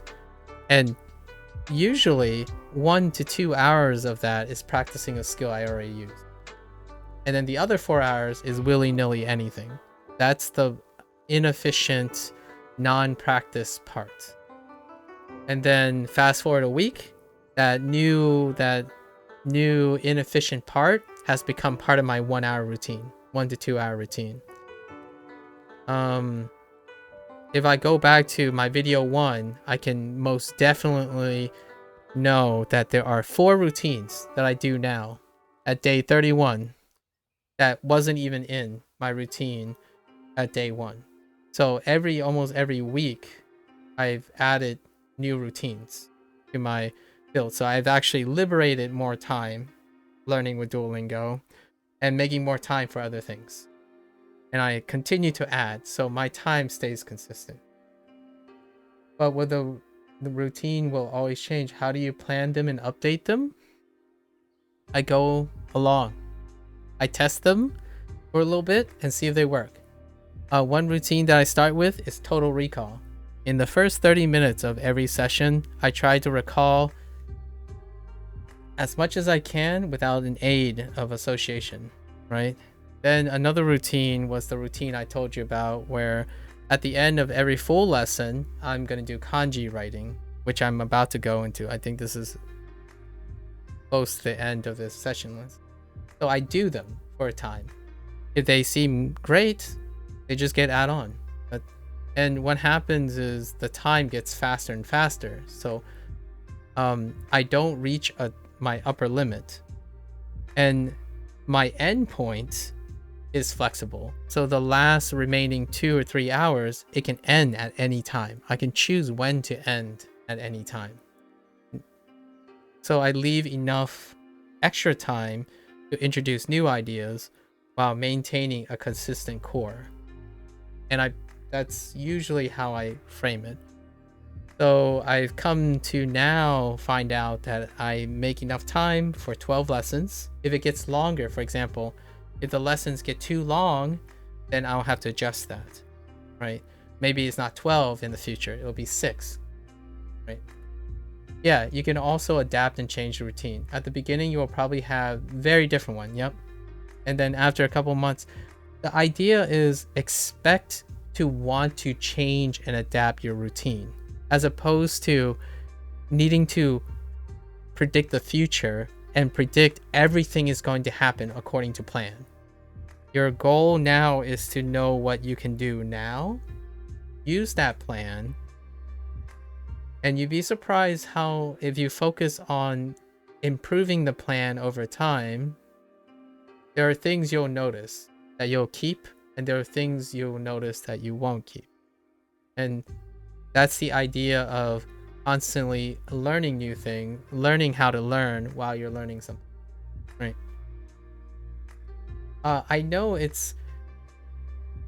one feeling about this is the idea that how fast are you going to move? How long is it going to take? And that's really overwhelming.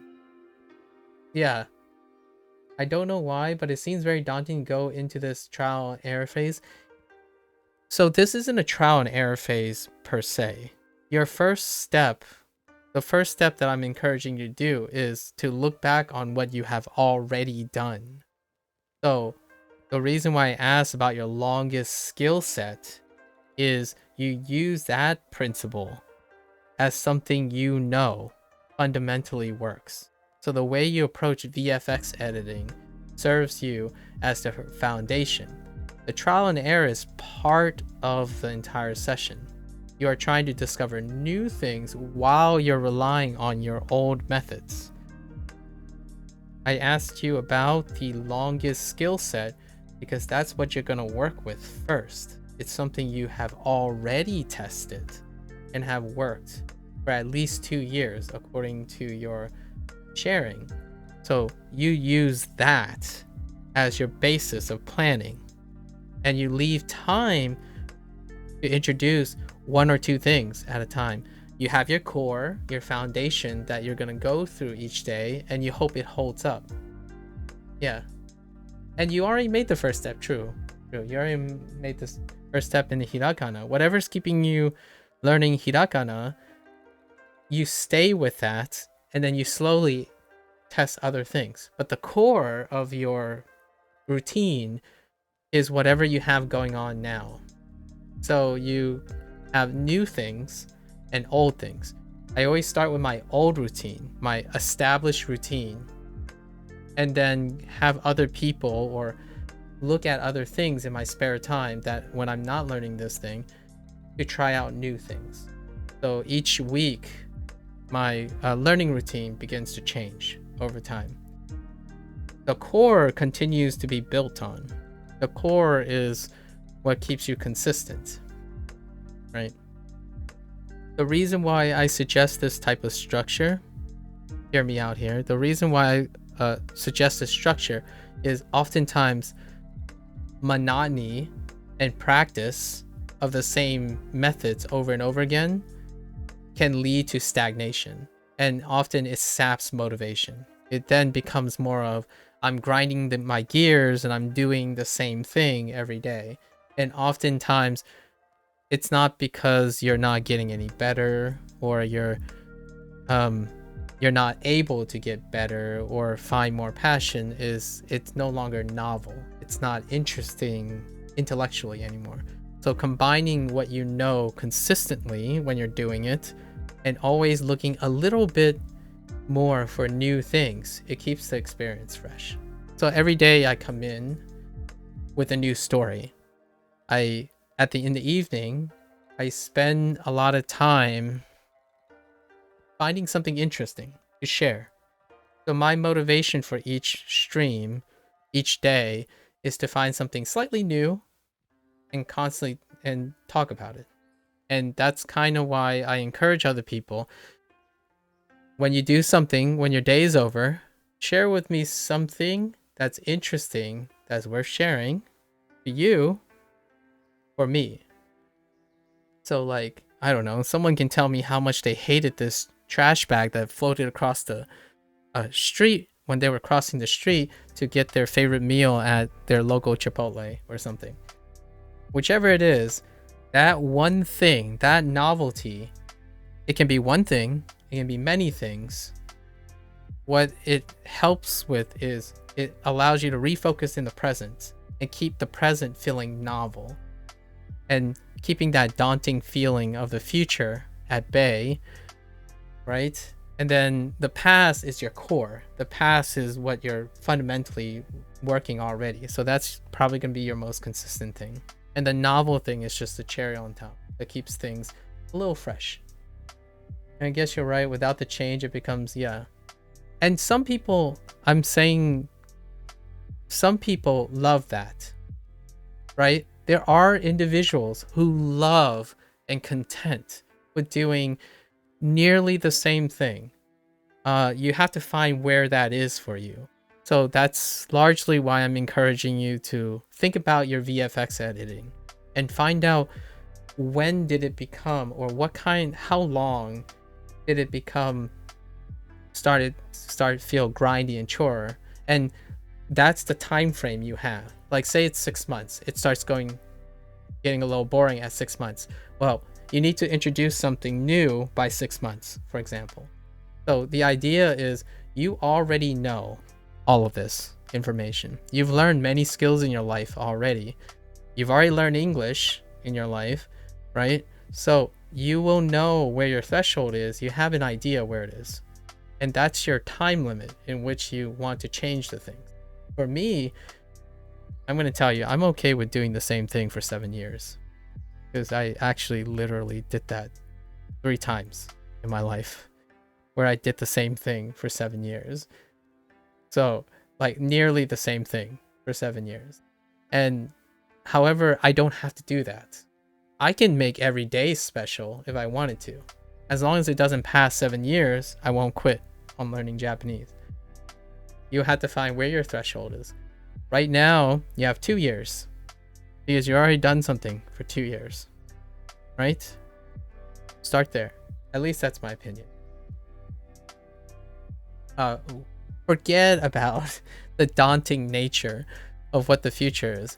I can earnestly tell you, you will be... I can't guarantee this. This isn't a life hack. When you start doing something, oftentimes when someone feels like whatever they're going to start takes too much time, when they stop focusing on how much time it takes, right now, as in with your skills, with your person, the way you are now, you will think it's more time.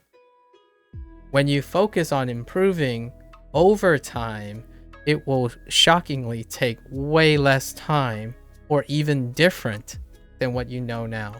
So I record myself saying these things a lot, and when I look back, I generally, regardless of how experienced I am and how educated I am, I don't end up in the same place or at the same time or when it is, not even a month later or 2 months later. Oftentimes, if you're having fun and you're adapting really quickly, you actually end up in a place earlier. I thought that I was going to be at a certain place in Japanese learning 5 days earlier than I thought.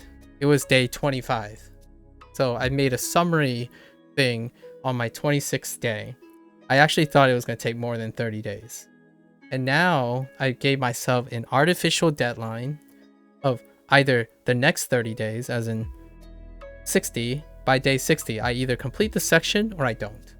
And what happened was, it's relatively in the same place, but generally not in the exact same. And I had way more things that I learned outside of Duolingo. My plan was to stay with Duolingo, as in only use Duolingo, but now it's completely different. Duolingo is the source of inspiration to do everything else outside of Duolingo. Like other things I can do because I see what I either have or don't have in Duolingo. That kind of thing. The heck with daunting. You got this. Right? The heck with being daunted by tough task. The most daunting task I've ever done was commit to a career that took 15 years to realize. and I'm not in that career. So presently, I'm not doing that career. Does it feel like I wasted my time? Absolutely not. All those 15 years, I'm using all those skills now. It just happens to be not the exact career that I'm doing then. Like, I'm not in science, basically. I'm not in genetics or biology at this very moment. However, I can say all these things because I've done those. I've done that 15 years. That kind of thing. Hopefully that puts your minds at ease. What made me stick around for 15 years? Was it the salary? That's kind of funny. I did not get for those 15 years, it was minimum wage because I was still a student. So it was just enough to pay to go to a university. So not the salary. More on that maybe another time. But the 15 years is because I love science. I really enjoyed science. I had a really non-sustainable relationship with science. I talked about this quite frequently. I use my life story, as a way to tell people about burnout. Right now, I don't think that's relevant to you. So you're more worried about trying to find a new passion as opposed to burning out. And the only way I can tell you is I would have stuck with it forever if I didn't burn out. And I did burn out. I burned out pretty hard. And when you encounter people like that, they have a non-sustainable and unhealthy relationship with their job or like their hobby or something. On the flip side, one that's looking for a hobby, probably not too relatable when it comes to burning out. So I really loved doing that. And what made me stick out is the same thing. I love learning new things. In the science field, if you're not learning new things, then you're not solving problems. And then the teaching aspect. I always get to see new college students, right? I actually really enjoy constantly switching up every year how I teacher assist incoming classes, like year one chemistry labs and biochem labs. Every year means I could try a new thing to get better. Like, I have my core ways to help to give evaluate lab performances and stuff. However, every year is also an opportunity to try something else new that I might add permanently to it. So it's the same approach. Why did I stick with it with 15 years? I'm doing the same thing now. It's the same thing that I fell in love with, which I'm always trial and erroring new things. Why didn't I continue to do it? It's because I burned out. Much like your favorite YouTuber that did many beautiful things and they say it's time to step away after like 10 years. Usually it's a little bit earlier, every 5 years, or 10 years is a stretch and 15 years is a heck of a stretch. So most successful people know when to emotionally step away. That's the opposite problem. The thing where you absolutely love something, but you're just exhausted.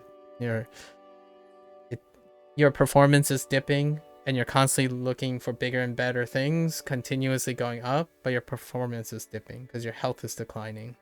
That's the burnout situation. And my Duolingo experience here, I've met some really passionate youngsters, and those youngsters are the ones that I see potentially heading for the same course that I did 15 years ago. So oftentimes my conversation is the flip side of this, where I would encourage the youngster to be a little bit more mellow. Like, remember to have fun, remember to not lose sight of your own noble motivations, as opposed to being focused on results, performance. Like, they have plenty of that. So it's the opposite here. This is the opposite case, where You meet someone who has lots of results and lots of performance gains and constantly seeking for the next big hit, right? They also have an imbalance, in my opinion, where it's concerning that they might drive themselves into the ground. So in your case, though, at least the impression you're giving me is you're looking for something to occupy your time, maybe replace a passion that keeps you motivated and working forward. So in this case, you're working up instead of slowing down. And you have to work, in my opinion, building a foundation so that you can speed up is the idea. It will always seem daunting if you don't have a foundation to start. For me, starting is the easy part for me. Stopping might be the hard part. So yours is seemingly reverse because it's very daunting to start. My only hot take here, this is a hot take. The more times you start something, you will, in my opinion, most people intuitively, if not intellectually, end up discovering what makes it easier to start the second time, then the third time, and the fourth time. It doesn't get any easier if you don't start at all. And the longer you go without learning a new skill, the tougher it's going to be over time to get your foot through the door. If you land on a skill that you love, many people who get older continue to love that skill. So in that context, they will still have a hard time starting new skills, but they don't need to because they have a skill that they can love for a lifetime, 2 or 3 skills. My encouragement for you is probably, if you're having a hard time starting on anything at the moment, like everything just feels overwhelming, make a list, look around, make a list, like your friends, your family, what are they doing? And make a list and order the list from the lowest effort to break in, to start doing, to the highest. Start at the lowest, a few days, it's like not for you. Next day, the next one. Eventually you'll find that starting something becomes trivial, right? And then you can truly overcome that whole daunting feeling when you're like, I just don't want to start over, or man, I did something like this before, it's gonna take forever, like what is gonna do? That's kind of the idea. You can sometimes, if you're worried about something that's really important to you might not work out, so like training a muscle, yes, this is more your muscle. Now you're training these like exposure, like intellectual for intelligence and mental state. It's for exposure. So when you expose yourself to it, you'd be surprised how quickly you adapt to it. And there's one thing that people are always concerned with, which is, what if it's something really important to you right now? The idea then is to pick something that's less important to you. Generally speaking, it checks itself out. The things that are most important to you, they are one of the most daunting things. So when you sort your list, right, you're gonna find that the ones that have the lowest barrier are the ones like, you're like, meh, okay, I'll try it for a day or two. As you go down, generally speaking, the ones at the very bottom are the ones that you're worried about the most, because they're going to be the things that you care about the most. Dauntingness in the scale of effort, the last ones are the most important, generally speaking, because there's so much weight to it. So you're basically, when you're ordering this amount of entry, the ones at the top are guinea pigs. You might be surprised. You might end up falling in love along the way with some of those things, but they're test subjects to work up your endurance to get to the most important things. And oftentimes when you make a list, it helps a lot of people visualize, like, oh, okay, these are the most important. Like some people would put running at the top, where okay, they'll run for a week. It's like, nah, chief, that ain't it. that is suffering. It's like, what's next on the list? Basketball. What's next on the list? Disc golf.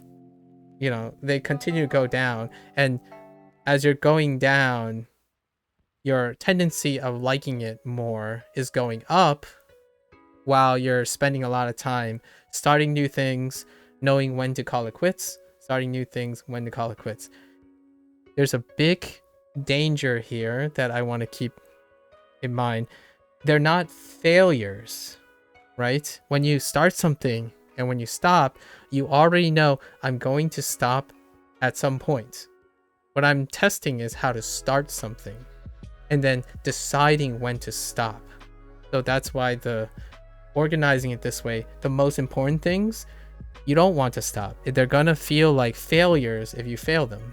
So as you're going down, you're getting higher and higher in risk and emotional distress, right? The risk is higher, the game's higher. A lot of times, lots of people start with all the things they love, and when it doesn't work out, they get reinforced over and over again, like, I'm a failure. Every time I start something, I can't stay consistent enough to continue doing the things that I love, right? So generally, if you flip it on its head, start with the things that you're like, I don't care about it too much. Let's just do it for a little bit and see if it's okay. Eventually, that gets normalized for something you really, really want. For me, it's pretty much anything. Honestly, I don't really care what I'm learning at the moment. At this point, this is fast forwarding. I started this back in, this idea was back when I was 27. That was 10 years ago. 10 years ago. So I've been doing whatever I'm describing for over 10 years. You can't see how much I would put on my list though. Start, right? Look around. YouTube is pretty big, right? YouTube is pretty big. Hop in, ask someone, what's your favorite thing? Can you share with me why it's great?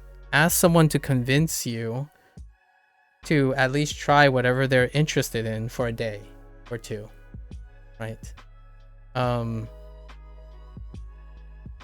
not the best person at convincing anyone to do anything. However, you could find someone who loves Japanese, learning Japanese, and it's incredibly persuasive. As in, I'm not a person who would go out of their way to convince a stranger that they must like to learn Japanese. There are people out there, so maybe listen to their take. Like, what is it about their thing that they're doing is super provocative. If you're convinced, give it a few days and say pass or not, you know, yay or nay, and have other people put in the effort then to try to convince you they belong on the list. Like, yo, this game is so hype, it belongs in your list. And give it a go. Provided you have the resources to do so. There's always the whole pragmatic, if you have the resources to do that. Somewhere I've seen a statistic, when you learn a new skill for 20 minutes per day, after 1 year, you will have 100 hours of experience and you'll be better than 90. Yes. Yes. It's kind of like it kind of bleeds into like the whole 80-20 rule and whatnot. The idea is the beginning portions give you the highest return, and it kind of transfers to all the skills too, like the skills of how to start something. When you get a start, it requires like, I don't know how to draw a kinetics curve, but the first barrier to activating a reaction, like the first energy level to input to get your foot through the door, it accounts for a gigantic amount of the energy necessary to go into a skill. So even if you can do that part, it will teach you a lot of things about yourself.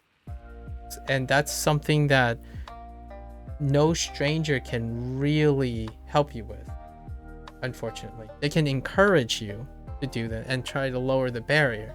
However, they can never get you to, they don't have the answers for self-actualization, for self-awareness. You got this, kind of the idea. But you're not alone in it either. There are other individuals around who also probably have struggled starting things. Unfortunately, I'm not one of them. I don't think I've often had that issue. That might be an interesting thing. Try to find someone who have overcome this issue of starting new things. How do they deal with it? How do they juggle with the unpredictable future, right? I generally don't look that far into the future. Well, I did once, and that was that 15-year period. And it was scary. It was very daunting. That person, I don't know how that feels as much anymore because it's been a while. And even then, it's not quite the perfect example. It's not like a really emotionally resonant example. Yeah, 20 minutes per day. You get a lot in 20 minutes, especially if it's a new novel skill with no transferable legacy.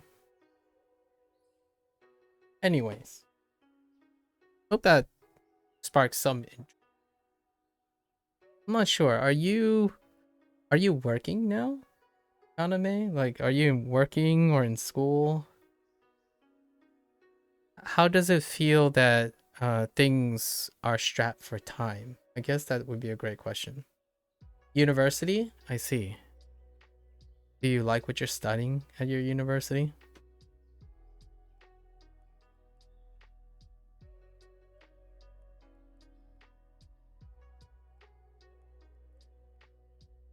Oh, you're at your final year. Oh, I see.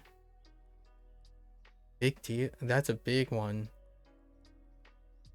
Do you have any ideas what you're going to do soon? Don't really enjoy anything. I find aspects cool, but I'm here for the career and money. Okay. And that hasn't been fulfilled yet, right? You're still strapped for a career and money. Okay. Okay. Like that's still something that it's probably a stressor, something that you have to achieve or address. At least the money part. Yeah, money is a big one.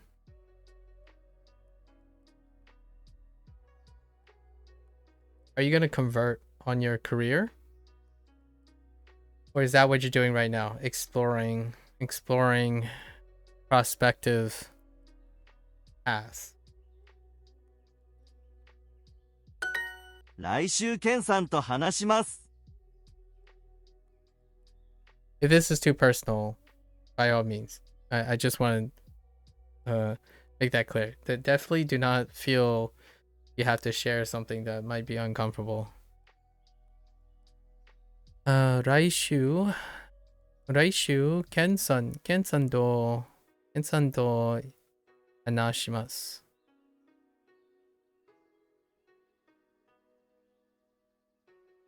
Nope. You'll stick with this career? Okay. The straight and narrow since I spent all this time on the degree. Fair enough. Fair enough.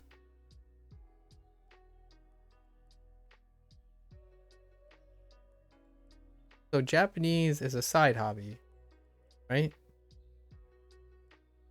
Is it related? Can you relate it to your career? Is there anything you enjoy doing that can be related to your career? Because oftentimes I find that's a great motivator too. A distraction kind of, not related at all. Is there a creative way to make it related to your career? That's an alternative approach, right? I can't do science. I'm not doing science anymore, but all of this stuff is related to science, in my opinion. The whole teaching thing. I wanted to teach for the most part. So all of this is still related to teaching. So all the skills that I learned about teaching and explaining things and like difficult concepts and how to get myself to learn the difficult concepts and stuff, all this is still here. And that's what makes the career and the hobby, while they're separated, they help each other. You're doing software engineer right now, so I don't think I like to relate anything I like to work. I'm forced to do. Okay. That's acceptable. That's acceptable. I'd probably say that there's definitely a way to take advantage of something you're doing in software engineering that will elevate and synergize with things that you like to do you may like to do as a distraction. Just keeping that in mind. Not that I'm encouraging you, like I'm saying that is the answer to a lot of things. Generally speaking, working with each other, often is synergistic and not antagonistic. Although if you don't like your job that much or your career path, I can see why you would want to distract yourself when you're on your free time. Again, I find it a little difficult to relate to, and I'm probably not the person to ask about this or offer any advice on this. I loved my job, so therefore my job is still anything that my hobbies are. They were taking advantage of everything I did on the job. So while they're separated, and I definitely behave differently with my hobbies take advantage of all the things I do from my job, and all the things I do with my hobbies I can bring to my job, like transferably, to make my job less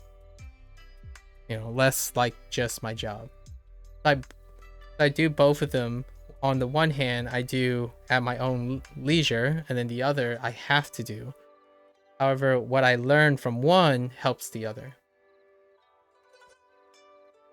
So it makes it more time efficient to give it. You can look at it like that. Yeah, that would be one way to keep down the feeling of, that phrase, the toxic phrase about not being productive while you're doing your hobbies, or not being productive towards your hobbies when you're working. Like the idea of, oh, I'm working this job, I can't enjoy my hobby right now, and then I'm working on my hobby, but I'm not working productively on my career.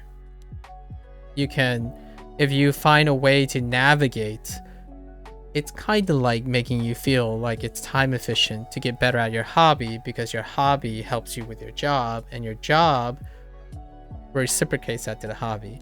So most of the things I like, video games, learning language, it all dealt with scientific learning. So when I was on the job, I learned how to solve problems, solve other people's problems, solve my complicated problems. And the stuff that I do have no answer, so I have to come up with the answer. And I take that to my video games, and those skills help me play video games and talk about video games in a different way, learn Japanese in a different way. So every time I'm doing my hobby, I'm technically developing skills that I know that will help me with my job. So while they're still separated, one I do on my free time, one I have to do, it removes that guilty. A lot of times people feel guilty or of like either not being efficient with your time or stuff. So sometimes when you're challenging yourself to connect what you like with what you have to do, you might end up like myself. This is why I love my job, because my hobbies and my jobs are connected in a positive way as opposed to a negative way. I don't think my hobby is taking time away from my job that I have to do, And I don't think the things I have to do is taking away from the things I want to do. That kind of thing.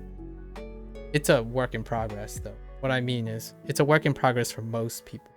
I'm not going to give you the idea that it will just be solved overnight.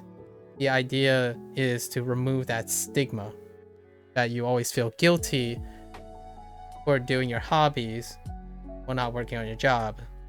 And then when you're working on your job, you just don't want to be there because it's preventing you from enjoying your hobbies. Right?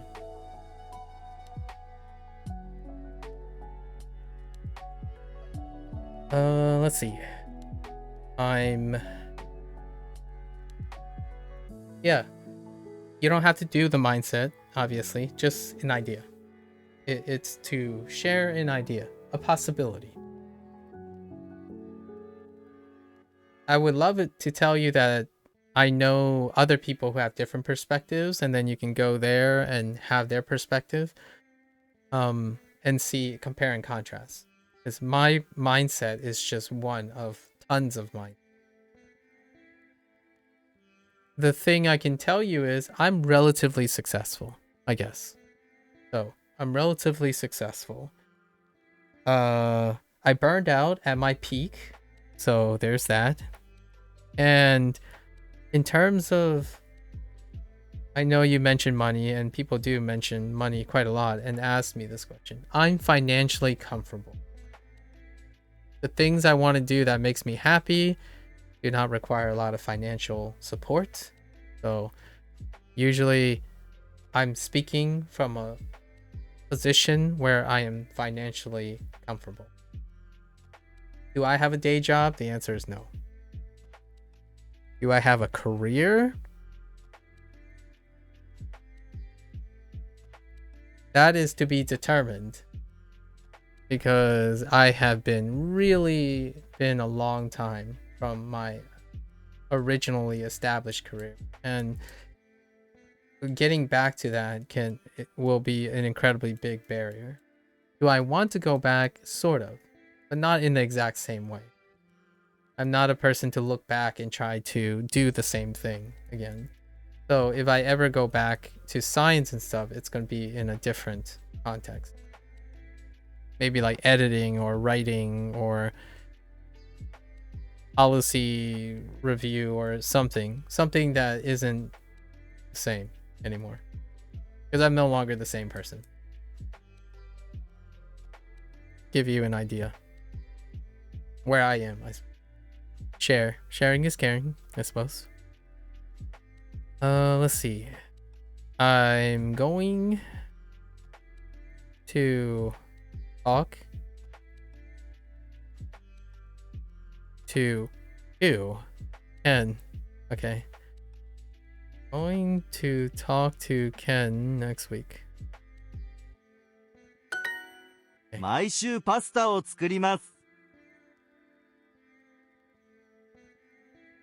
Wait, what did you just say?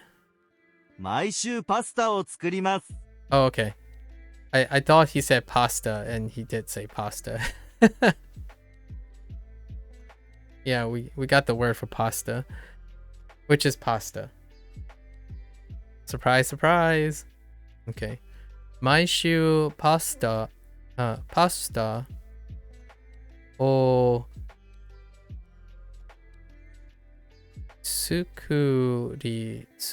作ります。 Oh, 作ります. Oh yeah, that was from yesterday. 作ります. That's right, to make.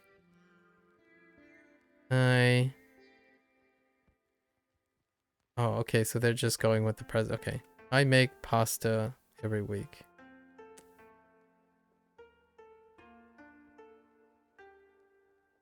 My shoe pasta or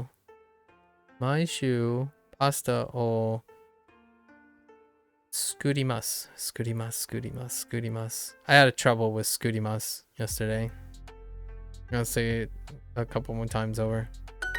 来週新しいドラマを見ます。来週新しいドラマを見ます。Okay. I'm going to watch a new drama next week.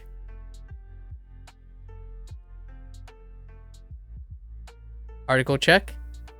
Done. Attributive form check. Predicate check. Topic check. Time check. 来週姉とお茶を飲みます。来週姉とお茶? Interesting. Ocha o nomimasu. Oh, hey, there it is, nomimasu. We got the nomimasu. The no in nomimasu. Okay. That means we unlocked our third kanji here. So. Alright. Let's see. I'm going to drink with my ane, older sister. I'm going to drink, oh no, I'm going to drink, I keep forgetting, green tea, ocha. I'm going to drink green tea with my older sister next week. Huh.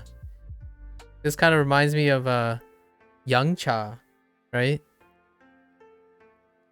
I would just, yeah, young cha next week.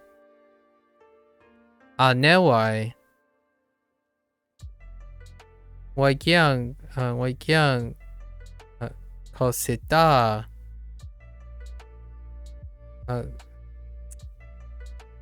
Older sister. Is it Ichia? I don't know what order that would be in. Do I know Mandarin? I know Mandarin, yes. I am illiterate in Mandarin.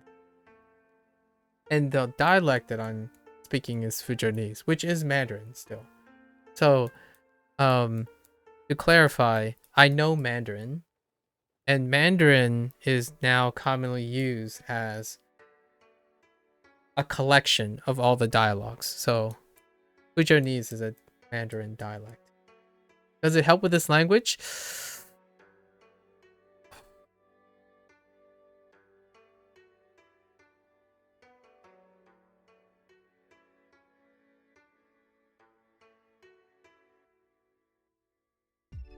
Not really.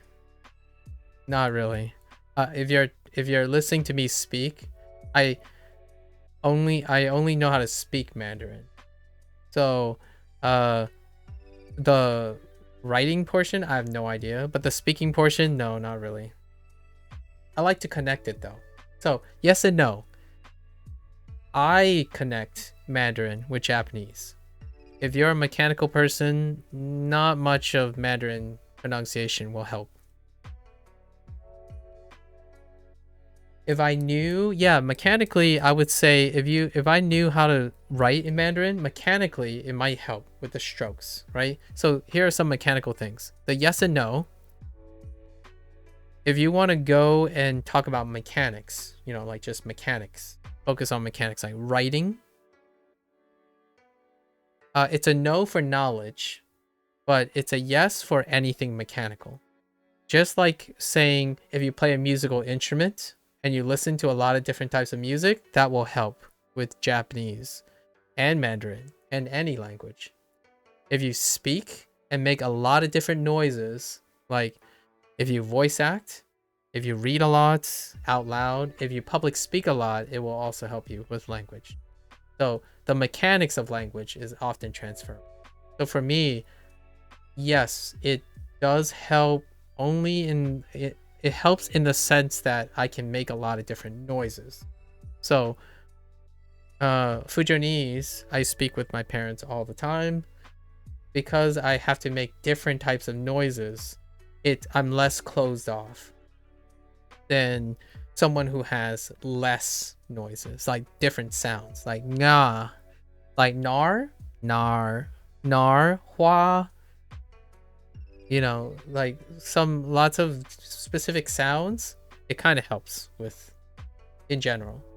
So it's kind of like if you need to lift boxes, well, if you did push-ups, it'll probably help you lift boxes because you're probably your muscles can at least do minimal, like have a higher baseline. So yes and no. Intellectually, I'm gonna say not too much. There are some occasional helps. Intellectually, it can cause interference a lot of times, and you have to navigate those. Yeah. So I'm going to drink. Check. Green tea. Check with aneto. Check. Time next week. We're good. 来週友達とコーヒーを飲みますか？ Okay. 来週 I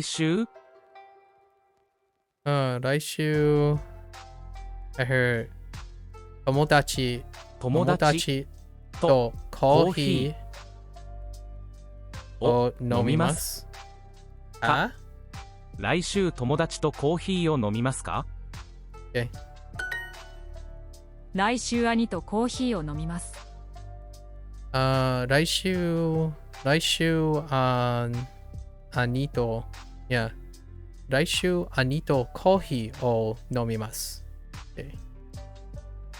I'm going to drink coffee with my ani older brother 来週 next week.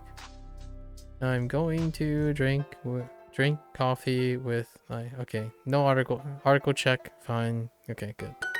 飲みます。飲みます。飲みます。飲みます。飲みます。 Alright. 新聞。新聞。新聞。食べます。食べます。飲みます。飲みます。4時。4時。 4時。 And then 何時。何時。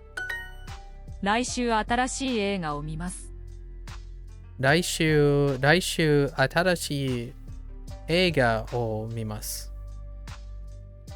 And big disclaimer about when someone asks me if anything's helpful. I generally habitually want to say yes. There are very few things I ever feel like they're not connected. I do not do things not connected. It's all connected. Cue MCU, I guess. Cue the multiverse theory. It's all connected. When I do things, my goal is always to connect as many things that I've ever learned into the skill. It's not productive to me. It doesn't feel productive to me personally if I shelve a skill and then learn another skill without bringing that skill in. So how do I relate this to Mandarin? I do it myself. I intellectually associate to Mandarin. Every time I learn Japanese, I start learning about English grammar again. I've learned more about English grammar in the last couple of days than it's been 10 years, maybe 10 plus years since 6 years. The last time I wrote a scientific paper, that's probably the last time I was concerned with English grammar. So I explored more English, more Fujonese. I actually learned a lot of Fujonese too by digging into like Mandarin sites so all this stuff is always connected. I'm learning everything at once. When I'm learning Japanese, I'm also learning about English. Again, I don't shelve my skills. The way I learn is slower, because I'm not learning one thing. I have everything on the line. If I learn Japanese, it's helping me know more about English. If I learn Japanese, it's helping me be able to teach English to Japanese people. And the vice versa.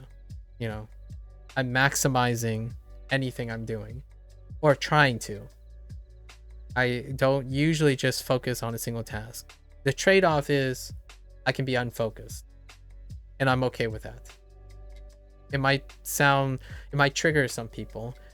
It's already triggered a couple of people where they're like, well, that's not the fastest way. It's not the most efficient way of learning Japanese. I agree. I absolutely agree. If this makes you upset, I'm sorry. I'm not a person who learns Japanese only to learn Japanese. I learn it to do everything that I could possibly make it about. So it is about being Chinese American who learns Japanese and don't really want to be a Japanese person, right?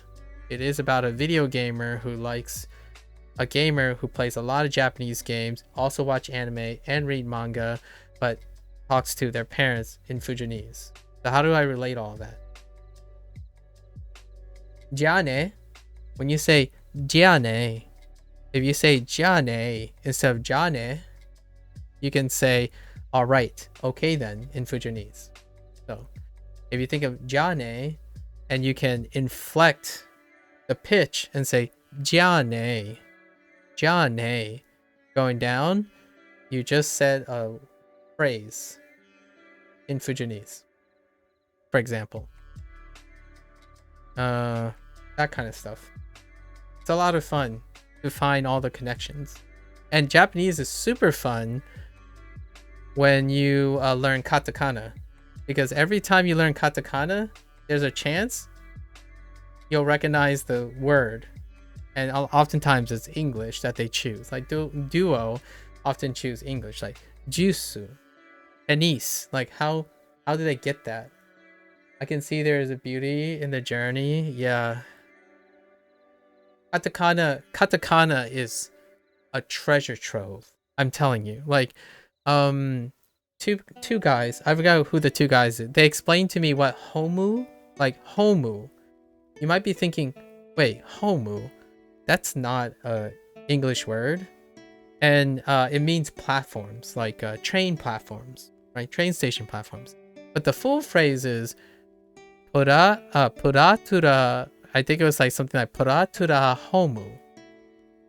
Like, so the whole thing ended up being platforms or something like that.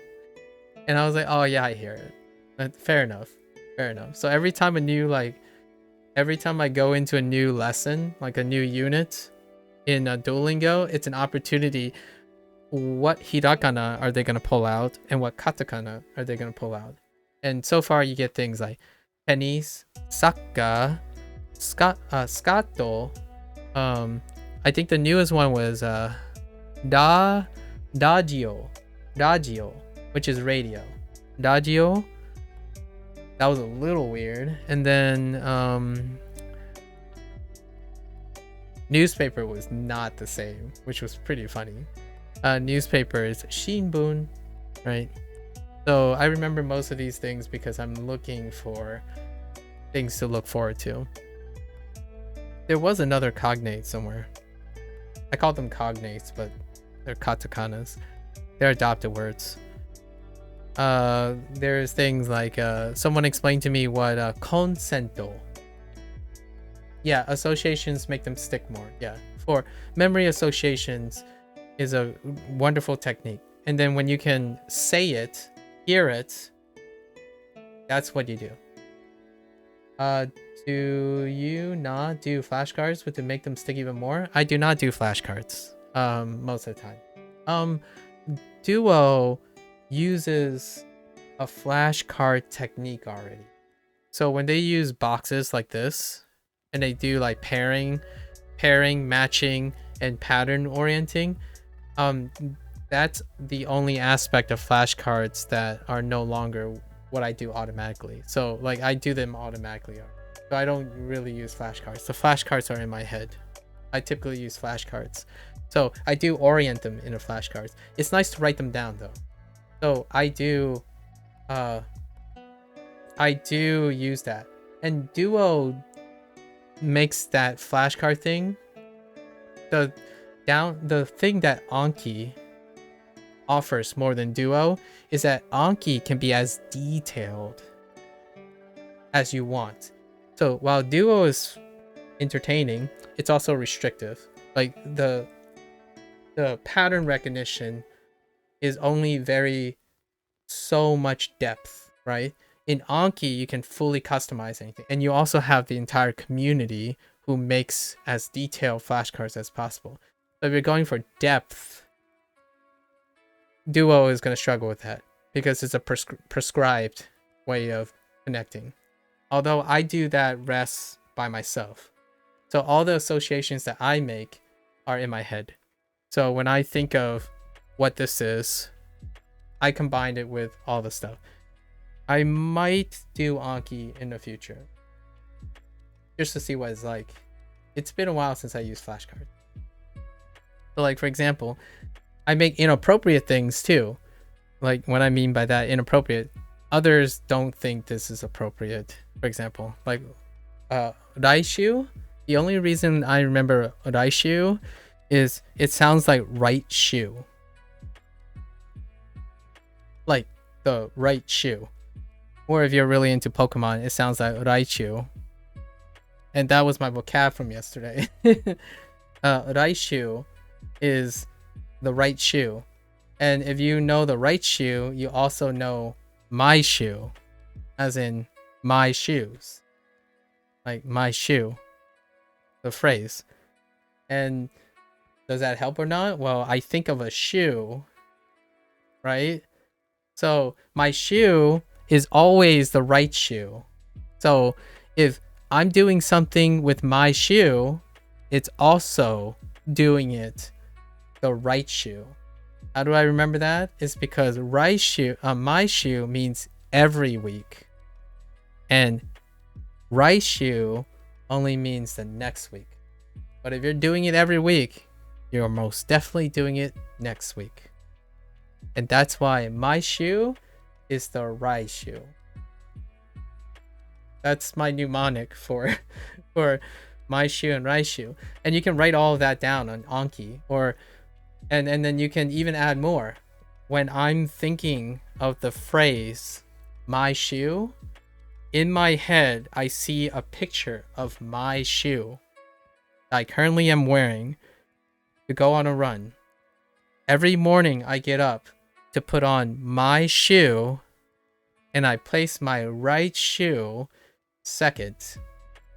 So when I go on a run, I'll never forget these phrases. So I guess other people's deck will never be as impactful as the one you make yourself. So why download other ones? Yes and no. Obviously you're gonna hear me say yes and no.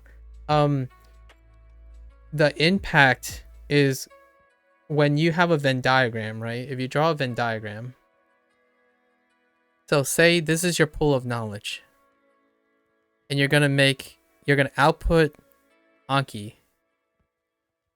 Another person's deck of cards could look like this. Others. And they're gonna output Anki. If this percent overlap is greater than this percent, then the answer is yes. Yes. Yours will have more impact. However, I mean, this is not drawn to proportion, but if you have a situation where your knowledge, right here, your pool is like this, right? Then you still want to download this. Because you have to integrate this amount of information back into your Anki. So when you're outputting Anki with your pool, you can take this larger pool that does not overlap, because this is common knowledge right here. So the comment you made is, if you're making an Anki in this pool, yes, yours will always be more impact that you made yourself. However, all the things that you don't know, that you didn't cover, no matter what, that's still greater than 0. So what you're saying, whenever you're applying all your mnemonics, all your techniques, If there are more things outside of your knowledge, then the others will have a greater impact than you. So that's kind of the situation here. So there is still a high impact for those who make flashcards that you are not aware of at all yet. So if you're using Anki to learn, this is what learning looks like. This right here is if you practice. So when you practice, all the cards you make are common knowledge, as in the people, if you download it. Yeah, the problem is you don't know what you don't know yet. So if you are practicing with Anki, if you're designing practice around Anki, it's with things you know. With things you know. When you are learning with Anki, it's with things you don't know yet. Right? With things you don't know yet. And that's the two sides of flashcards. Anki offers things you don't know yet. And you want to download things you don't know yet, as opposed to helping you with practicing making your own cards with things you do know. And when you download these things and you learn these things, you can take this pool and add it to the things you do know. So that's where what I do most of the time. I take people's advice. I like certain parts of their advice. I take what they know and put it into the pool of practice of what I know. So I take inspirations from other things, take other people's ideas, take other people's mnemonics. I take a lot of people's mnemonics and tricks. And what you do is you slowly, basically, steal. I like to use steal as a fun, like, video game mechanic.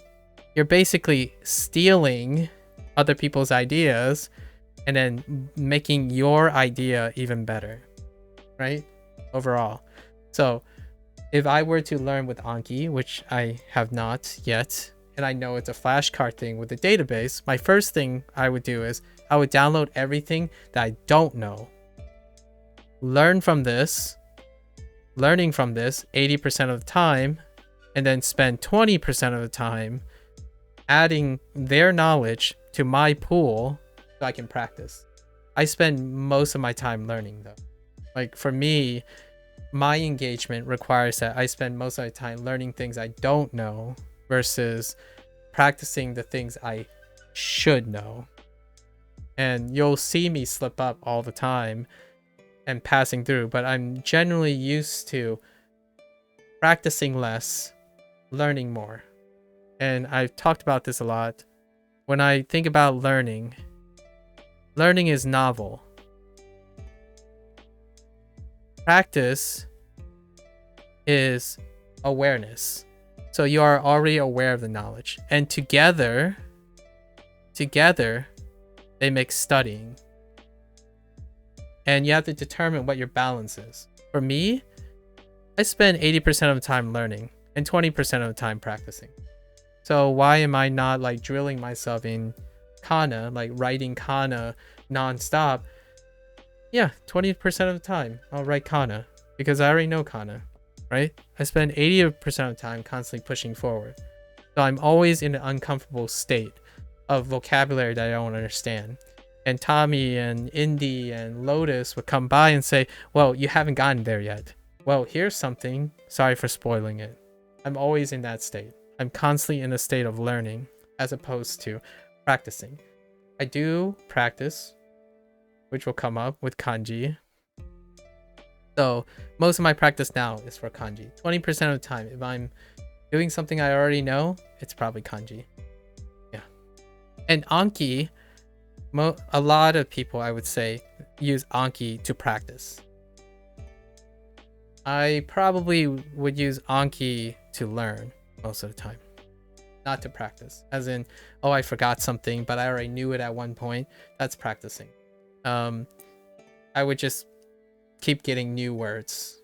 And then maybe I'll go back 20% of the time, but I would probably push forward in new words. Eventually, this percentage is going to go down, right? It's going to go down and practice is going to go up. And you have to know your threshold. When you practice, it can stagnate. It can make it feel like you're always doing the same thing. So the closer you get, the less and less you start learning some more, and you're getting to like the top, like you're hitting a ceiling or a plateau or something, the higher practice is going to take up, the time practice. And that feeling of doing the same thing will begin to grow. It will continue to expand. And eventually you can decide, what am I going to do? Well, when I reach about 60% learning and 40% learning, actually, I'm probably going to go down to as low as 80-20. So 20% learning, 80% practice, I'm moving to Mandarin. And I'm going to use natural acquisition. An approach called natural acquisition for Japanese. So I'm going to use it like I use English, basically. And I'm going to move to Mandarin. And then I'm going to move to Spanish. If this continues the way it is. If. It doesn't really matter because there might be a video game that it wedged in there somewhere. So the idea is I don't stay if I'm spending most of my time practicing. I'm not a person who practices a lot. I'm a person who focuses on learning. If I forget things, so be it, right? If you're afraid of forgetting things and like turning over things, a lot of times this takes priority. Practicing takes priority. If you fear you're forgetting things. Generally speaking, I don't have that fear. I learn a lot and I keep the things that are important to me. So all the things that aren't, I'm not concerned about. I'm not going to go practice things that I'm going to forget naturally. So I take whatever I can from the Japanese language, basically, and I run with it. I take whatever I'm going to learn from the Japanese language and apply it to Mandarin and then apply it to Spanish. Just like I'm applying English and Fujianese. I actually know Spanish to some extent, and I still actually know Mandarin to some extent. So I'm already taking whatever I know in learning Japanese right now, and then taking it further. Hey, good evening to you too. Genki desu. Konbanwa. Konbanwa. Genki desu. Buoy. Anyways. So yes and no. If you're gonna plan on using Anki, I'd probably encourage you. Yeah, I probably encourage you to just download things that you don't know yet. If you want to keep learning with Anki. And then if you want to practice, here's the thing, right? It's not to say if you download someone else's Anki, you can swap it up. Say it's not about learning Japanese. What you're trying to learn, if you download someone else's Anki for this case, if they have the same knowledge, then look for something else. Look for how their Anki looks like. Like, what do their Ankis look like? What method did they use? Like, did they include animal pictures? And then you found animal pictures to be really good? Or maybe movie themes? So instead of learning about Japanese, now you're learning about how they Anki. How do they use Anki? And that is very useful too.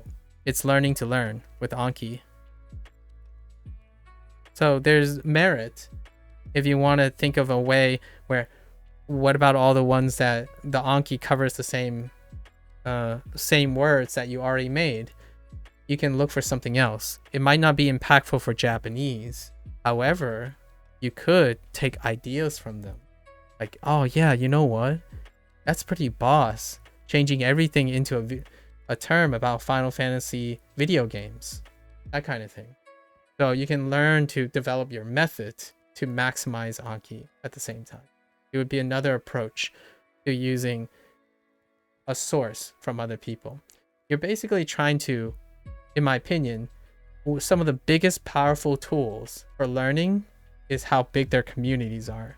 when their community is big, you take ideas from them. They're there. If they're available, you take ideas and you synthesize it into your own, right? And Duolingo Duo does not have that.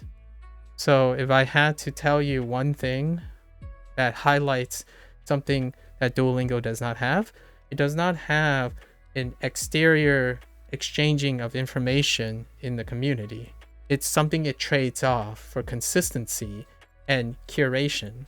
So there are pros and cons to the approach Anki takes, and there's pros and cons to the approach Duo takes. And for me, I'm not strapped enough where I feel like my learning techniques are boring or it's not enticing enough yet. So I'm not tackling the question of Anki yet. Hopefully that helps. Do I know? Let's see.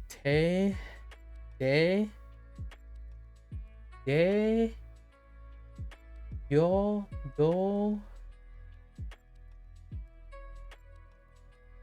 o, ri,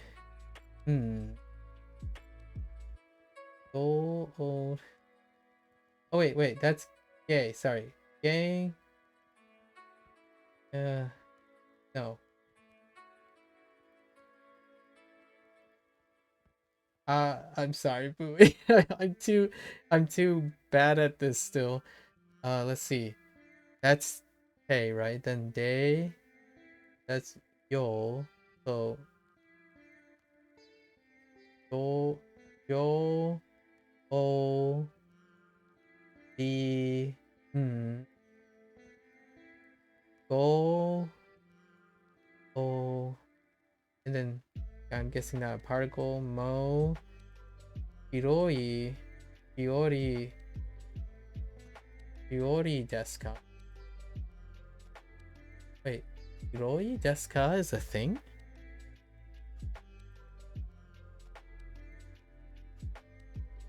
Oh wait, something is also white? Wait, why is it white? Why is this white? Oh, is Duolingo fun? Wow. Oh, I get it. Oh, Duolingo. Oh, Duolingo. Oh, that's cool. I didn't realize you could use it that way. Okay. Is Duolingo fun? Yes, it is. It's fun.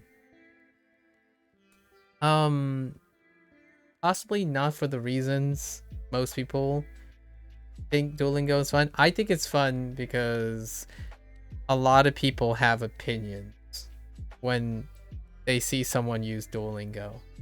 And I think that is the most fun part about Duolingo. So streaming Duolingo is fun, is probably what I would say. And it's fun because I get to talk about learning. Duolingo Japanese has been pretty fun too. I mean, learning Japanese in general has been pretty fun. So there's that. May I ask why you're asking? Have you used Duolingo before, Bowie? This is my only time I've ever learned anything remotely related to Japanese. This is my 31st day, so. And my only language app experience ever is Duolingo. I have formally learned Spanish before, but that was in a classroom setting. From high school to college, Spanish. And English is my native language. Well, English is my primary language, although I speak 2 or 3 other things. That is situational, and I'm also illiterate in them. So English is my only comprehensive, literate language at the moment. I wouldn't even consider being able to read Japanese at this point. Of course not, right? That would be a little. I could barely even figure out that was Duolingo using katakana I only sounded out the kana as best as I could, and I couldn't even put together. It sounded like Duolingo. Kind of sounds like a two apples, right? Two apples. Or a pair of apples. And then fun.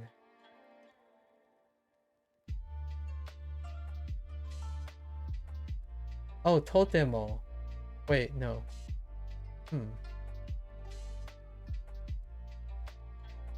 Asterisk. Shoken desu.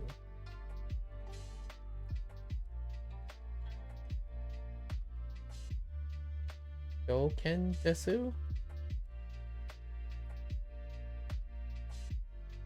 I mean, I'm new to watch your stream. Oh, hi.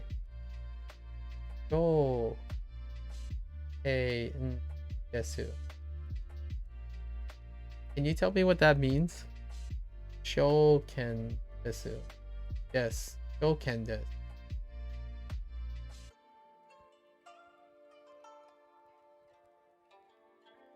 I did not get that vocab yet.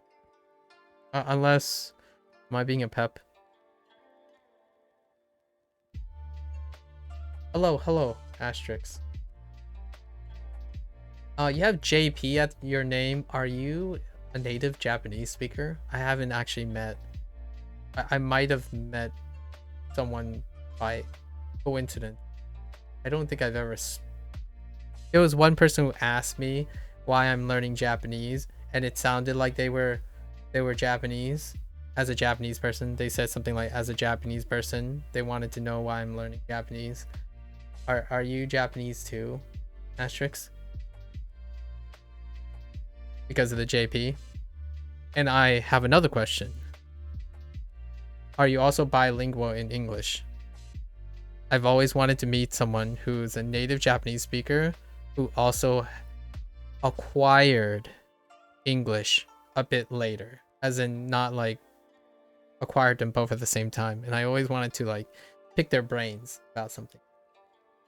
Can you become fluent off Duolingo? Nojo from YouTube asked. My answer is a resounding no. You cannot. I don't actually think there's a singular tool that you can be fluent from a language perspective.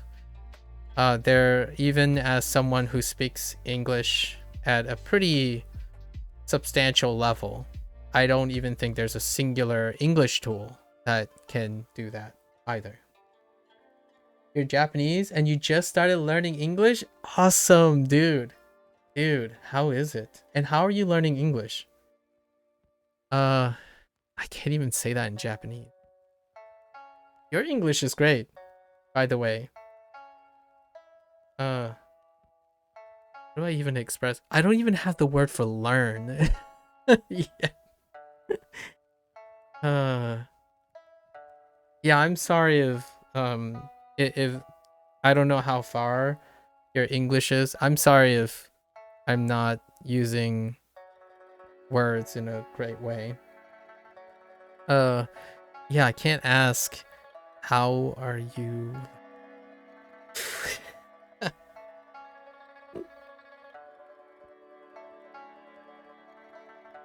Yeah, what are you using? Nani no use.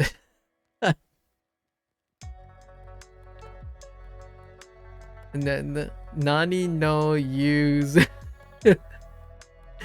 Oh, maybe it's like, yo, I don't even think I know how to say English in Japanese. What do you say? Is it Igirisu go? No way, right? I study at school, but it's basically part of it. Okay. How do you even say English? Do you use Igirisu? So you say like Igirisu go? Indy, help me out. Help me out. We have a Japanese person. Ego. Oh, ego. That's right. Ego. Hey, Indy, this is your opportunity. Asterix is a Japanese person who's learning English. Indy, now it's your time. It's your time to shine. Because I don't know enough Japanese to make the exchange mutual. Like, I can't even express basic phrases, like ask basic questions yet. You're not allowed out of the closet? Don't give me that. Don't give me that. You're totally out. Get out of the coin locker.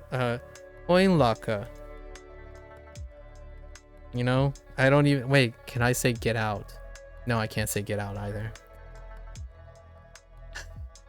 Well, anyways, these guys, I feel like Tommy and Indy can at least say so much more in Japanese than I can right now. But it is fun. I'm gonna say Duolingo is quite fun for Louis. But only because there are people in the closet. Not in that way. Sorry, not in that way. Only that I've stored and collected a bunch of Pokemon and stored and put them in a storage locker somewhere. You know? You gotta collect them all, you know? Gotta catch them all.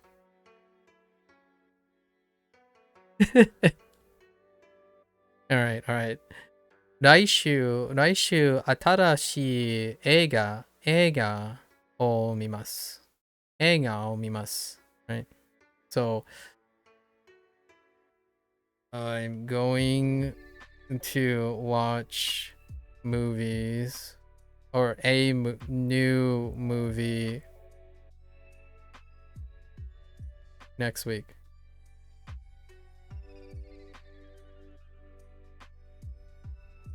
来週、新しい映画を見ます。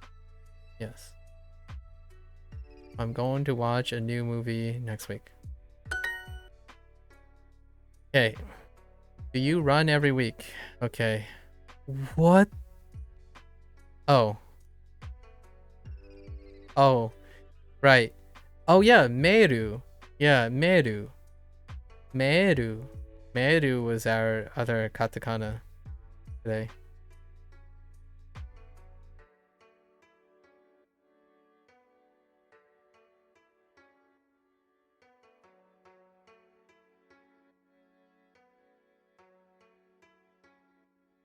I hope you're adding the other guy. Okay, run is one of our new vocabularies. So, hashirimasu.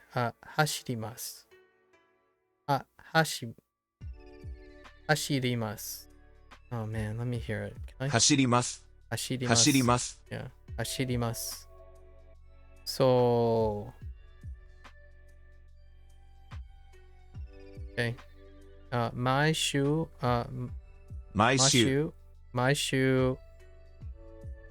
走りますか? Yeah, 毎週走りますか? I'm gonna watch a new movie next.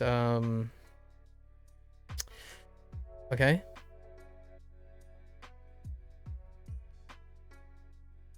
Next week. Sorry, next week. So, 来週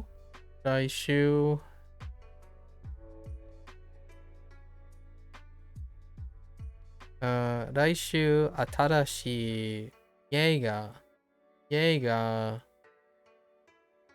を見ます。Yeah.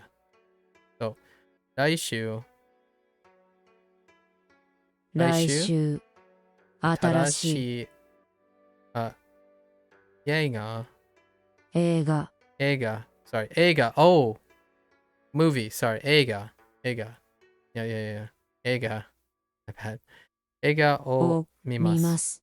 So, 来週新しい映画を見ます。Yes.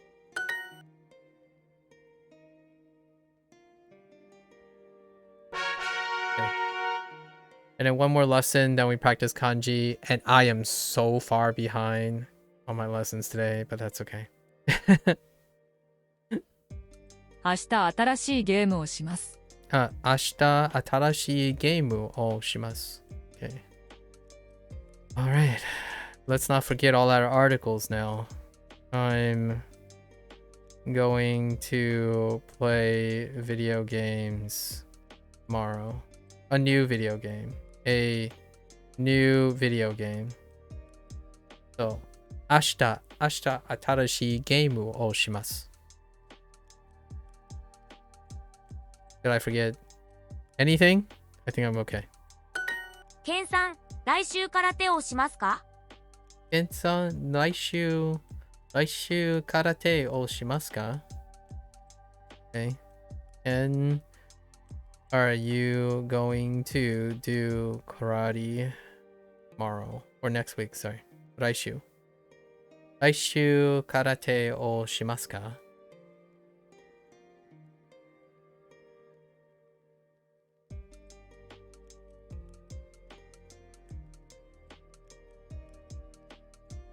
？Sorry guys. I just love that you guys can like language exchange by writing. I don't know. That's so I just want to read your conversations from now on instead of learning Japanese.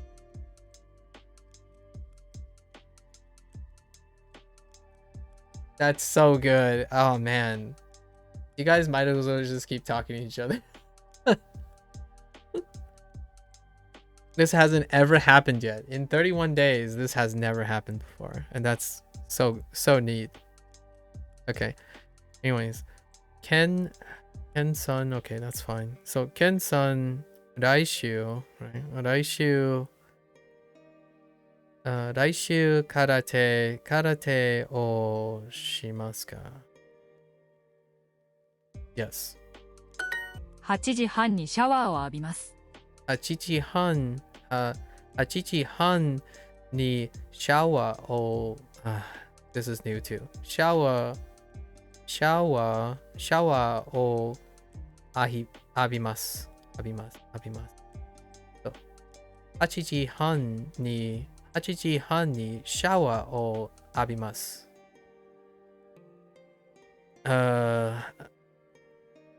Stop. I shower at 8時半 8:30 8時半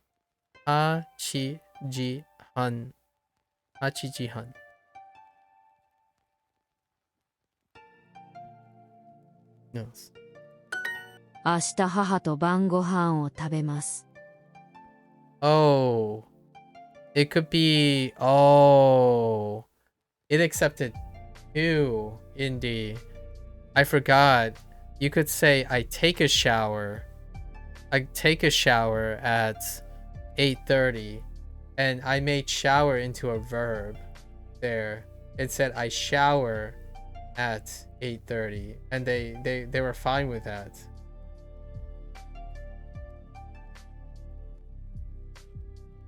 Interesting.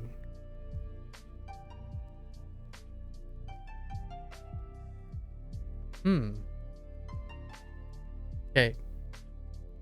明日母と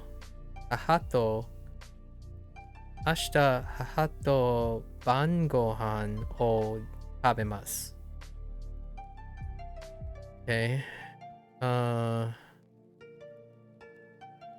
I'm going to eat dinner with my mom tomorrow. 明日母と晩ご飯を食べます。Going to 晩ご飯母と明日4時4時。ナオミさん、明日何時にヨガをしますか？ Whoops. ナオミさん、明日何時にヨガをしますか？ナオミさん。Is that a interjection? ナオミさん、明日何時にヨガをしますか？ Okay. 明日明日何時何時に I heard ナオミさん、明日何時にヨガをしますか？ yoga. Okay. 何時にヨガをしますか？ナオミさん、明日何時にヨガをしますか？ Okay. ナオミさん、明日何時ヨガをしますか？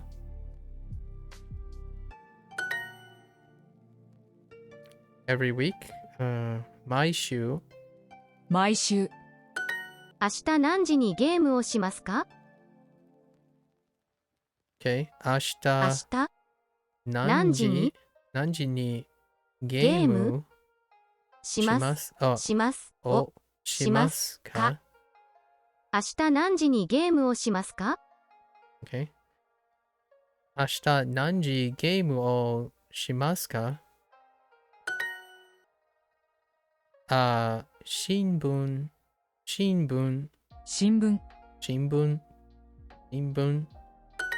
日何時にケンさんと遊びますか？ Okay. I heard 明日何時にI heard ゲーム so 何時に Wait, did I? No. 明日何時にケンさんと遊びますか？ケンさんと明日何時にケンさんと遊びますか？遊びますか？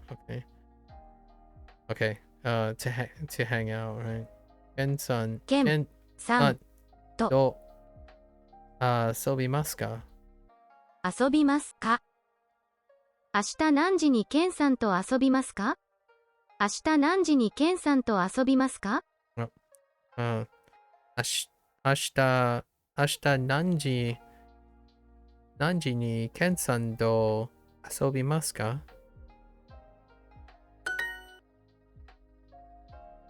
来週。来週。明日何時にナオミさんと遊びますか？明日何時に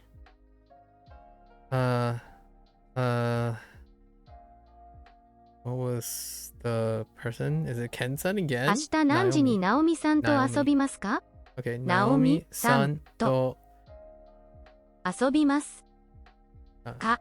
明日何時にナオミさんと遊びますか？ Yeah. So, 明日何時にナオミさんと遊びますか？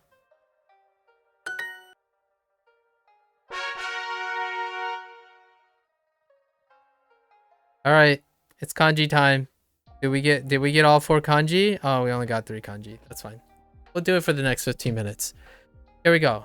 Shinbun. Alright. 新聞。Ooh. Oh.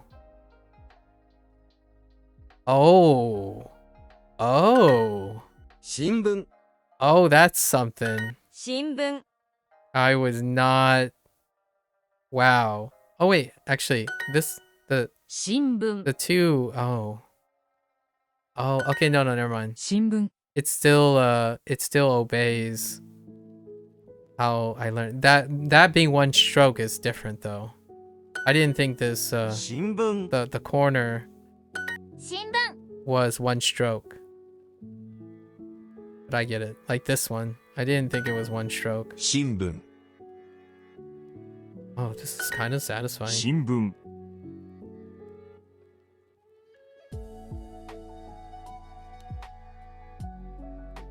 Oh no. 新聞 I missed that stroke. 新聞。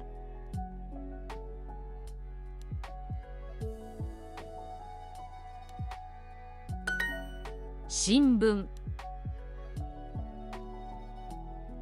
Oh, okay. That's 新聞。 that's such a different angle.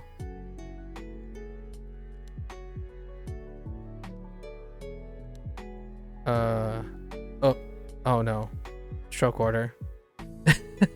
Oh no. That's not great either. Okay. All right, hold 新 up. 聞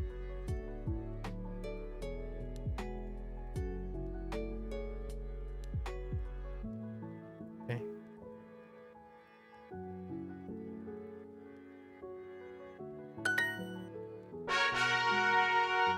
Well, that's something. That's for sure. And this is tabemasu. Okay. 食べます。食べます。 Tabemasu? Oh, yeah, tabemasu. Sorry. I said ka. I don't know why I said that. Oh, no. That is different. Oh, boy. 食べます。 Okay. Sure. This one. Okay. I'm going to have some stroke Tabemasu. order. My stroke order is going to be... 食べます Can't even get that.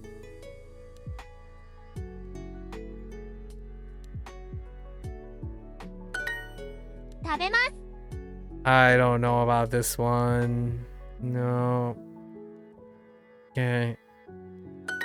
食べます。 Okay. 食べます。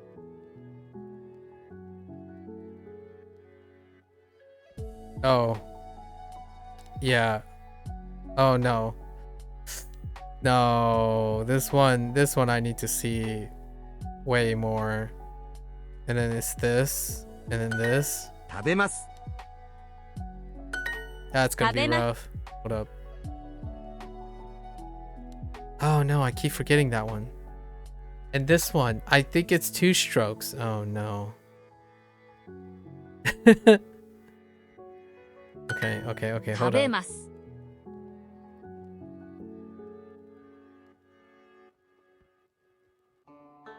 How deep was this? There.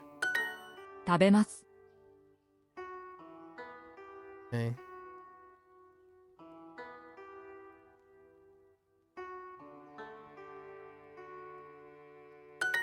食べます Okay. Oh, that was too far down. Not down enough. And then we have Nomimas soon, once we get back around. Shinbun. Alright, let's really focus, right? Oh! Oh yeah. I need to turn this off. Because it's gonna screw it up. 新聞。 Okay.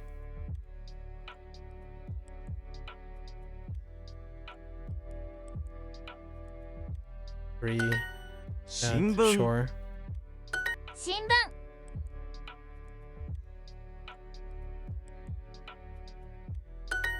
新聞。 新聞。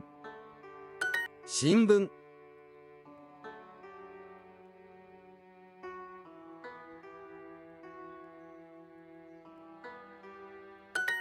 新聞。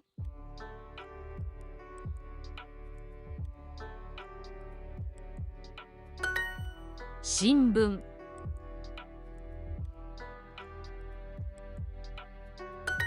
新聞。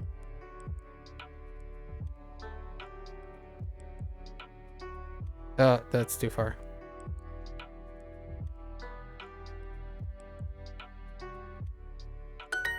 新聞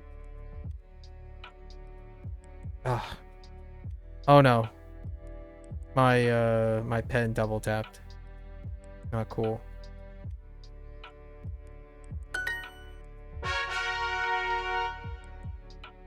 Not the greatest. 食べ Keep ます。 going. Not the greatest first. Okay. 食べます Okay.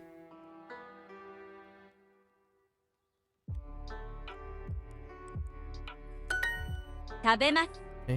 Oops.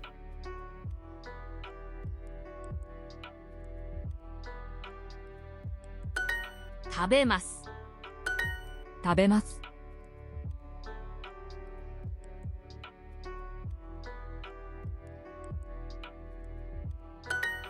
食べます。食べます。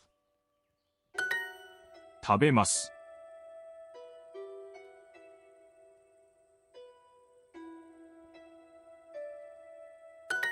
食べます。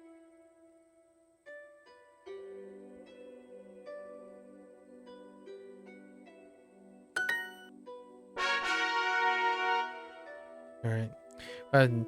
Nomimas. 飲みます。飲みます。 Okay. That's fine. That's still fine. All right. 飲みます。 Those are not fine. 飲みます。 Those are definitely not fine. 飲みます。飲みます。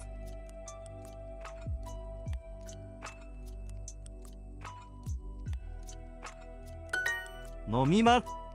Okay. 飲みます。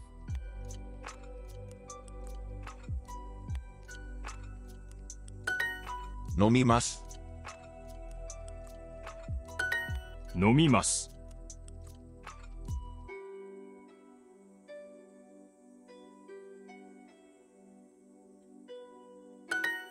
飲みます。飲みます。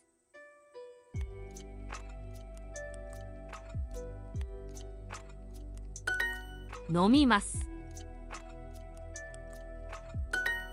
飲みます。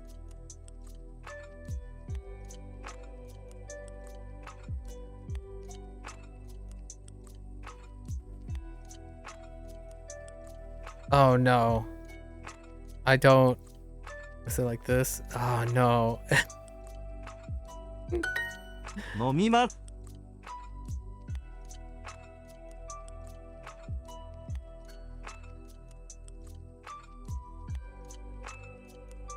No, it's up. It's going up. Incline. It's like this. Okay. Let's keep going. Okay. 新聞。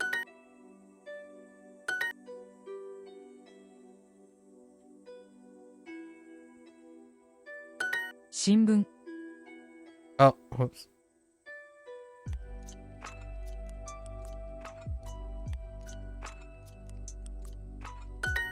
新聞。新聞。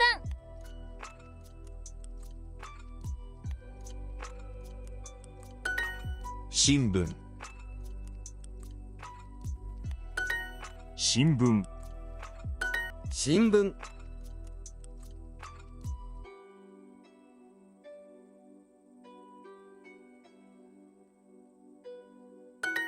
新聞。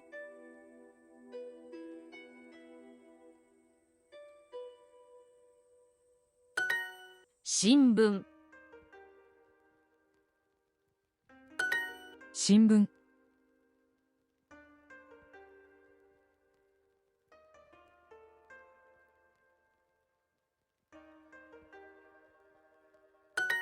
新聞。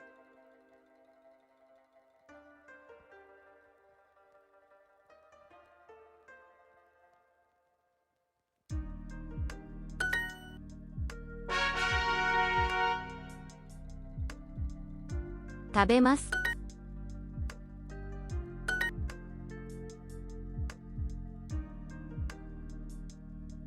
食べます。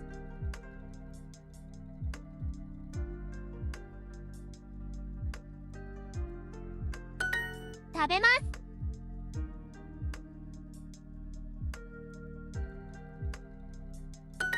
食べます。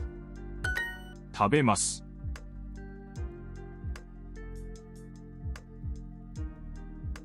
Oops. 食べま Stroke す。 order. Stroke order. 食べます。 Oops. 食べます。食べます。 Yee.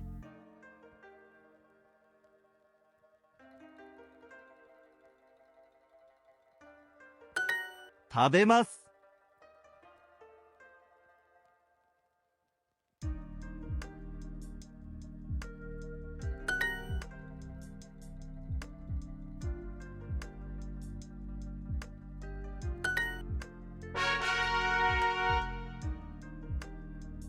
Okay. 飲みます。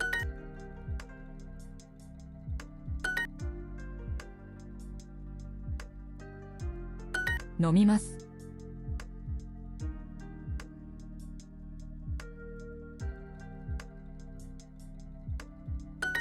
飲みます。飲みます。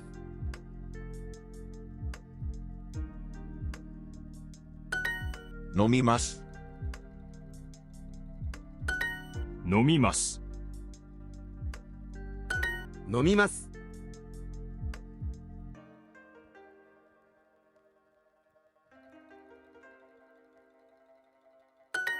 飲みます。That's not the right direction. 飲みます。 Oops. 飲みます。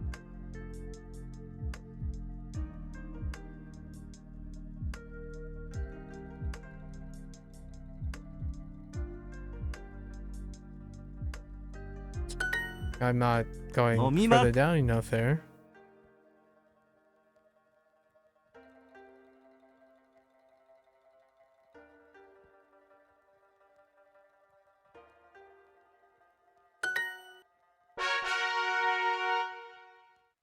All right. Okay. 新聞。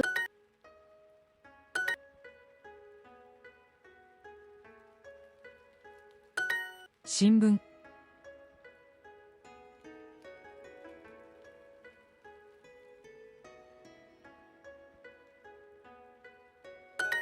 新聞。新聞。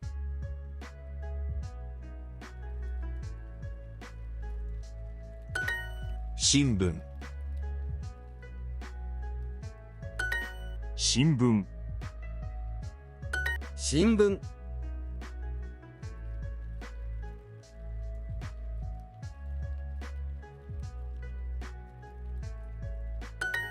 新聞。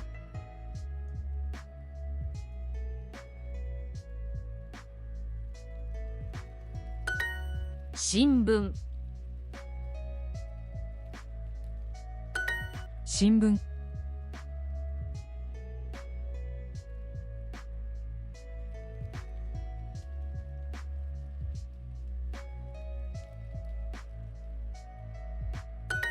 新聞。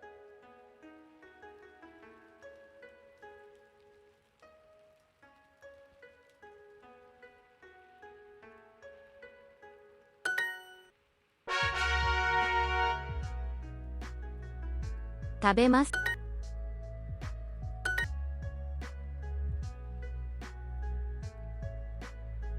食べます。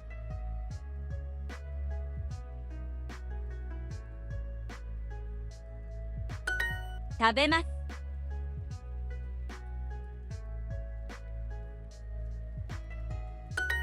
食べます。食べます。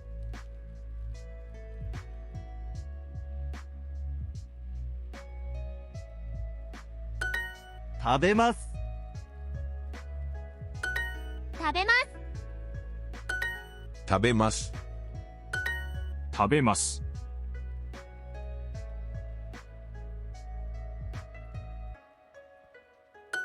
食べます。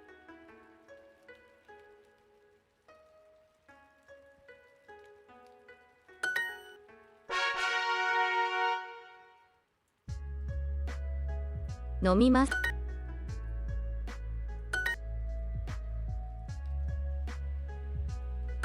飲みます。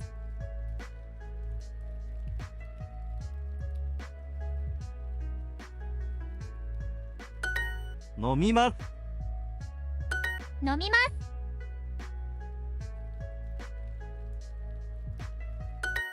飲みます。飲みます。飲みます。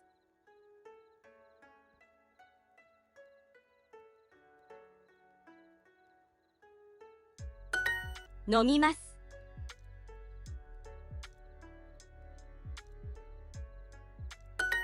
飲みます。飲みます。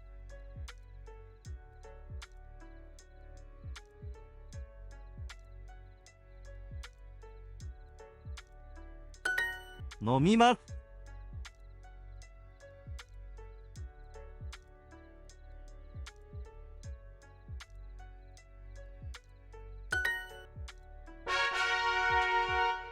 Okay, that was 15 minutes.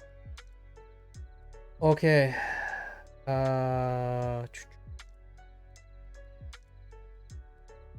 Alright. See. No. You want to.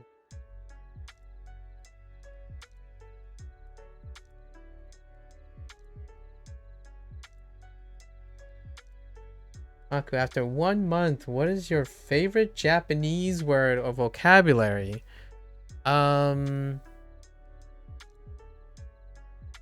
Ooh. Why do you ask such loaded questions like that? How dare you? A favorite Japanese word? I mean, okay, here's the deal. Long story short, I tend to favor the things that I just recently encountered because of novelty. So, Shinbun, like Boon is awesome. Boon is a great. I just Boon. Just boon it up. Boon. Boon. I really like Boon. So for now, I mean, if we're thinking about like frequency. Frequency.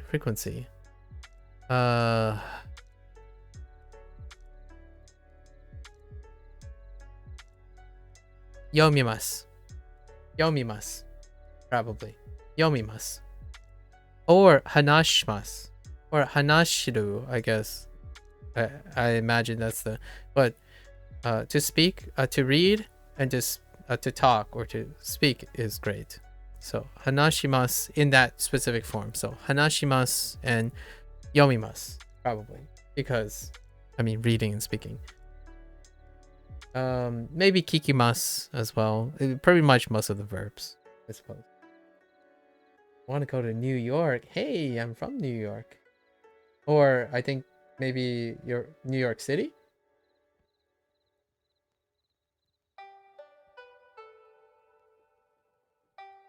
Ooh, let me try reading this. Inami ni watashi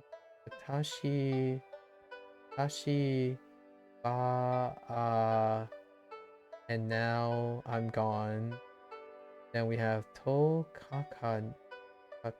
Oh, Tokakanai. Kana. Interesting. Live in the countryside. Cute. Tokyo. It's nice. New York. Not sure about it. I want to go to big city. Aww. And I want to see the Statue of Liberty. Oh, is that how you write it? That's awesome.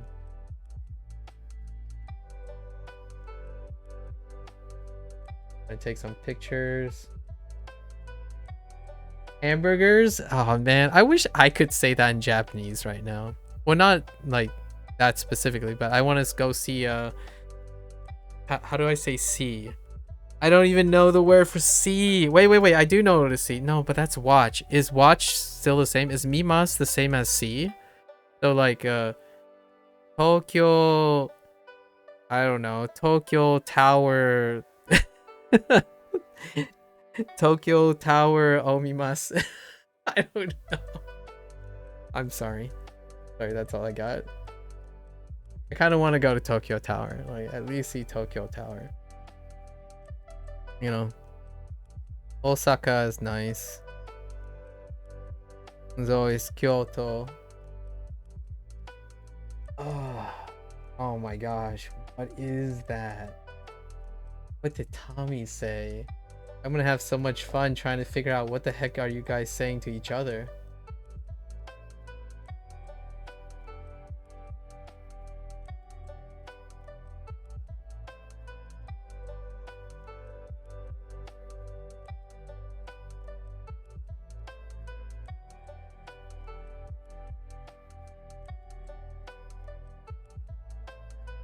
Thinking about America.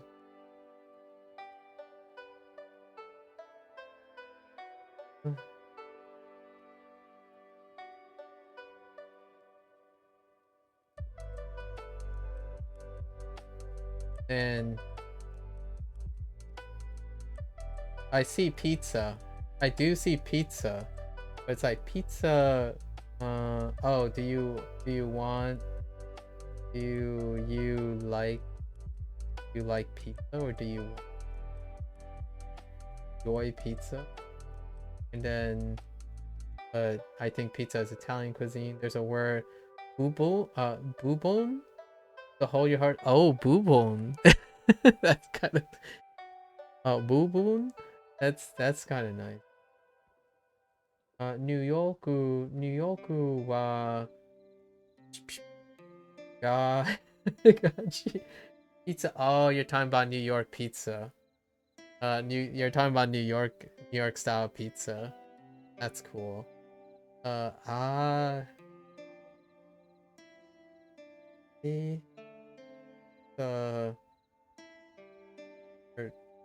Twice.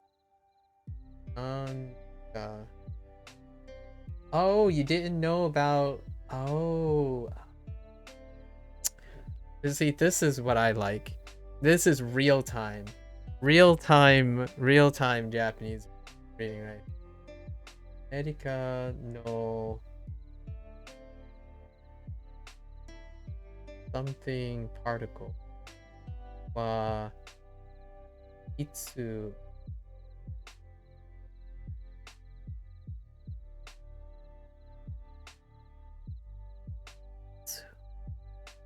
itsu. I feel so way out of my depth. I feel indie knows there's just so much more. All right, well, I'm gonna continue doing my lessons and guessing what you guys are saying. Okay, carry on. By the way, carry on. I like reading this. You can't travel because you're a student. Hey Indy, how do you say foreign exchange? I don't know if that's good. Is there like study abroad programs wherever for students? I don't even know how old you have to be to study abroad.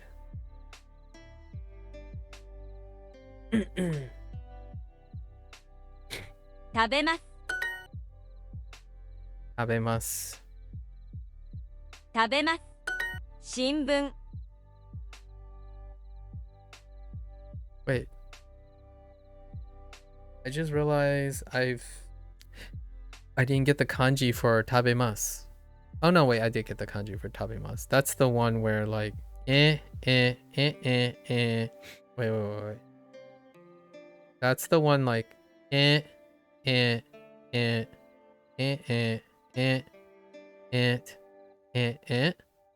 That's a little big, but it was like something like this.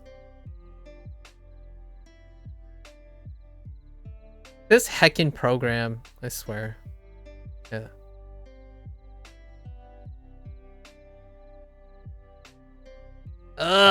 Yeah, something like this. Yeah, tabimasu. Never mind. Okay. 食べます。 Oh, I didn't even listen to what I was supposed to. I didn't even listen to that. Okay. Right. Radio. So, 毎日ラジオを聞きます。Right? So, 毎日ラジ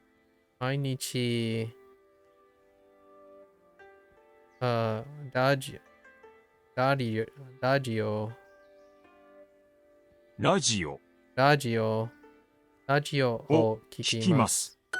何時。Okay. 何時。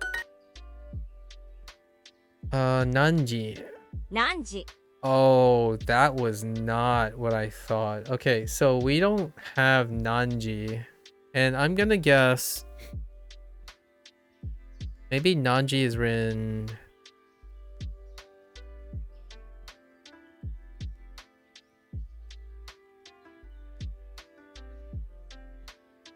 whoops, I lifted. Probably like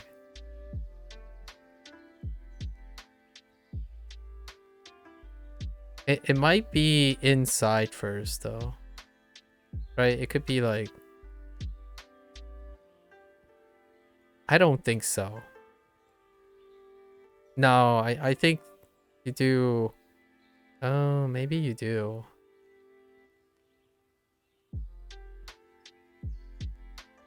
This way kind of feels weird.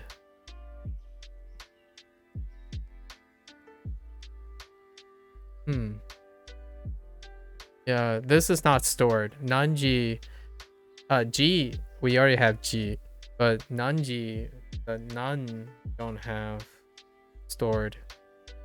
I don't really know what the stroke pattern is. 何時に朝ごはんを食べますか?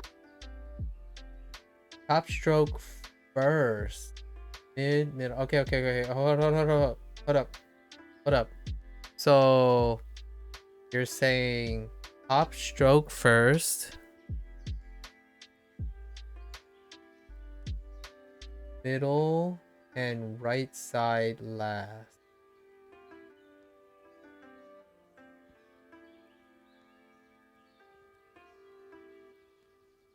Top stroke first, like these two. And then middle.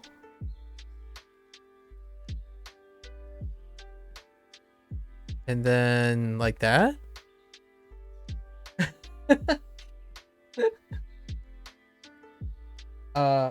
First, normally.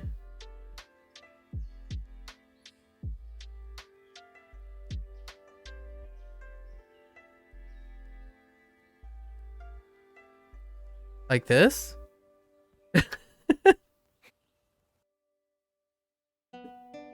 Was that closer? Oh, okay. I see. Oh, okay. All right. I got it. Fine. Heckin' Tommy. Okay. All right, fine.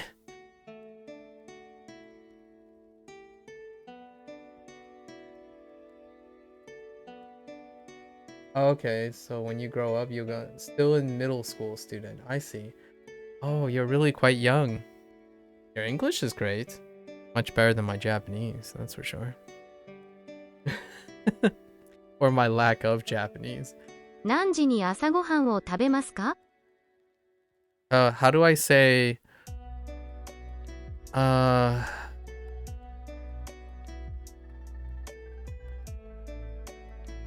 How do you say yours? I just realized I don't know how to say yours. Like, you point to the person. I only know he, she, it's, someone's, and mine. How do you say you? New? Like, new... Ego wa good. Oh my gosh, that's so terrible.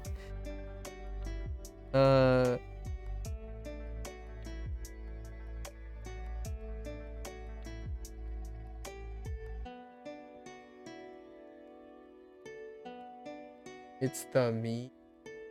What do you... Anata. Okay, anata, but you usually use someone's name. Oh,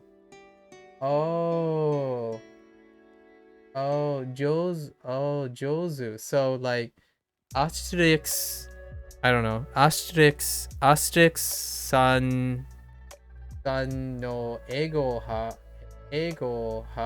josu.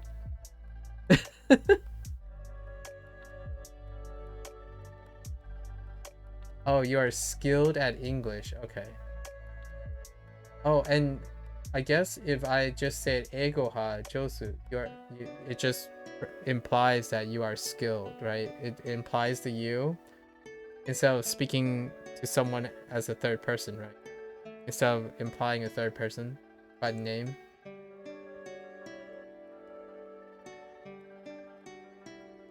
Okay. Ego ha. So why does... Yeah, so why? No, thanks. So why does ego get ha? Ha is a particle for Josu? Oh yeah, that makes sense. So skilled at English. Okay. What about ego? Okay, yeah, I get it. Never mind. That is the particle. Ego ha Josu. Jozu. Interesting. And anata, but you usually use someone's name. Okay. This is awesome, by the way. I just let me third party all the Japanese and like Japanese, English back and forth. You know what would be even cooler? Japanese one way and then English the other way. That's awesome too. Like this is turned into a real life like video game at this point. And I'm just like third partying the discussion. 何時に朝ごはんを食べますか？ You should say wa if you use conjunctive particle. Oh, is that the correction on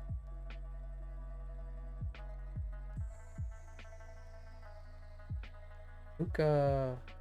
Oh, maku san wa something, and then I'm guessing that's the wa, and then I have no idea what the rest is.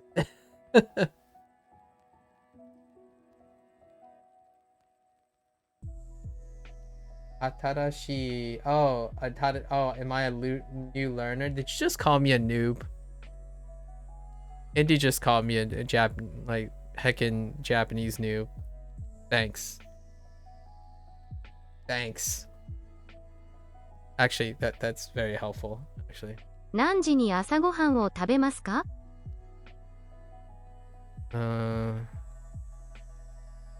何時に朝ごはんを食べますか？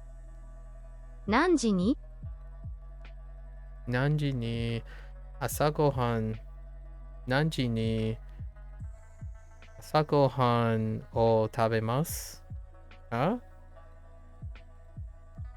What I heard? 朝ごはんを食べますか？何時に朝ごはんを食べますか？何時に朝ごはんを食べますか？何時に朝ごはんを食べますか？ Yes. You often listen to the radio. So, よくラジオ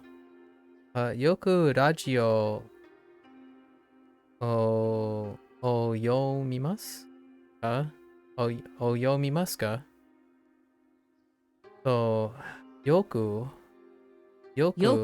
ラジオ Where the heck is ラジオ Whoops. ラジオを聞きますか？聞きますか？ So, よくラジオよくラジオを聞きますか？何時に起きますか？何時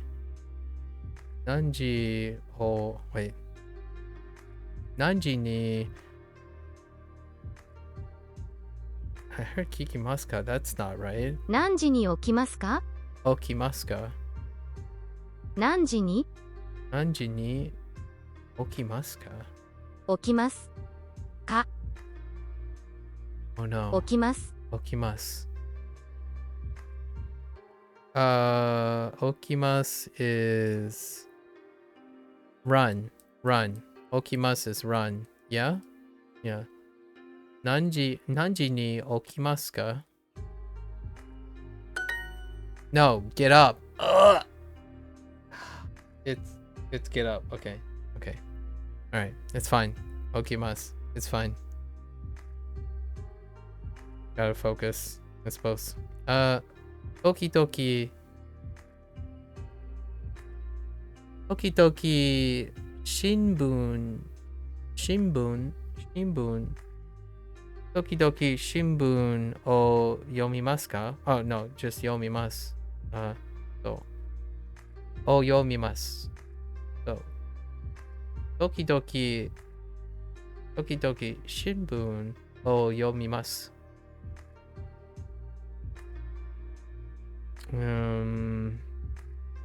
What was I saying? 時々 Tokidoki 新聞 Shinbun を o 読みます yomimasu. Shinbun. 新聞 Shinbun. Mitsu.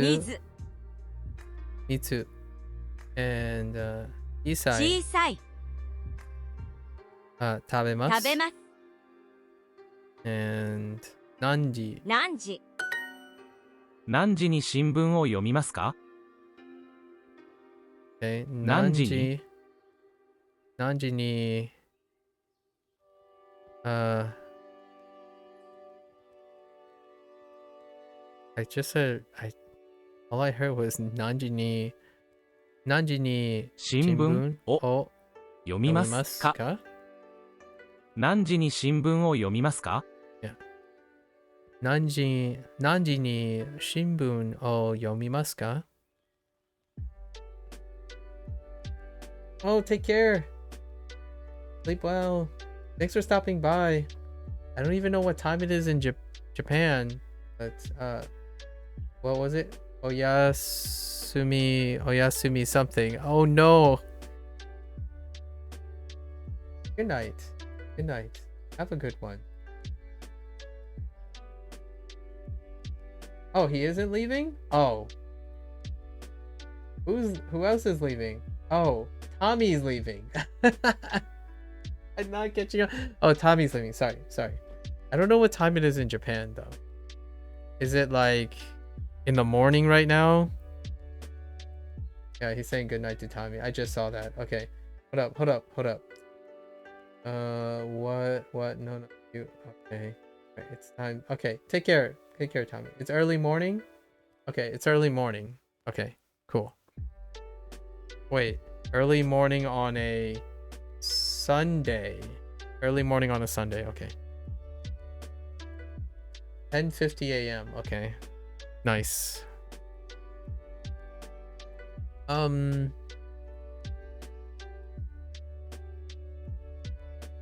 It's nice to be able to exchange language. I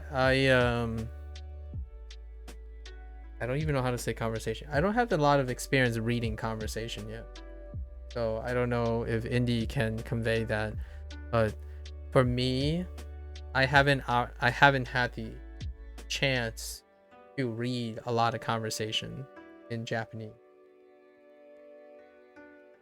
So it's kind of cool. Really cool. I think your English is great. 何時に新聞を読みますか？ And Indy can finally use his Japanese.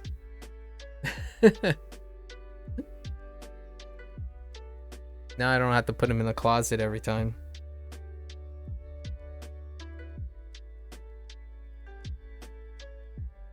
Okay.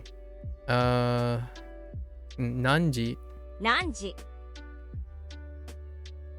And I can like piggyback off the conversation and try to pick apart the conversation. 食べます。食べます 10 10 6 6 and 新聞新聞新聞いつも9時に新聞を読みます。You can't listen at the moment, so you want listening skills? I'm there with you.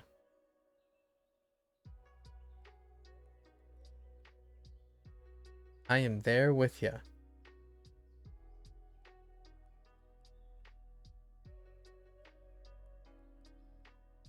How do you say I feel? I feel the same. I don't even know how to say the same. Now that I'm talking and I'm trying to say something, there are so many things I can't say.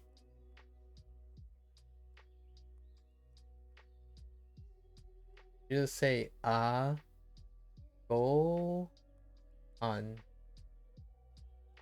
Wait, not Gohan. Go.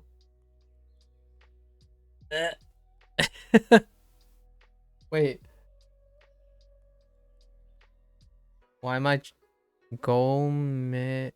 Wait, that's not me.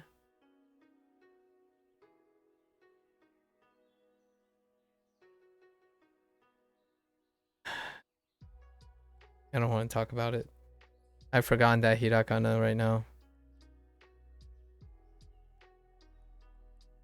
Oh wait, as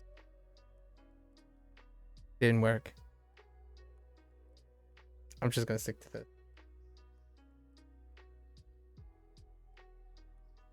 いつも9時に新聞を読みます。いつも、いつも、いつも mean.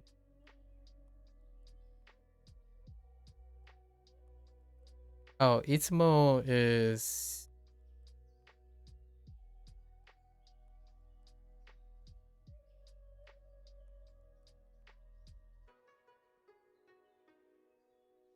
Hmm. いつも9時に新聞を読みます。いつも9時9時にいつも9時に新聞を読みます。新聞を読みます。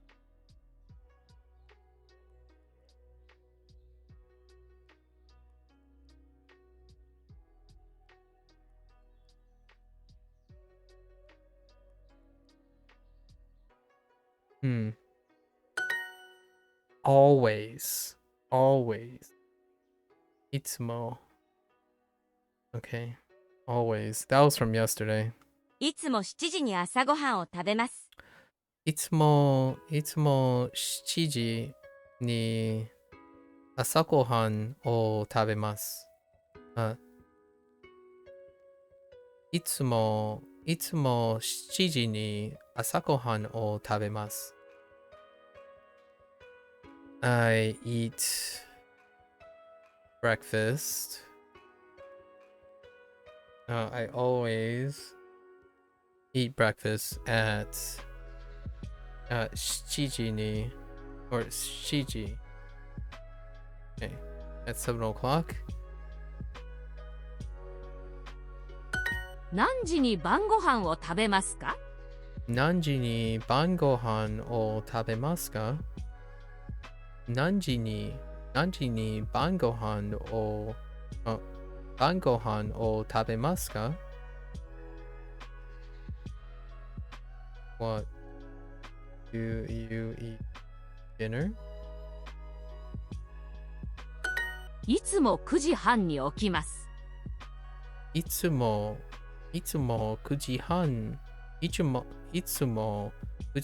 に起きます。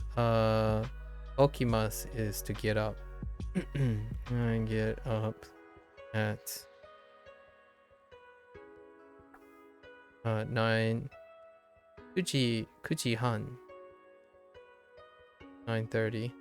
I always get up at いつも9時半に起きます。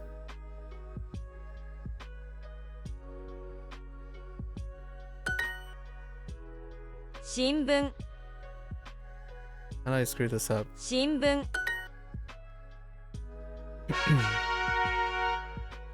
Introducing the Duolingo Family Plan. Encourage all your favorite people to learn a language with unlimited hearts, no ads, and more to help them learn fast. Add anyone to your plan. Your family, your friends, anyone. Save together, learn together with the Duolingo Family Plan. It's okay, guys. I let the ad play because it's an ad.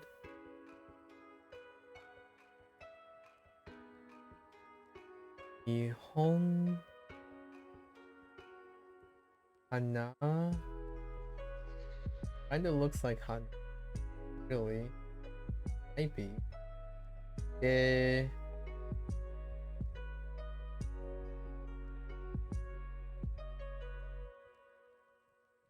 Oh.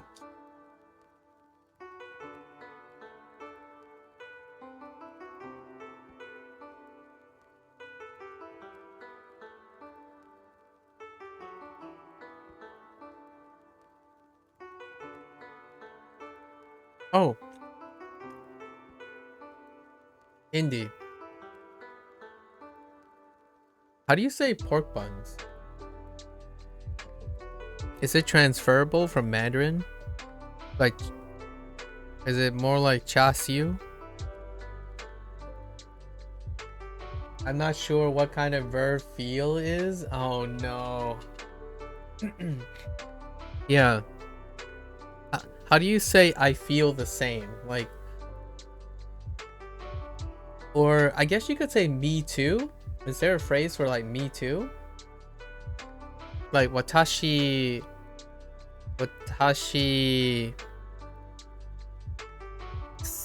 something. That's what you're trying to say? Yeah. Two. Watashi same. That would be a very useful phrase. Pork buns is bone. Oh, it's like okay. I don't know the kana for the first kanji. Then we have man. So pork, like buta, yeah, butaman, yeah, pig, yeah. I know the word for pig. So that's oh, that's the kanji for, okay, butaman. I mean, that makes sense.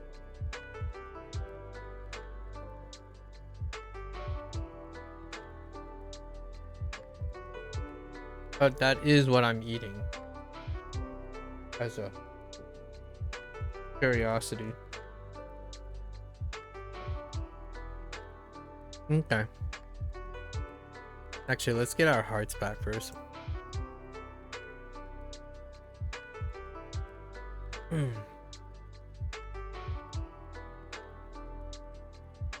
Yeah. 新聞 Inbun? 3時ごろ晩ご飯を作ります 3時頃3時頃3時頃半3時頃晩ご飯を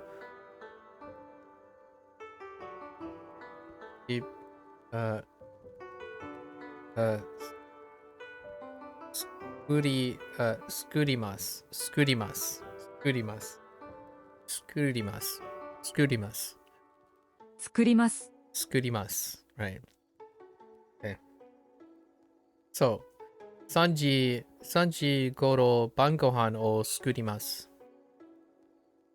I make dinner at 3 o'clock. At around 3 o'clock. What the heck? Says a few weirdos out there.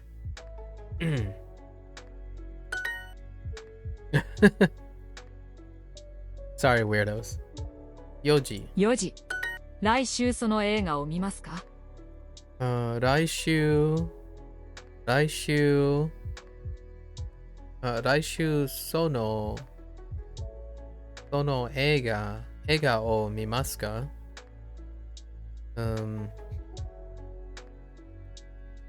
Are you going to watch that movie? Oh, interesting. Right.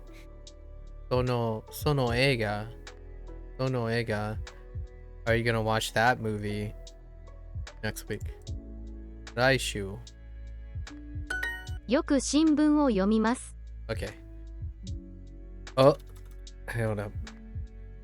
Okay. So I heard yoku shinbun yoku shinbun o mimasu ka? よく新聞を読みます。 Yomimasu. Okay. Yoku shinbun o mimasu. よく新聞を読みます。 O mimasu. Okay. Oh. Yomimasu. Oh. Yikes. Okay. 毎週走ります。 No one say anything. Okay. I didn't hear the yo in there. Okay. My shoe. What? My shoe. Oh no. My shoe. This is the new one. My shoe. Hashirimasu. My shoe hashirimasu. Which is I run every week.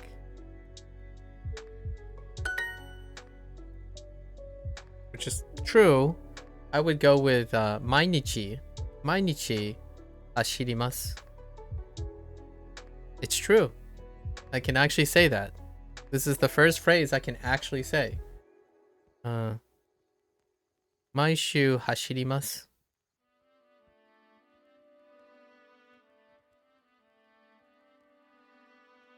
I have. When I hit Alt Enter, I can't toggle the this thing. What happens after you hit Alt Enter? I can't toggle between these things. 毎週花さんと走ります。 So it goes to this after I hit Alt Enter. Alt Enter switches it between English and or Alt. Was it Alt? It's Alt something. Alt Shift. Yeah, Alt Shift changes between these things. Sorry, Alt Shift changes between the display, but then I need another button to change it from conversion to that. It doesn't save for this, so I have to go down and right click this at the moment. Is there another button? Another like key? So then it switches to this, right? So I just go down and click anyways because I have to click both of them. Maybe Indy knows. So yeah, Alt Shift does change it between the two.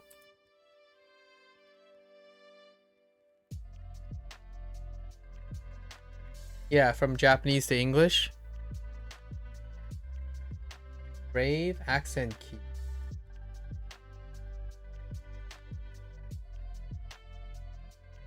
Oh no. Yeah, I can't switch it from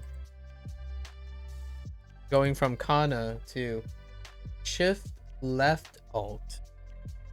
No, shift left alt changes it from Japanese to English again. I know. Oh.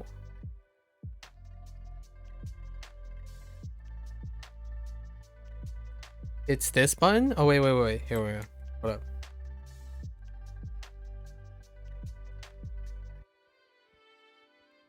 No.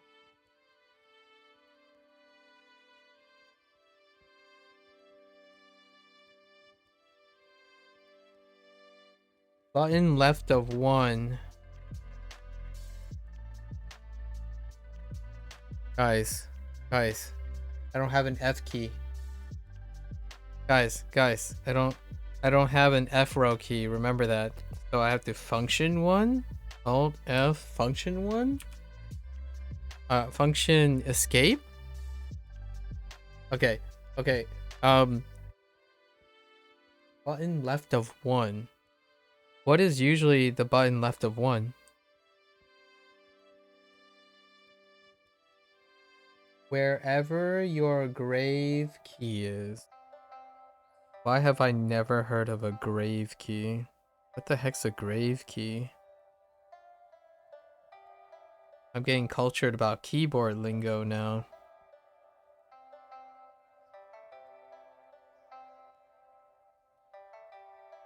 That looks like an apostrophe, right? So Alt. Grave key plus Alt. That doesn't...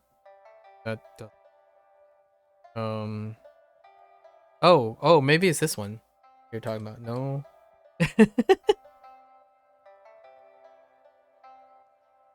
Maybe this one? Click in a text box. Oh. Click in a text box and then... no. That's toggling my web browser. Hold up. Maybe it's this? No. No. No.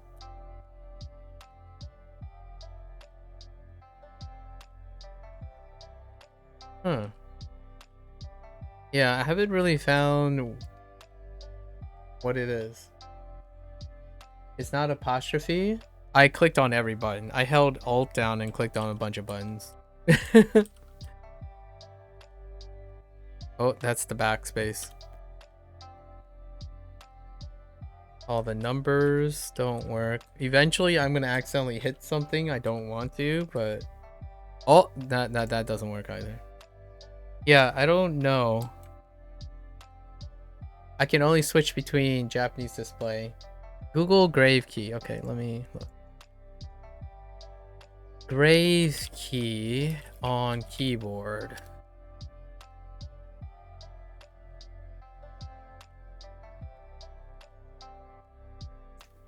What is the key for the grave? What the heck is that? This is usually the button immediately above the tab. Grave is currently known as the key. Not that key. Grave is also known as a backtick. I don't actually think I have a backtick button. Yeah, I don't have a backtick button. Let me see if it's anywhere here. No, I don't think I have a backtick button. I'm gonna have to find out what is a backtick button on a 60%. Yeah, there's no backtick buttons on 60%. Let's see, on a 60% keyboard.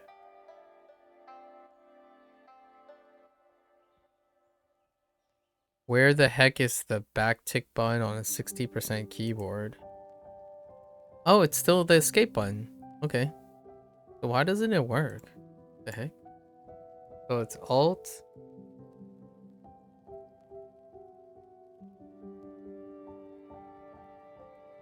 Yeah, it doesn't work. Alright, maybe another time. It keeps taking me out of the browser. It's my escape key. It's supposed to be my escape key anyways. No shortcuts. Doesn't really work. So we'll just stick with clicking. 毎週花さんと走ります。My... You... Hana... San...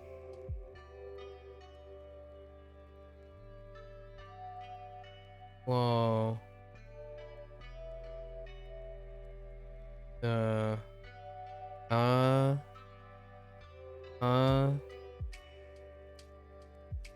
Sobimasu? 毎週花さんと走ります。 Oh, hashirimasu. Oh, wait. 毎週花さんと走ります。 Oh.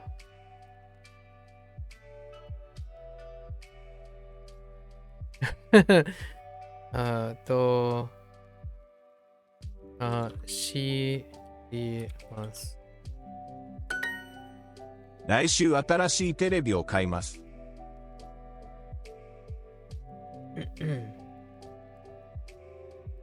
Yeah, so just to give you an idea, I'll pull this out. I lost it. I need to go get the cord. My keyboard is it's a 60% keyboard. So there's no typical row up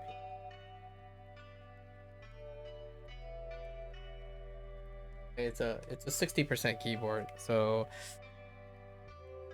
for whatever reason, I gotta go get the cord back.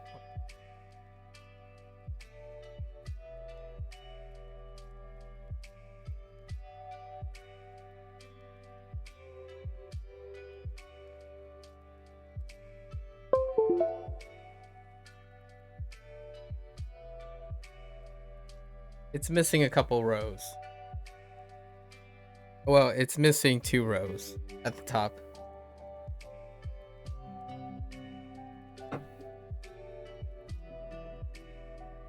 Okay.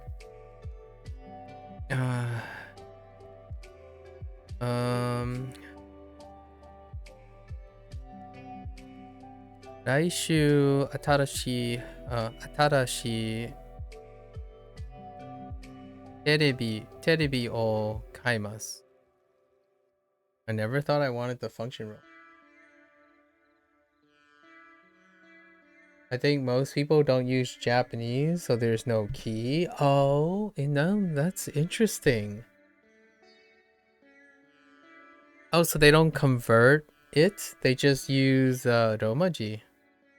It just comes out Romaji?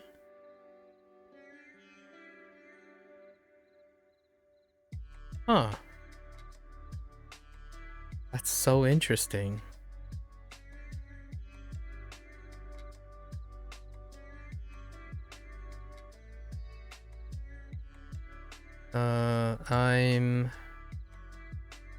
I'm going to buy a new TV next week. 毎晩シャワーを浴びますか？ 毎晩oh boy. シャワー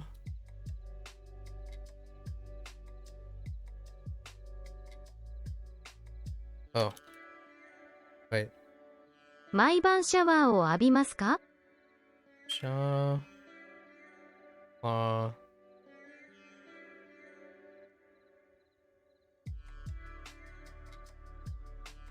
Don't remember that word. 毎晩シャワーを浴びますか？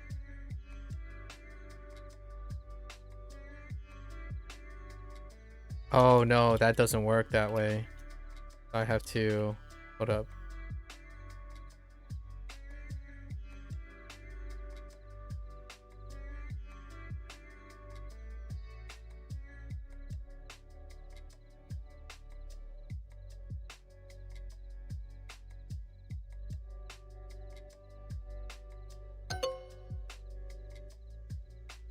Oh, it's wait. Oh, Abi Maska. Of course, it's Abi Maska. Whoops. Okay, that's fine. Was Shawa? Yeah, Shawa was fine. 毎週父と走ります。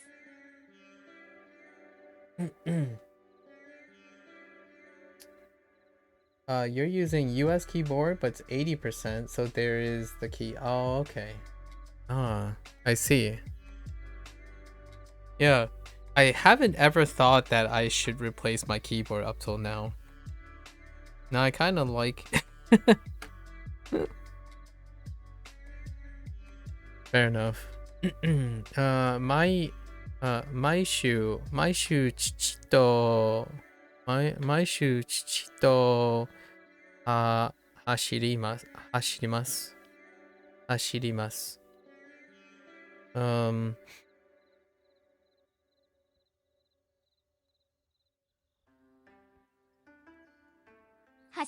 Run, right?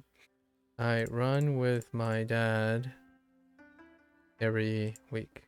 毎週明日新しい漫画を買います。Okay. 明日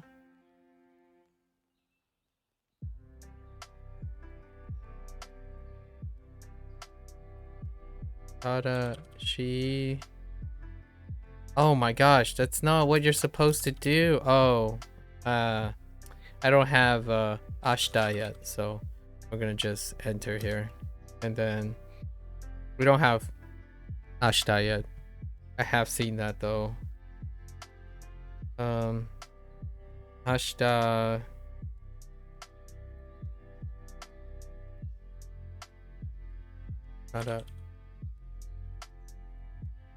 Arashi. I heard manga.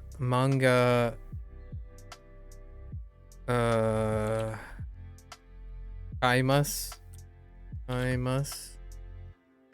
Dang it! Stop! Oh, you could do it that way instead. 明日新しい漫画を買います。What just happened? Wait. 明日新しい漫画を買います。What just happened? Something weird just happened. Oh my goodness.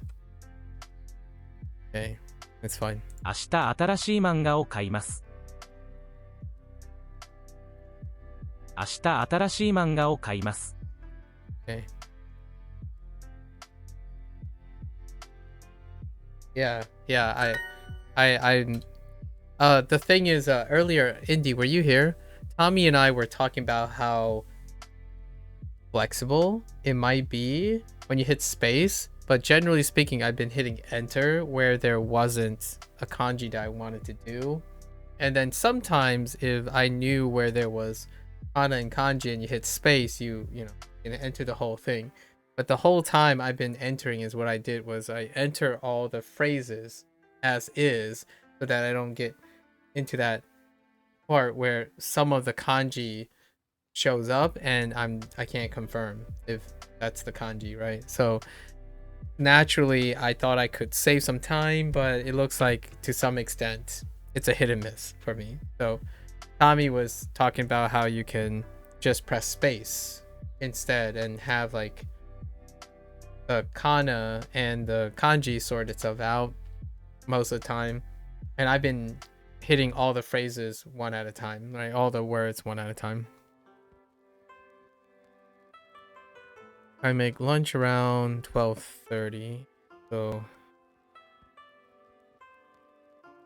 12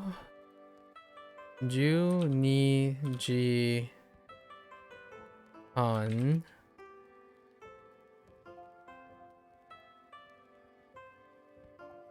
Okay, 12時半. That works. Very nice. And then Goro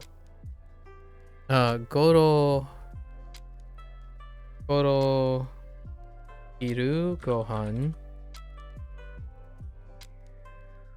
will make. Oh no, make. Not used to sounding out make yet. It's skurimasu,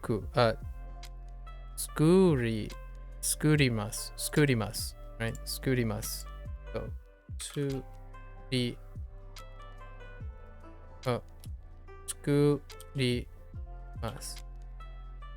Wait.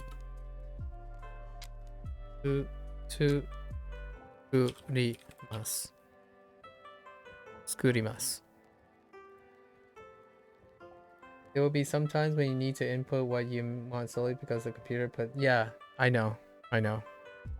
That's why I didn't do that in the first place. So I'm doing a catch-all.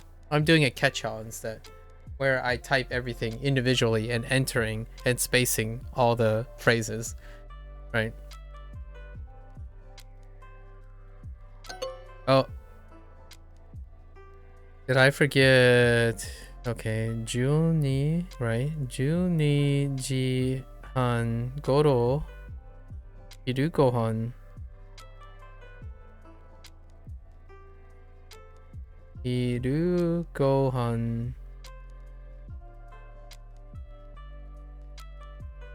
Something looks weird there.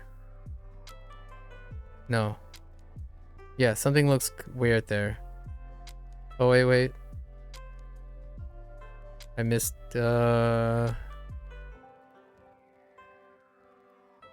did this come from? I didn't type this. No, this is a typo.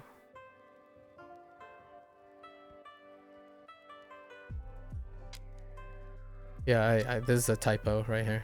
毎日4時に泳ぎます。 Okay. Wait, did you say mine? 毎日4時に泳ぎます。毎日4時に泳ぎます。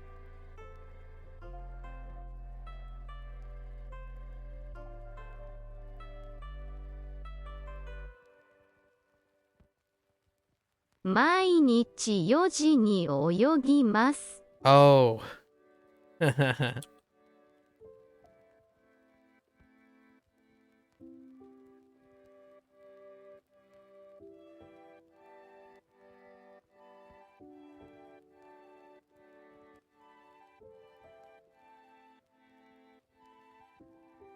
毎日4時に泳ぎます。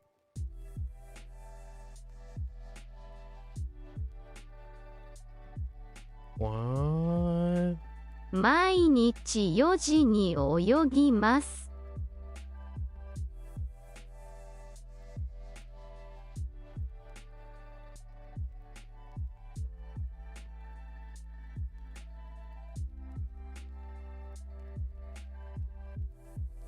Oh. Oh. 毎日4時に泳ぎます。 毎日4時に泳ぎます。 毎日4時に泳ぎます。 Wait. Why does this... Oh, no, that's fine. Yeah, it's fine. Fine.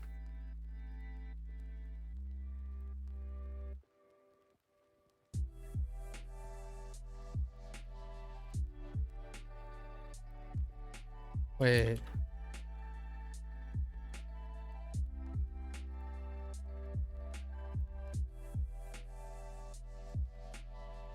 Oh, okay. Okay. So I'm not hearing that improperly, right? Oops. So they're doing a yogi. Yeah, okay. That's what's tripping me up. I'm like, I swear they're saying to swim, but like the other way, it wouldn't make any sense. So I'm like, what are you reading? So, okay, so 毎日4時に泳ぎます。泳ぎます。Yeah, okay. 毎日4時に泳ぎます。 Right? No, it's not. No, I'm confused. Wait, oh no, I had a typo, didn't I? Wait, I have a typo. What did I typo? Oh, wait. Oh no. You don't put the oyogimasu. Oh, you don't put the O in oyogimasu. Oh, whoops. Oh, no, never mind. This is ni. Whoops. Oh, you don't have an extra O. What am I doing? No, there's no O. We pronounce and O separately? Yeah, well, the standard does not separate them. Yeah, they don't. I hear the wo and I also hear the nga sometimes. And I go back and forth. I totally understand. Asterisk. Yeah. Wo and o. Like these two? Yeah.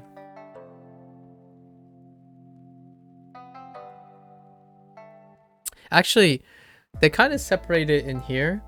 One is o and all. O and all is what they use as the phrase. Like I actually hear a difference, even though it's not wall and o, but that's I'm imitating what they're saying.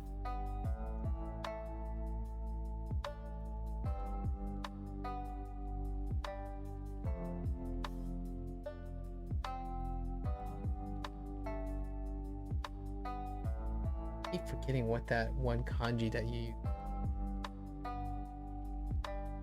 Ekin.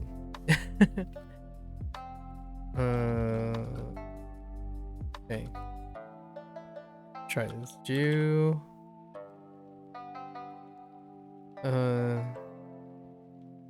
Juji Han.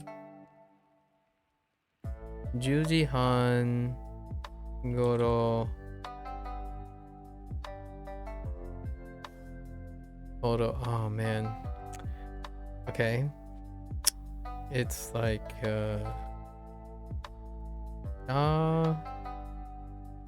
wa o shawa o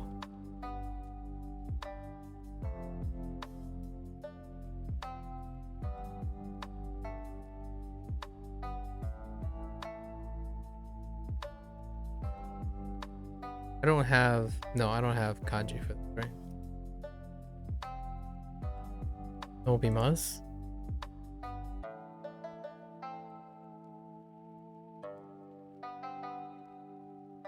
Okay. What now?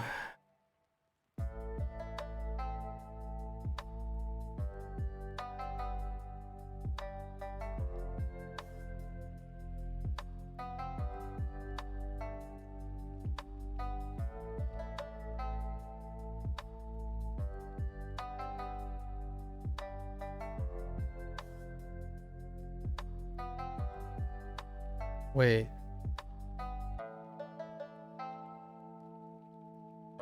Wait, what's going on?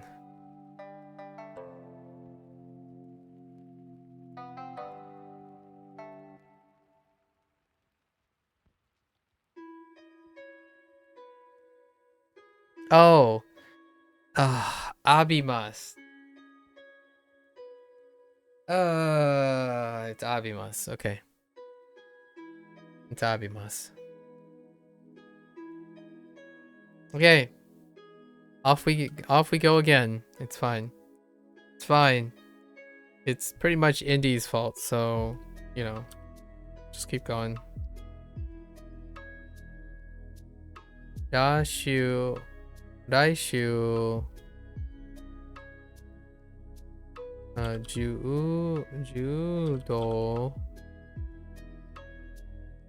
Judoをします。をしますか? Okay. 来週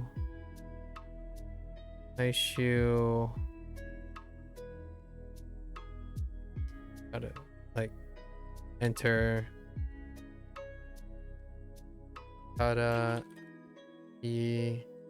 新しい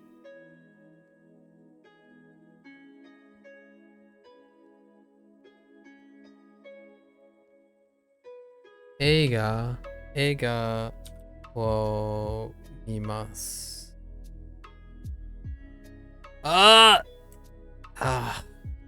Come on. I can. Okay. よく新聞を読みます。Okay. よく新聞をよく新聞を読みます。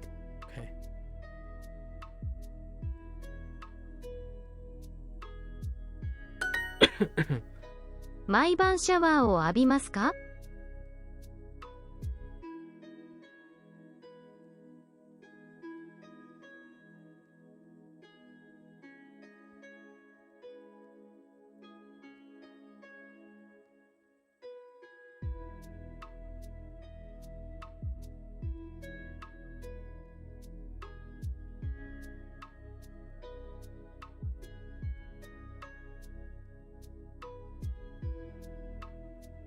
毎晩シャワーを浴びますか？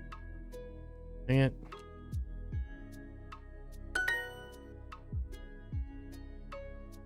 Okay.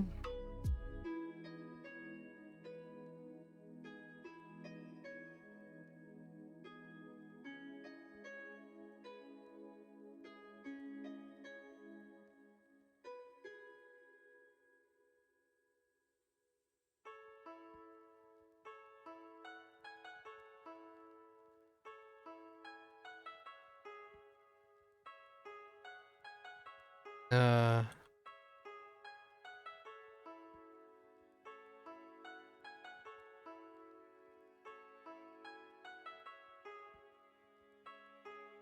that's not right. Oh my gosh, I wasn't even close.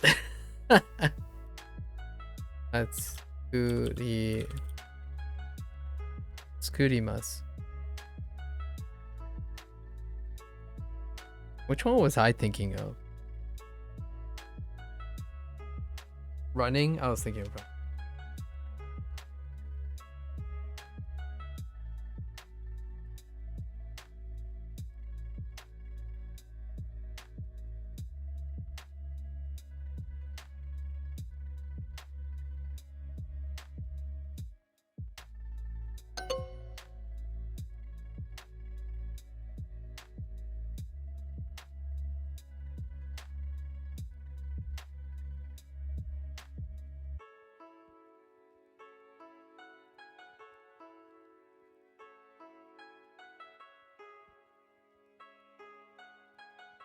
Oh my gosh. Like in 12:30. 毎日4時に泳ぎます。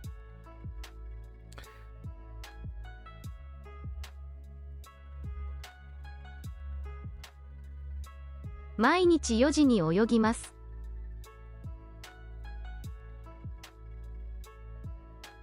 毎日4時に泳ぎます。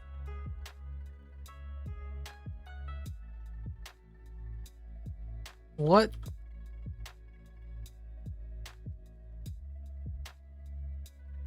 What?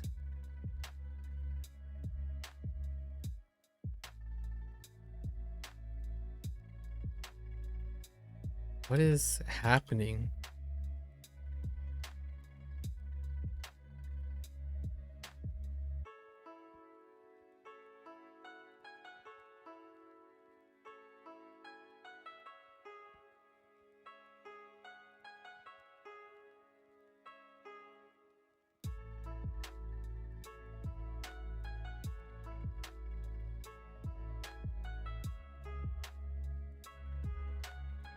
Can I do it this way? I don't know. I don't know how I'm gonna get around that. 毎日4時に泳ぎます。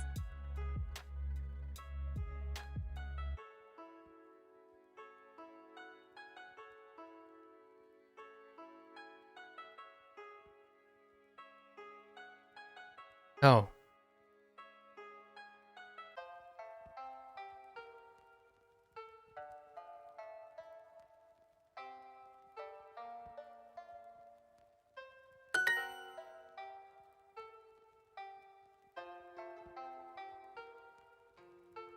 Um.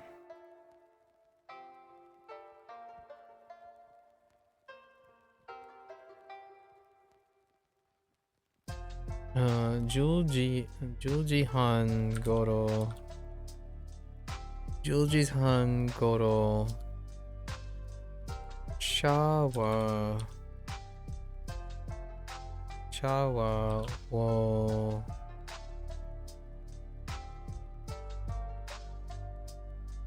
Shawa wo.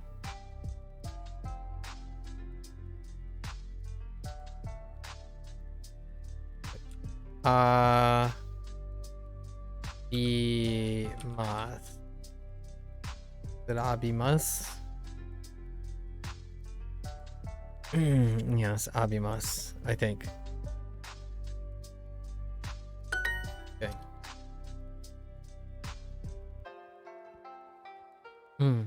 Okay. 土日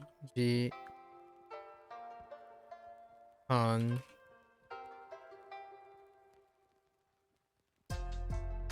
Goro. Hiru. Gohan.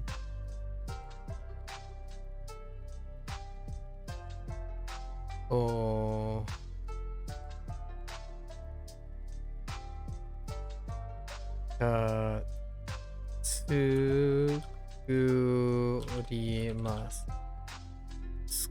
Tsukurimasu. Tsukurimasu.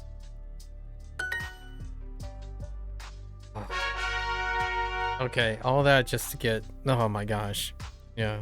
All the new vocab is pretty taxing at the moment. Okay. Okay. Gotta get to the end of this, right?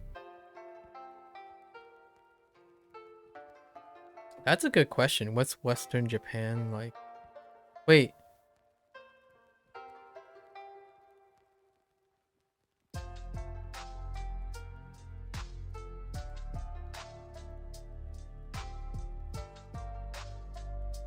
Are we talking like... Are we talking like Kyushu? Like far west? Like Kyushu?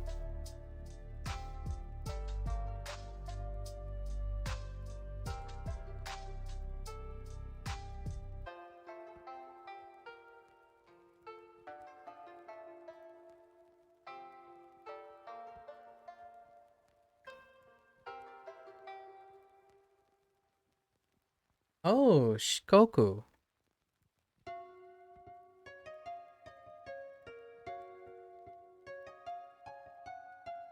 Yeah, it's the countryside, all right. Mm-hmm.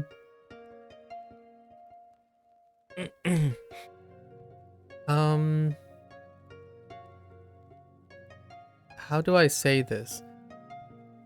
Do you watch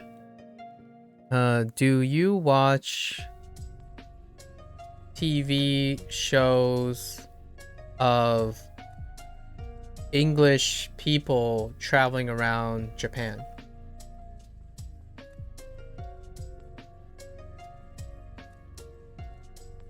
Indy, are you telling me or are you telling the person?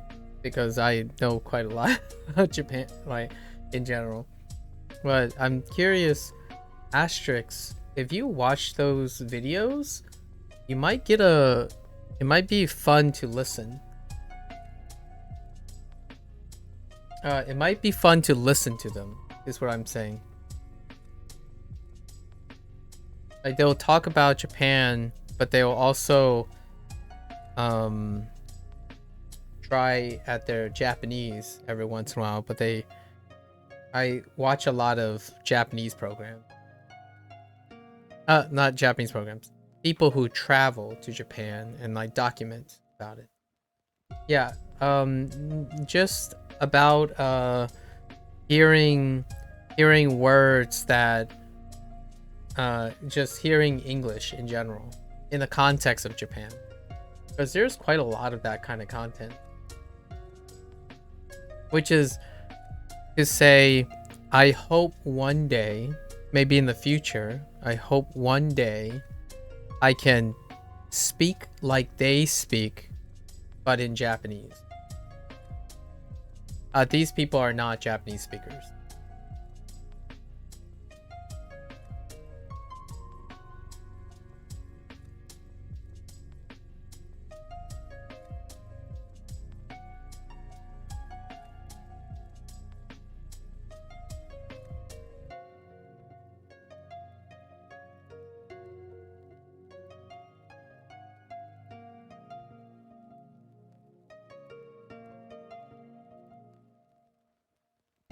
Okay.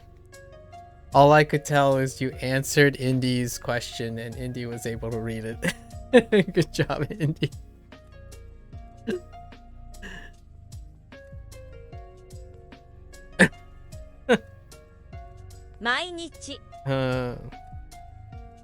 Oh man. Mainichi, bore, be, wait, bade, バレーボール right バレーボールバレーボールバレーボールをします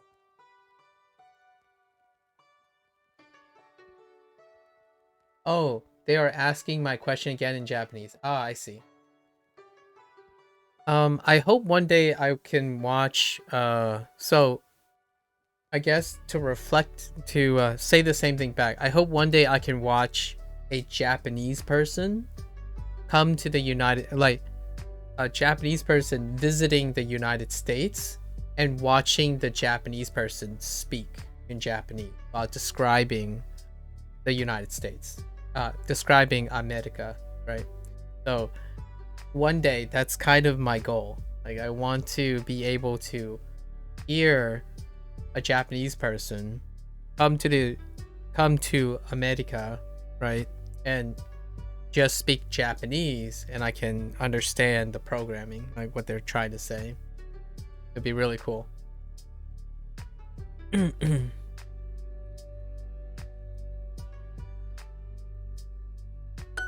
時々バレーボールをします。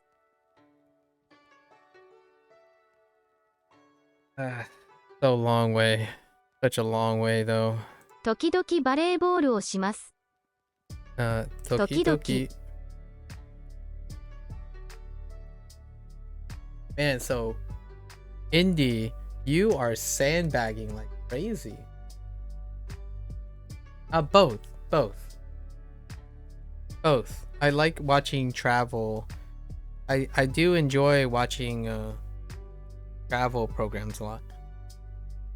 And I like watching I don't know if you know this one guy, but I forgot what his channel is. Like Takashi interviews. I kind of enjoy hearing Takashi interview people in Japan. And he often interview people who are bilingual, right? And half of it, the introductions are in Japanese, and he kind of asks questions, and then the people who answer answer in mix. Sometimes like half of it would be in Japanese, half of it would be English, and that's usually what I do on my free time nowadays.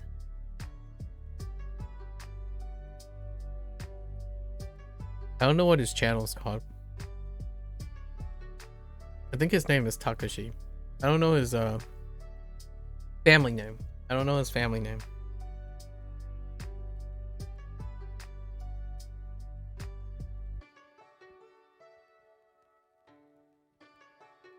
Most of his interviews are in Tokyo, though, because I recognize Kabukicho in one of them, and a lot of other landmarks like Shibuya.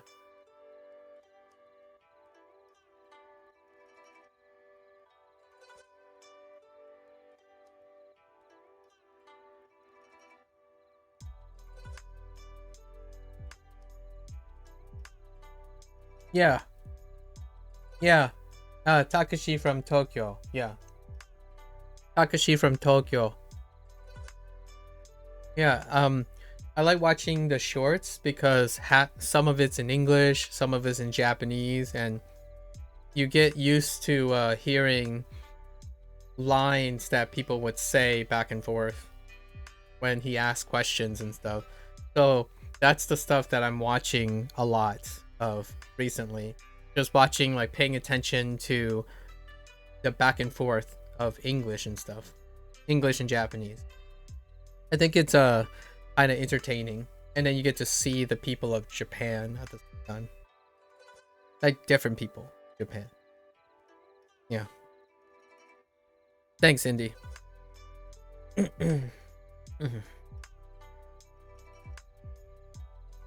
時々バレーボールをします。 時々sorry バレーボールバレーボールをします。時々バレーボールをします。 4時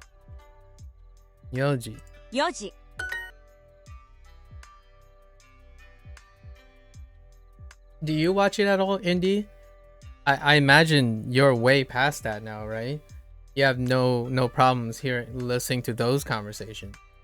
They're usually like greetings, maybe some things about job or life in Japan, or like things about how long they took to adapt or stuff like that. You used to watch that and abroad in Japan? I see. Fair enough. Yeah. That's kind of where I'm at right now. That's as much as I can understand or pick out. One other one also. Yeah, I want to find a really fun couple. I used to watch June and I forgot his wife's name. June's Kitchen, but they don't really speak Japanese that much. So it wasn't like the greatest opportunity. They're largely English speaking.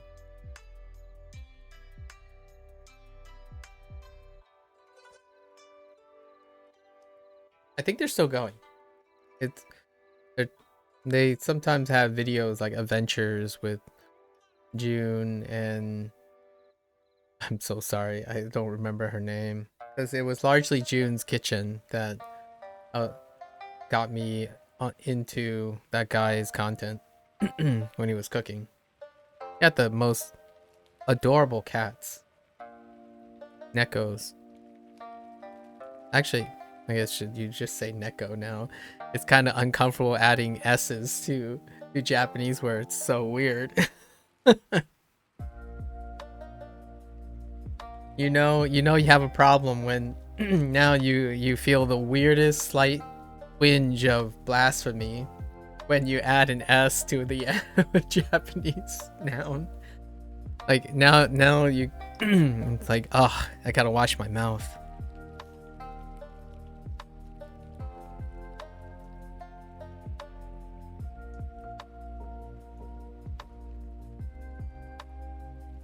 Also, earlier I was doing karaoke with another streamer. Cute. Go on. Oh. So what you're saying is you're gonna fit right into the Japanese culture.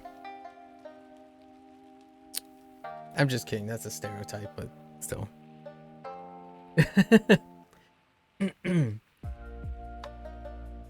You love singing? I would totally be on board with that. I would totally be on board with that sentiment if it doesn't feel like my throat is always raw after every stream.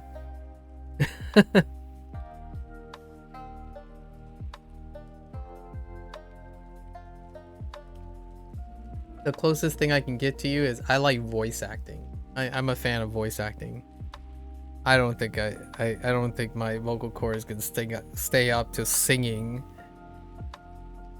on top. Okay.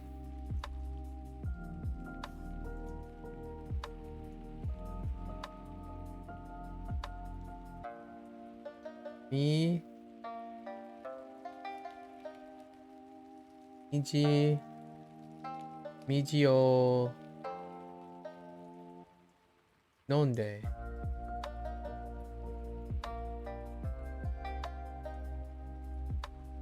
Drink water? Mitsu, sorry. Mitsu nonde. I'm like, wait a minute. I know some of these.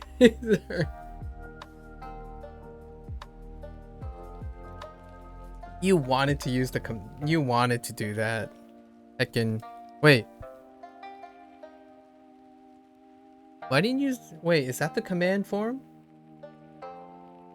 This would have been the opportune moment. Is nonde the command form?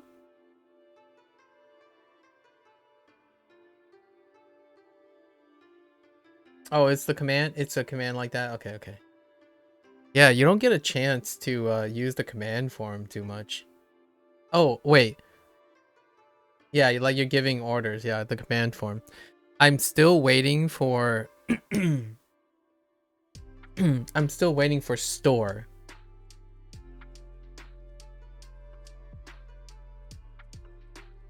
Like or stuff. I want to say I want you to go back, like stuff your I want to stuff people in coin lockers.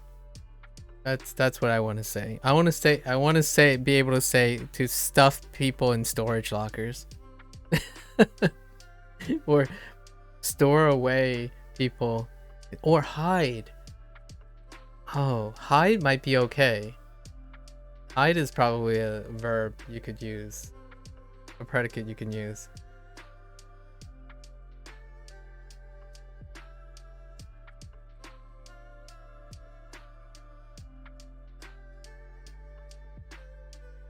And Indy, I imagine you could answer that. Okay. Shoe. Wait. My shoe. 毎 My 週 shoe. バスケットボールバスケットボールををししま。ますす。 4時。4時。よく花さんとバレーボールをします。 That almost sound like Yokohama, but it's Yokohama. It's actually Yokuhana-san. Yokuhana-san to volleyball is gonna get me every time.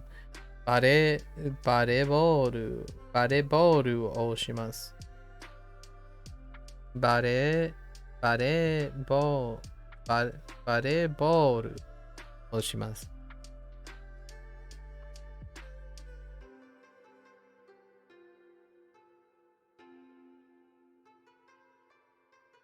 I'm pretty jealous right now that you can do that, Indy. I'm just saying.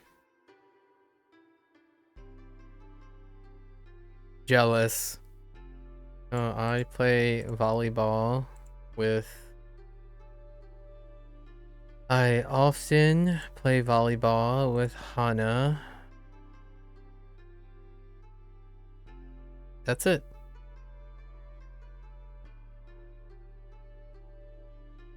毎週姉と空手をします。 Okay.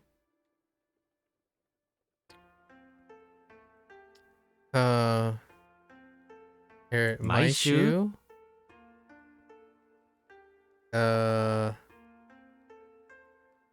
heard karate o shimasu, but I think I missed the. 毎週姉と空手をします。 Oh, 姉と姉と空手。テレビ Oop. テレビします。 Ah! I'm し clicking ま on. す。空手を Oh, します。します。毎週姉と空手をします。 毎週姉と空手をします。 毎週泳ぎます。 毎週泳ぎます。Oh, okay. I'm getting okay. I swim every week. 毎日5時頃晩ご飯を作ります。毎日 okay. 毎日 5時 I think I heard 5時毎日5時ごろごろ The rest. 毎日5時頃晩ご飯を作ります。 Oh. 晩ご飯ご飯を作ります。作ります。毎日5時頃晩ご飯を作ります。 So, 毎日5時 Wait a minute. Yeah. 毎日5時頃5時頃晩ご飯を作ります。作ります。作ります。作ります。3時ごろ晩ご飯を作ります。3時ご飯、3時ごろ、3時ごろ晩ご飯を作ります。Okay. I make bangohan. I make bangohan around 3 o'clock.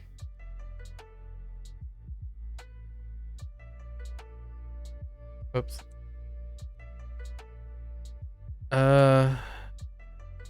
No article check.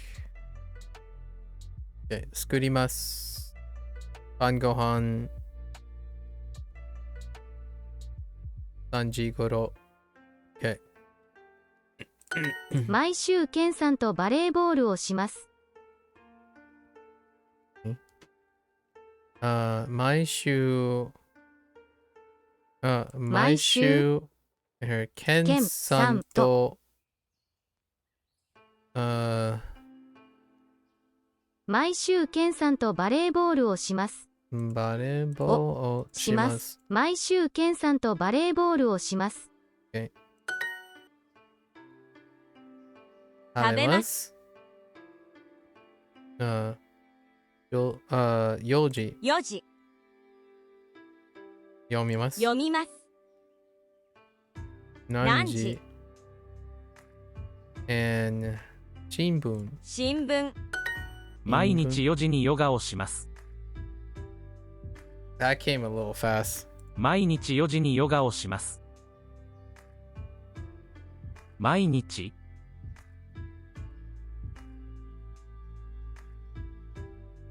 毎日4時にヨガをします。4時にヨガをします。毎日4時にヨガをします。Okay.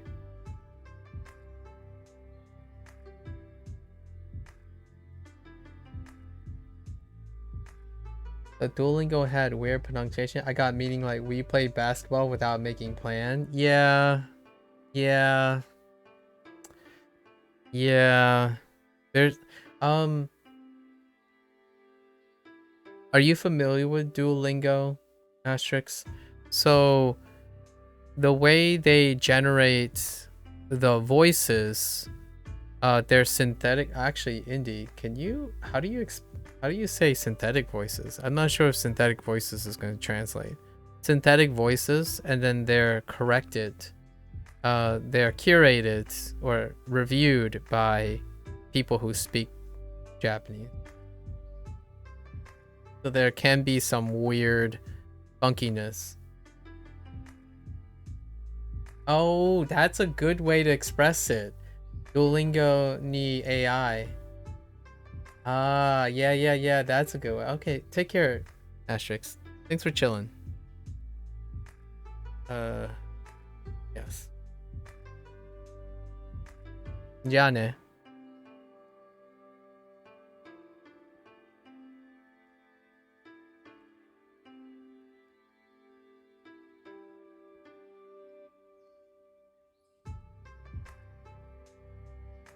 Thanks. Okay. 10時ごろ昼ご飯を作ります。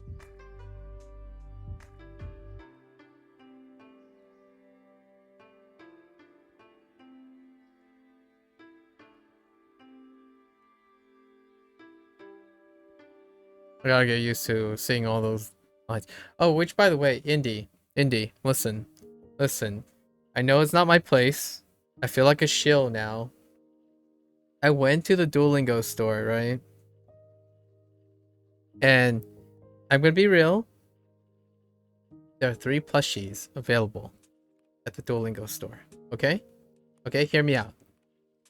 Apparently, now I know their name. So this guy is Falstaff, right? And there's Duo. And then there's Lily, right? There are 3 plushies. However, they have a promo. If you buy one plushie and buy another, you get a slight discount. Now hear me out. I'm gonna have to apologize to Lily, but Duo and Falstaff's plushie, absolutely amazingly adorable. And every time I see Falstaff, there's something about moody people that I really enjoy. So, I don't know.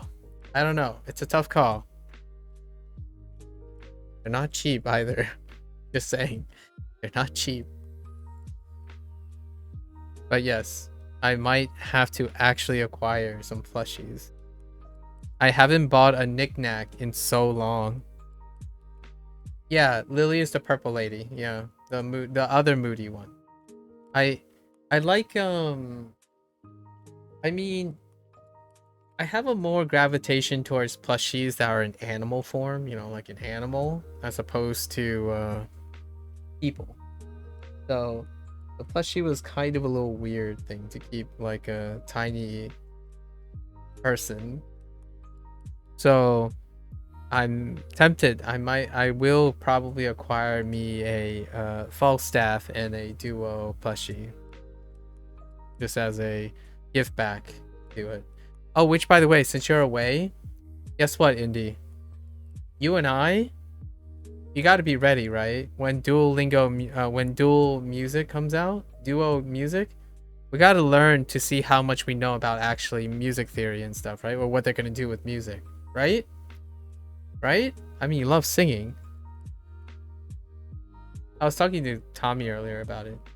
Yeah, I don't know what they're gonna do yet. Like, are they gonna go over music theory, music concepts, ear training?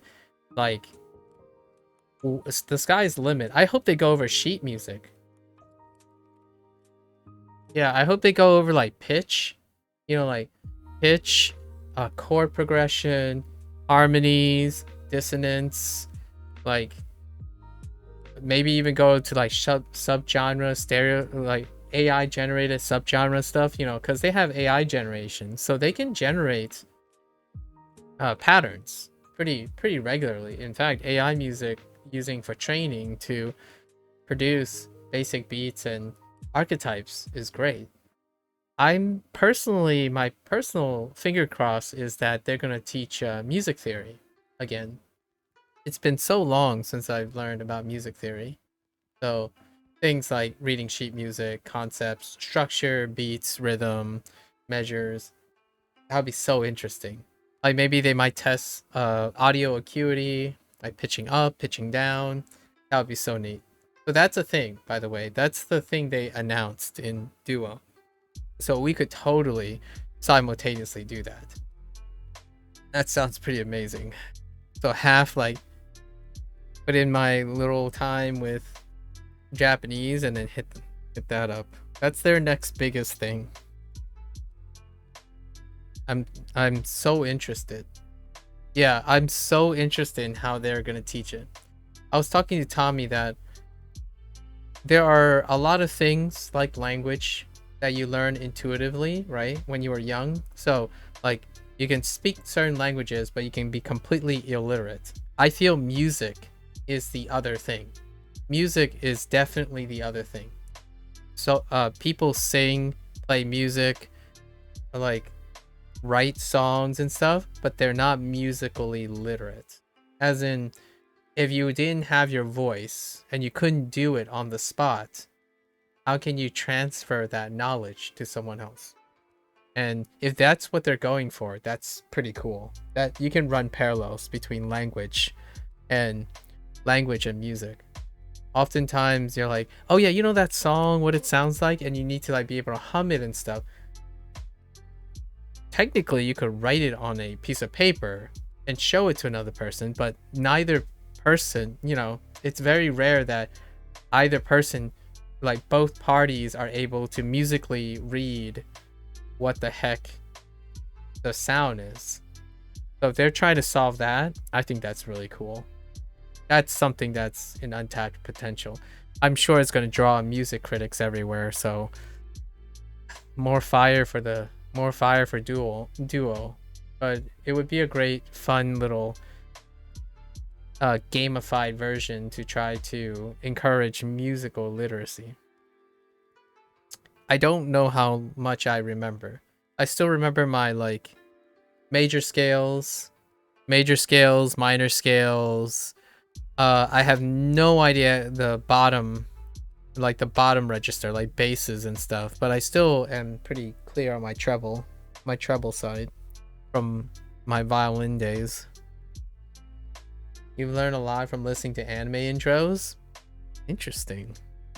I'm curious if they're gonna put in something like that. You can't read bass clef? I can't read bass clef at all. Like, I have no idea. I know what a bass clef looks like the bottom region, but it's always been treble for me. So I've been in the treble side the whole time. Oh, you're a trumpet? Yeah, I know you're a trumpet. I'm gonna put you in the storage locker. I can trumpet. You're a trumpet. That's like a phrase that you would I feel like I'm a trumpet is kind of a phrase that I might accidentally say in Japanese. Like, go up to a Japanese person and say, I'm a violin.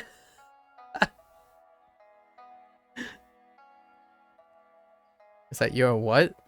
Like, I'm a violin. Okay, I gotta finish these. I totally didn't do as much as I wanted to today, but there was so many good discussions. I also talked to another kid who another person who feels like they're trying to still find their way and they're about to graduate university. That's awesome. Hopefully that person's happy. Graduating like from anything is rewarding and ambivalent at the same time. Like when you graduate from high school, it's the singly one of the a great moment and scary moment. It's like filled with ambivalence when you graduate from high school. Then when you graduate from a university, it's still very ambivalent. Like, you end a chapter and you begin a new chapter.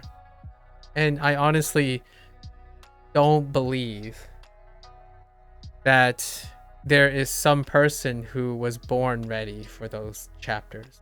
Oftentimes it's like a learning process, right? It's a life experience process. Ashley was saying they basically just got into middle school, by the way. I know. So I'm a little worried, but I'm going to trust you, Indy. Technically, I was a little worried that maybe, I don't know how Asterix got on this. I don't know if you get a warning or anything, but generally, I feel very uncomfortable when people are really young, right? Really young, because you know what the platform's like, right? The internet is, I mean, I'm not speaking for my, if I were to speak for myself, sometimes stuff that I say may be construed as inappropriate, or maybe too soon is another example. Too soon. So hopefully at least we aren't a dubious influence, right? But I absolutely love it. I love that perhaps there's a place where you can practice using your language, right? But that's probably the youngest so far. The age limitation on Twitch is 13 with the guardian, at least a guardian supervision, right? So that would be 13. Yeah, it's a language learning stream. It's awesome. Like, I don't even have the Japanese to be in middle school. It's pretty clear that I can't even say anything that can resonate with a middle school student. But that's okay. Like, I actually, that's what makes it fun, right? That's what makes it fun. I legitimately, everything I wanted to say, I was like, how do you say this? And it's not because I didn't try, it's I literally don't know what that word is. Like, how do you say this? Well, can't say that. And here's one problem. One problem that I've encountered. Being a very well-spoken person doesn't do you any favors when learning a new language. Because oftentimes, the way you want to phrase something, I feel comes later. Like, much later. You know what I mean? Like, you have to get into the mindset, and I'm having trouble getting into the mindset of how do I say this as a basic pep? You know, like, how do I say how do I say I feel like me too? Like, you have to think about the basic ideas, and it's really terrible. And I also think that I was feeling a little uncomfortable because the words I use are kind of bad, right? You have to go back to basics. I basically try to avoid saying words like empathy, resonance, coincidental. Like I those words would be so inappropriate, and all I wanted to say was me too. Wait, actually, how you say me too? Did Asterix tell you how to say me too? Like, we feel the same, or like I felt the same? I don't know how to say that. I would love to know how to say me too. I think me too is good enough, right? Oh, and that one phrase you said about your English is good, that's pretty good. It's funny because I already know how. Me too. Anata.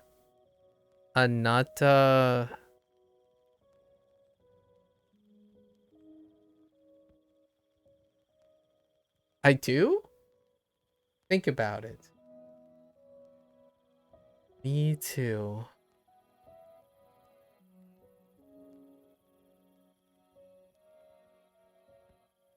Watashi.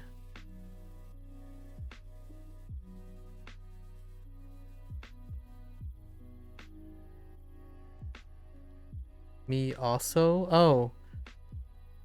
Did I say like mo? Watashi mo? Did I say watashi mo?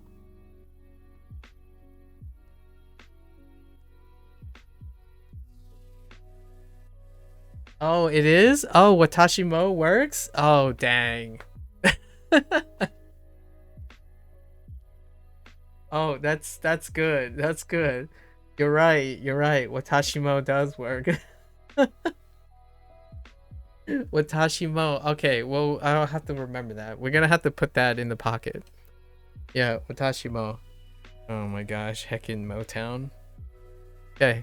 Okay. Alright, alright, good, good. Good. Some useful phrases. Okay. Okay.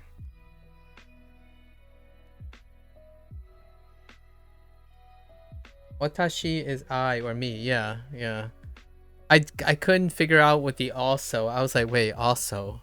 Why do I also feel like I should remember what also is? And then for a moment, I'm like, oh no, it's the mo. Watashi mo. Watashi mo. Mo more. No more. No more, guys. No more. Okay. I gotta finish this unit here. Or this section. Juji goro hiru gohan wo skurimasu. Oh man. There's so many. The part you don't know is I feel the same. Yeah, the part, yeah, I feel the same.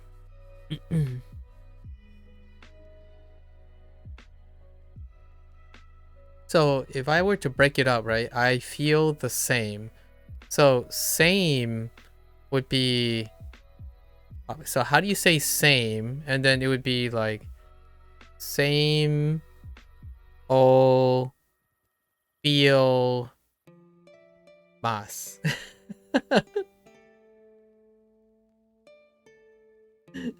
Same all feel mas. That's all I got. Whatever feeling is, and whatever same means. Oh, could you do the... No, you probably can't. I thought you might be able to like make an equivalent or something. Like my feelings equal your feelings kind of thing. So you would use feelings and you just equate them. Like my feeling is your feelings, or like our feelings are the same. Instead, you could reword it and say our feelings are the same. Although it still involves saying the same. It still involves like the idea of how to say same. It's a lot more passive. Okay, let's see. I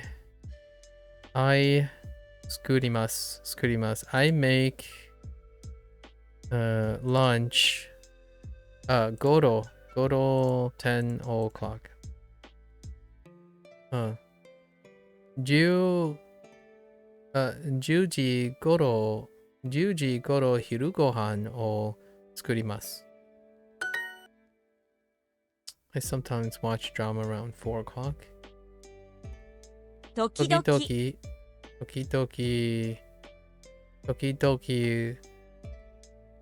4時に4時 Oh, 4時頃ドラマを見ます。I swim at 4 o'clock every day.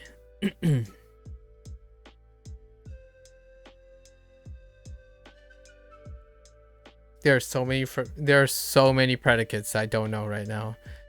I haven't sorted them out in my head. We had so many discussions today that all of it is just slothing off of me right now. So let me try to bank some of them. So, 作ります。シャワーを浴びます。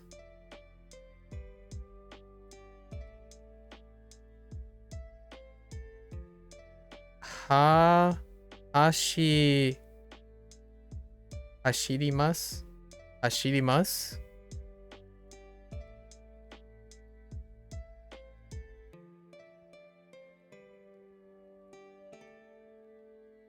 There's one more somewhere. And then tabemas got the kanji, and nomimas got the kanji.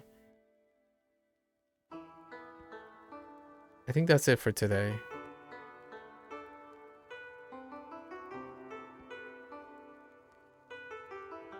It wasn't too much.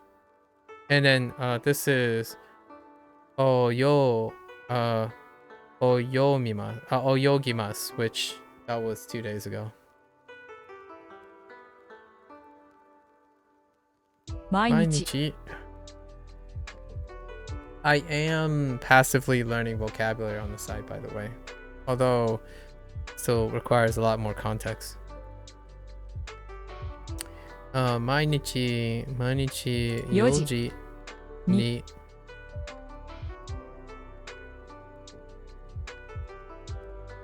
One thing I'm really prepared for soon is I like speaking. Speaking slows a lot of things down, obviously, but I won't like the idea of utilizing my voice as much as possible. 毎日4時に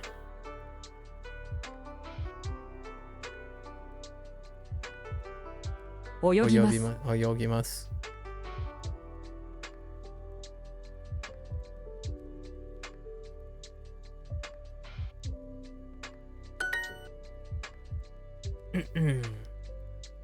I make breakfast around 8:30 every day.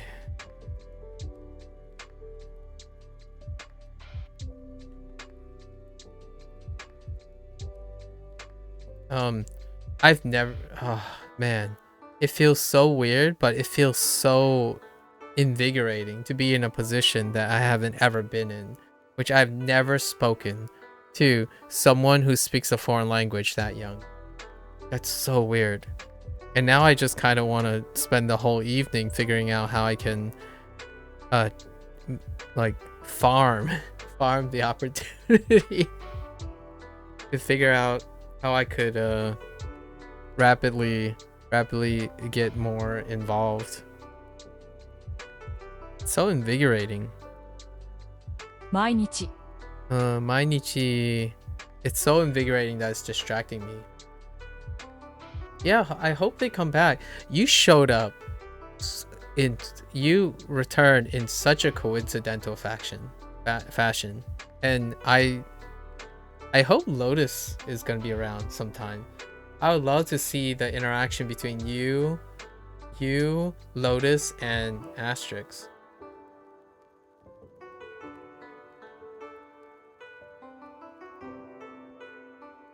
I just want to read more of your conversations. Just third party bump the conversations. Who needs AI conversations when you can just have actual conversations? You know? With all the errors of human judgment.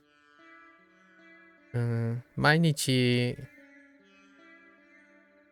It is something else. My alternative was I was gonna do synthetic conversations back and forth. And I was gonna speak synthetic conversations.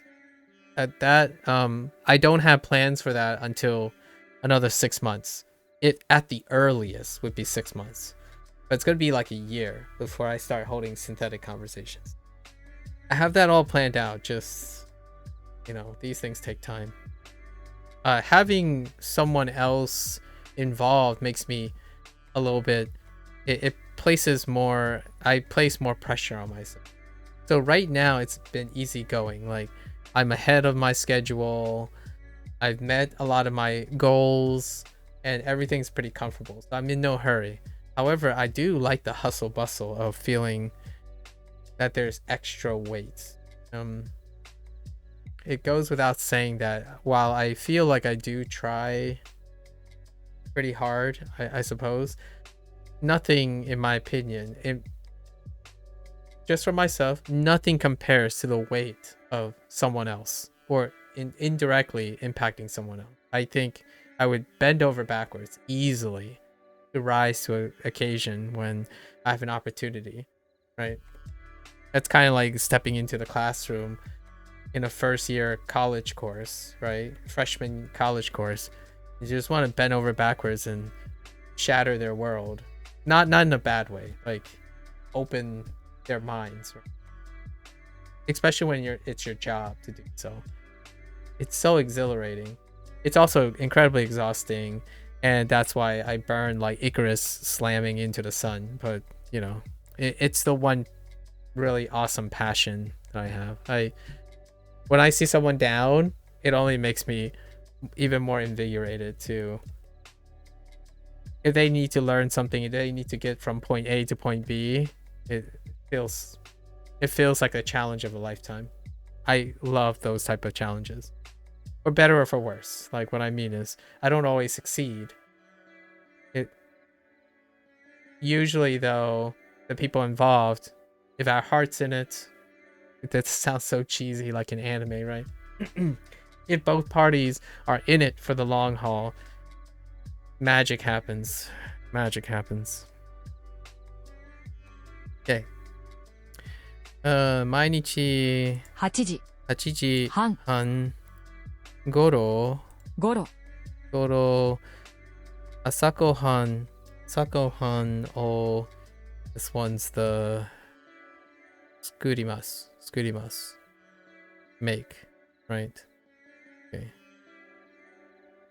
頃朝ごはんをを作ります。作ります。Yeah.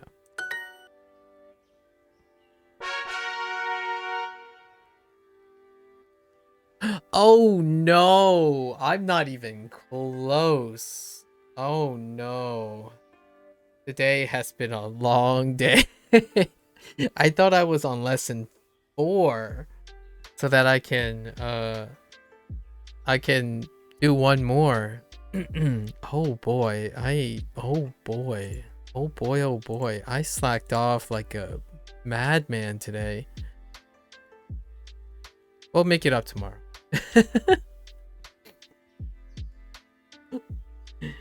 Out of control today. Absolutely out of control. It was phenomenal, but out of control. What did I do? I did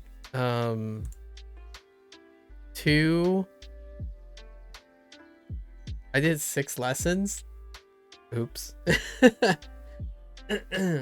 Lessons do slow. Yeah. I've already slowed down. Quite a bit. Although today I do have to admit, I got a chance to talk to various people. This time it wasn't Mouse. So today it wasn't a digression with Mouse. It was with someone else. I think the person's name was Kaname. I hope it sounded like the person was kind of down, so oftentimes when I hear people say they're bored, that's like a trigger word for me. I've said this before. If there's any way to trigger me into being curious is when someone comes by and say, yeah, life's boring. What's the point? And I break out my stick. No, I'm just kidding. Sorry, kids. I break out my figurative verbal stick and try to light a fire under the butt. Not maybe more of a nurturing manner. I don't like seeing at least people younger than me. I mean, I am getting older, so I might back up when you're like 30 or something. I'm looking at you, Indy. I might be okay with 30 people lazing around, but when you're in your 20s and you're in your teens, no room for, in my opinion, no room to feel like your life is boring. You're too young. I can't sit by idly accepting that someone has come to a state of mind where people don't give them enough feedback that their life is meant for events and like aspirations and goals.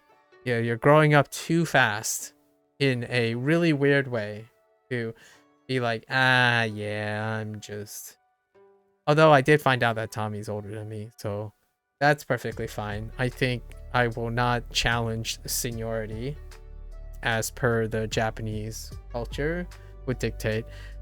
I have a finer time accepting those who are older than me now, who are very comfortable in their life, to be a little bit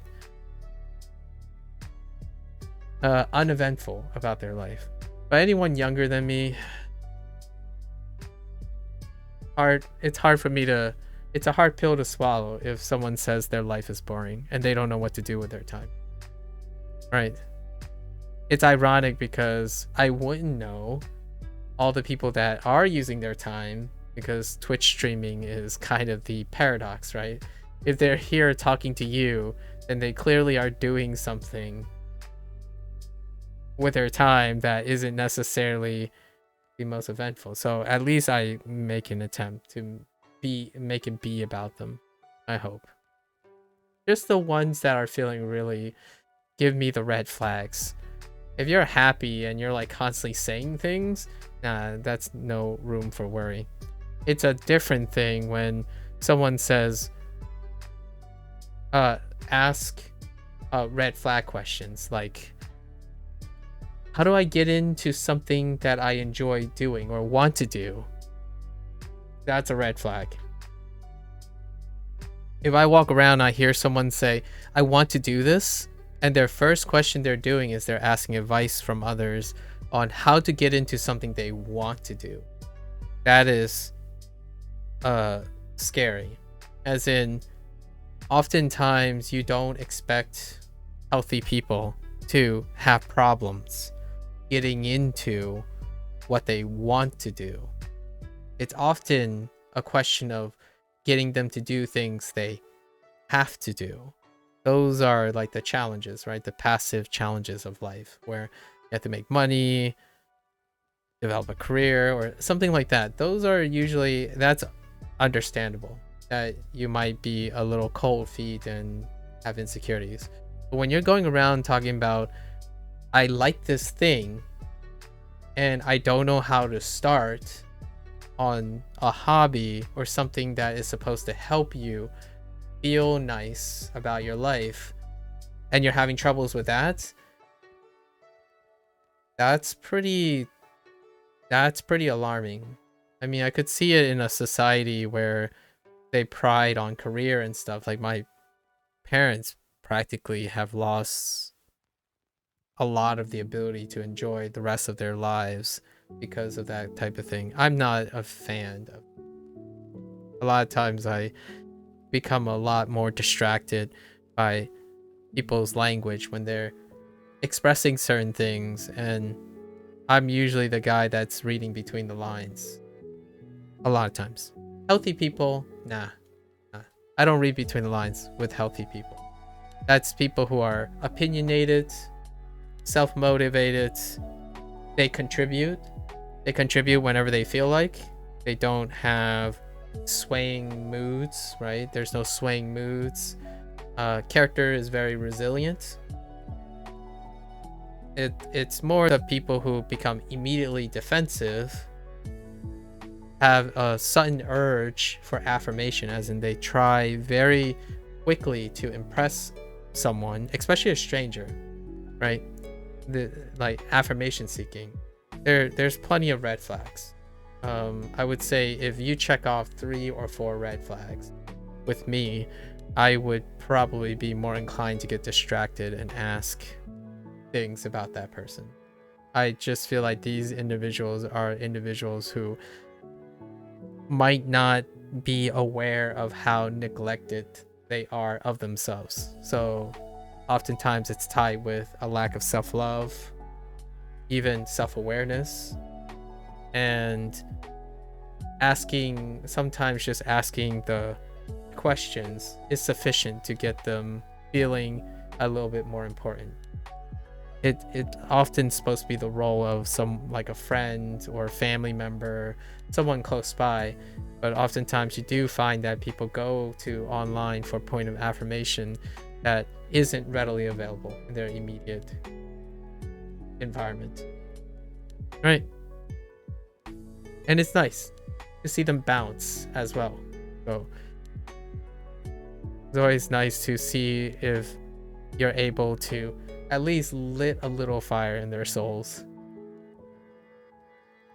World is kind of brutal in that way at this point, and the internet doesn't make it any less pressure to be placed on a young person to excel in leaps and bounds. I can't even imagine what that's like to live in the post-internet world, where most of my generation either already made it or are complacent now. Like, they're fine. Meanwhile, you have the new gen that is always compared to the internet. I say the internet isn't really a place to escape anymore because people are too comfortable being I'm gonna use the word being complacent. So they're too comfortable in being complacent. Either you made it and they're complacent about their position and are less concerned about future generation, or a lot of times it's opportunistic behavior, right? If you're successful and you're using the internet, you continue to be successful. When you come to the internet, you become targets of opportunistic behavior now, right? Because the internet has become very opportunistic. It's the sharks hope to get more prey, right? Like, if you're successful and you have the ability to be successful, you didn't have the internet to make you successful. I know that's a hot topic. That's a hot take. It's not that internet anymore. It's not an internet where you like, it's kind of like a gold rush, so to speak. Like, if we were going to use like an analogy to some sort of historical thing that's predates the internet. It was a gold mine. Like, the internet was a time of lots of opportunities, right? The founder effect. There's lots of founder effects around.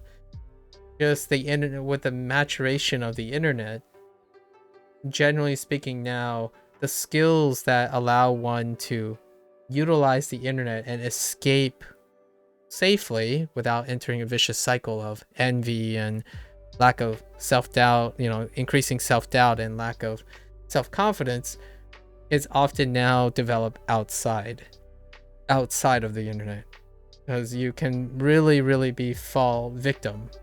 I don't know regulations and moderations and stuff.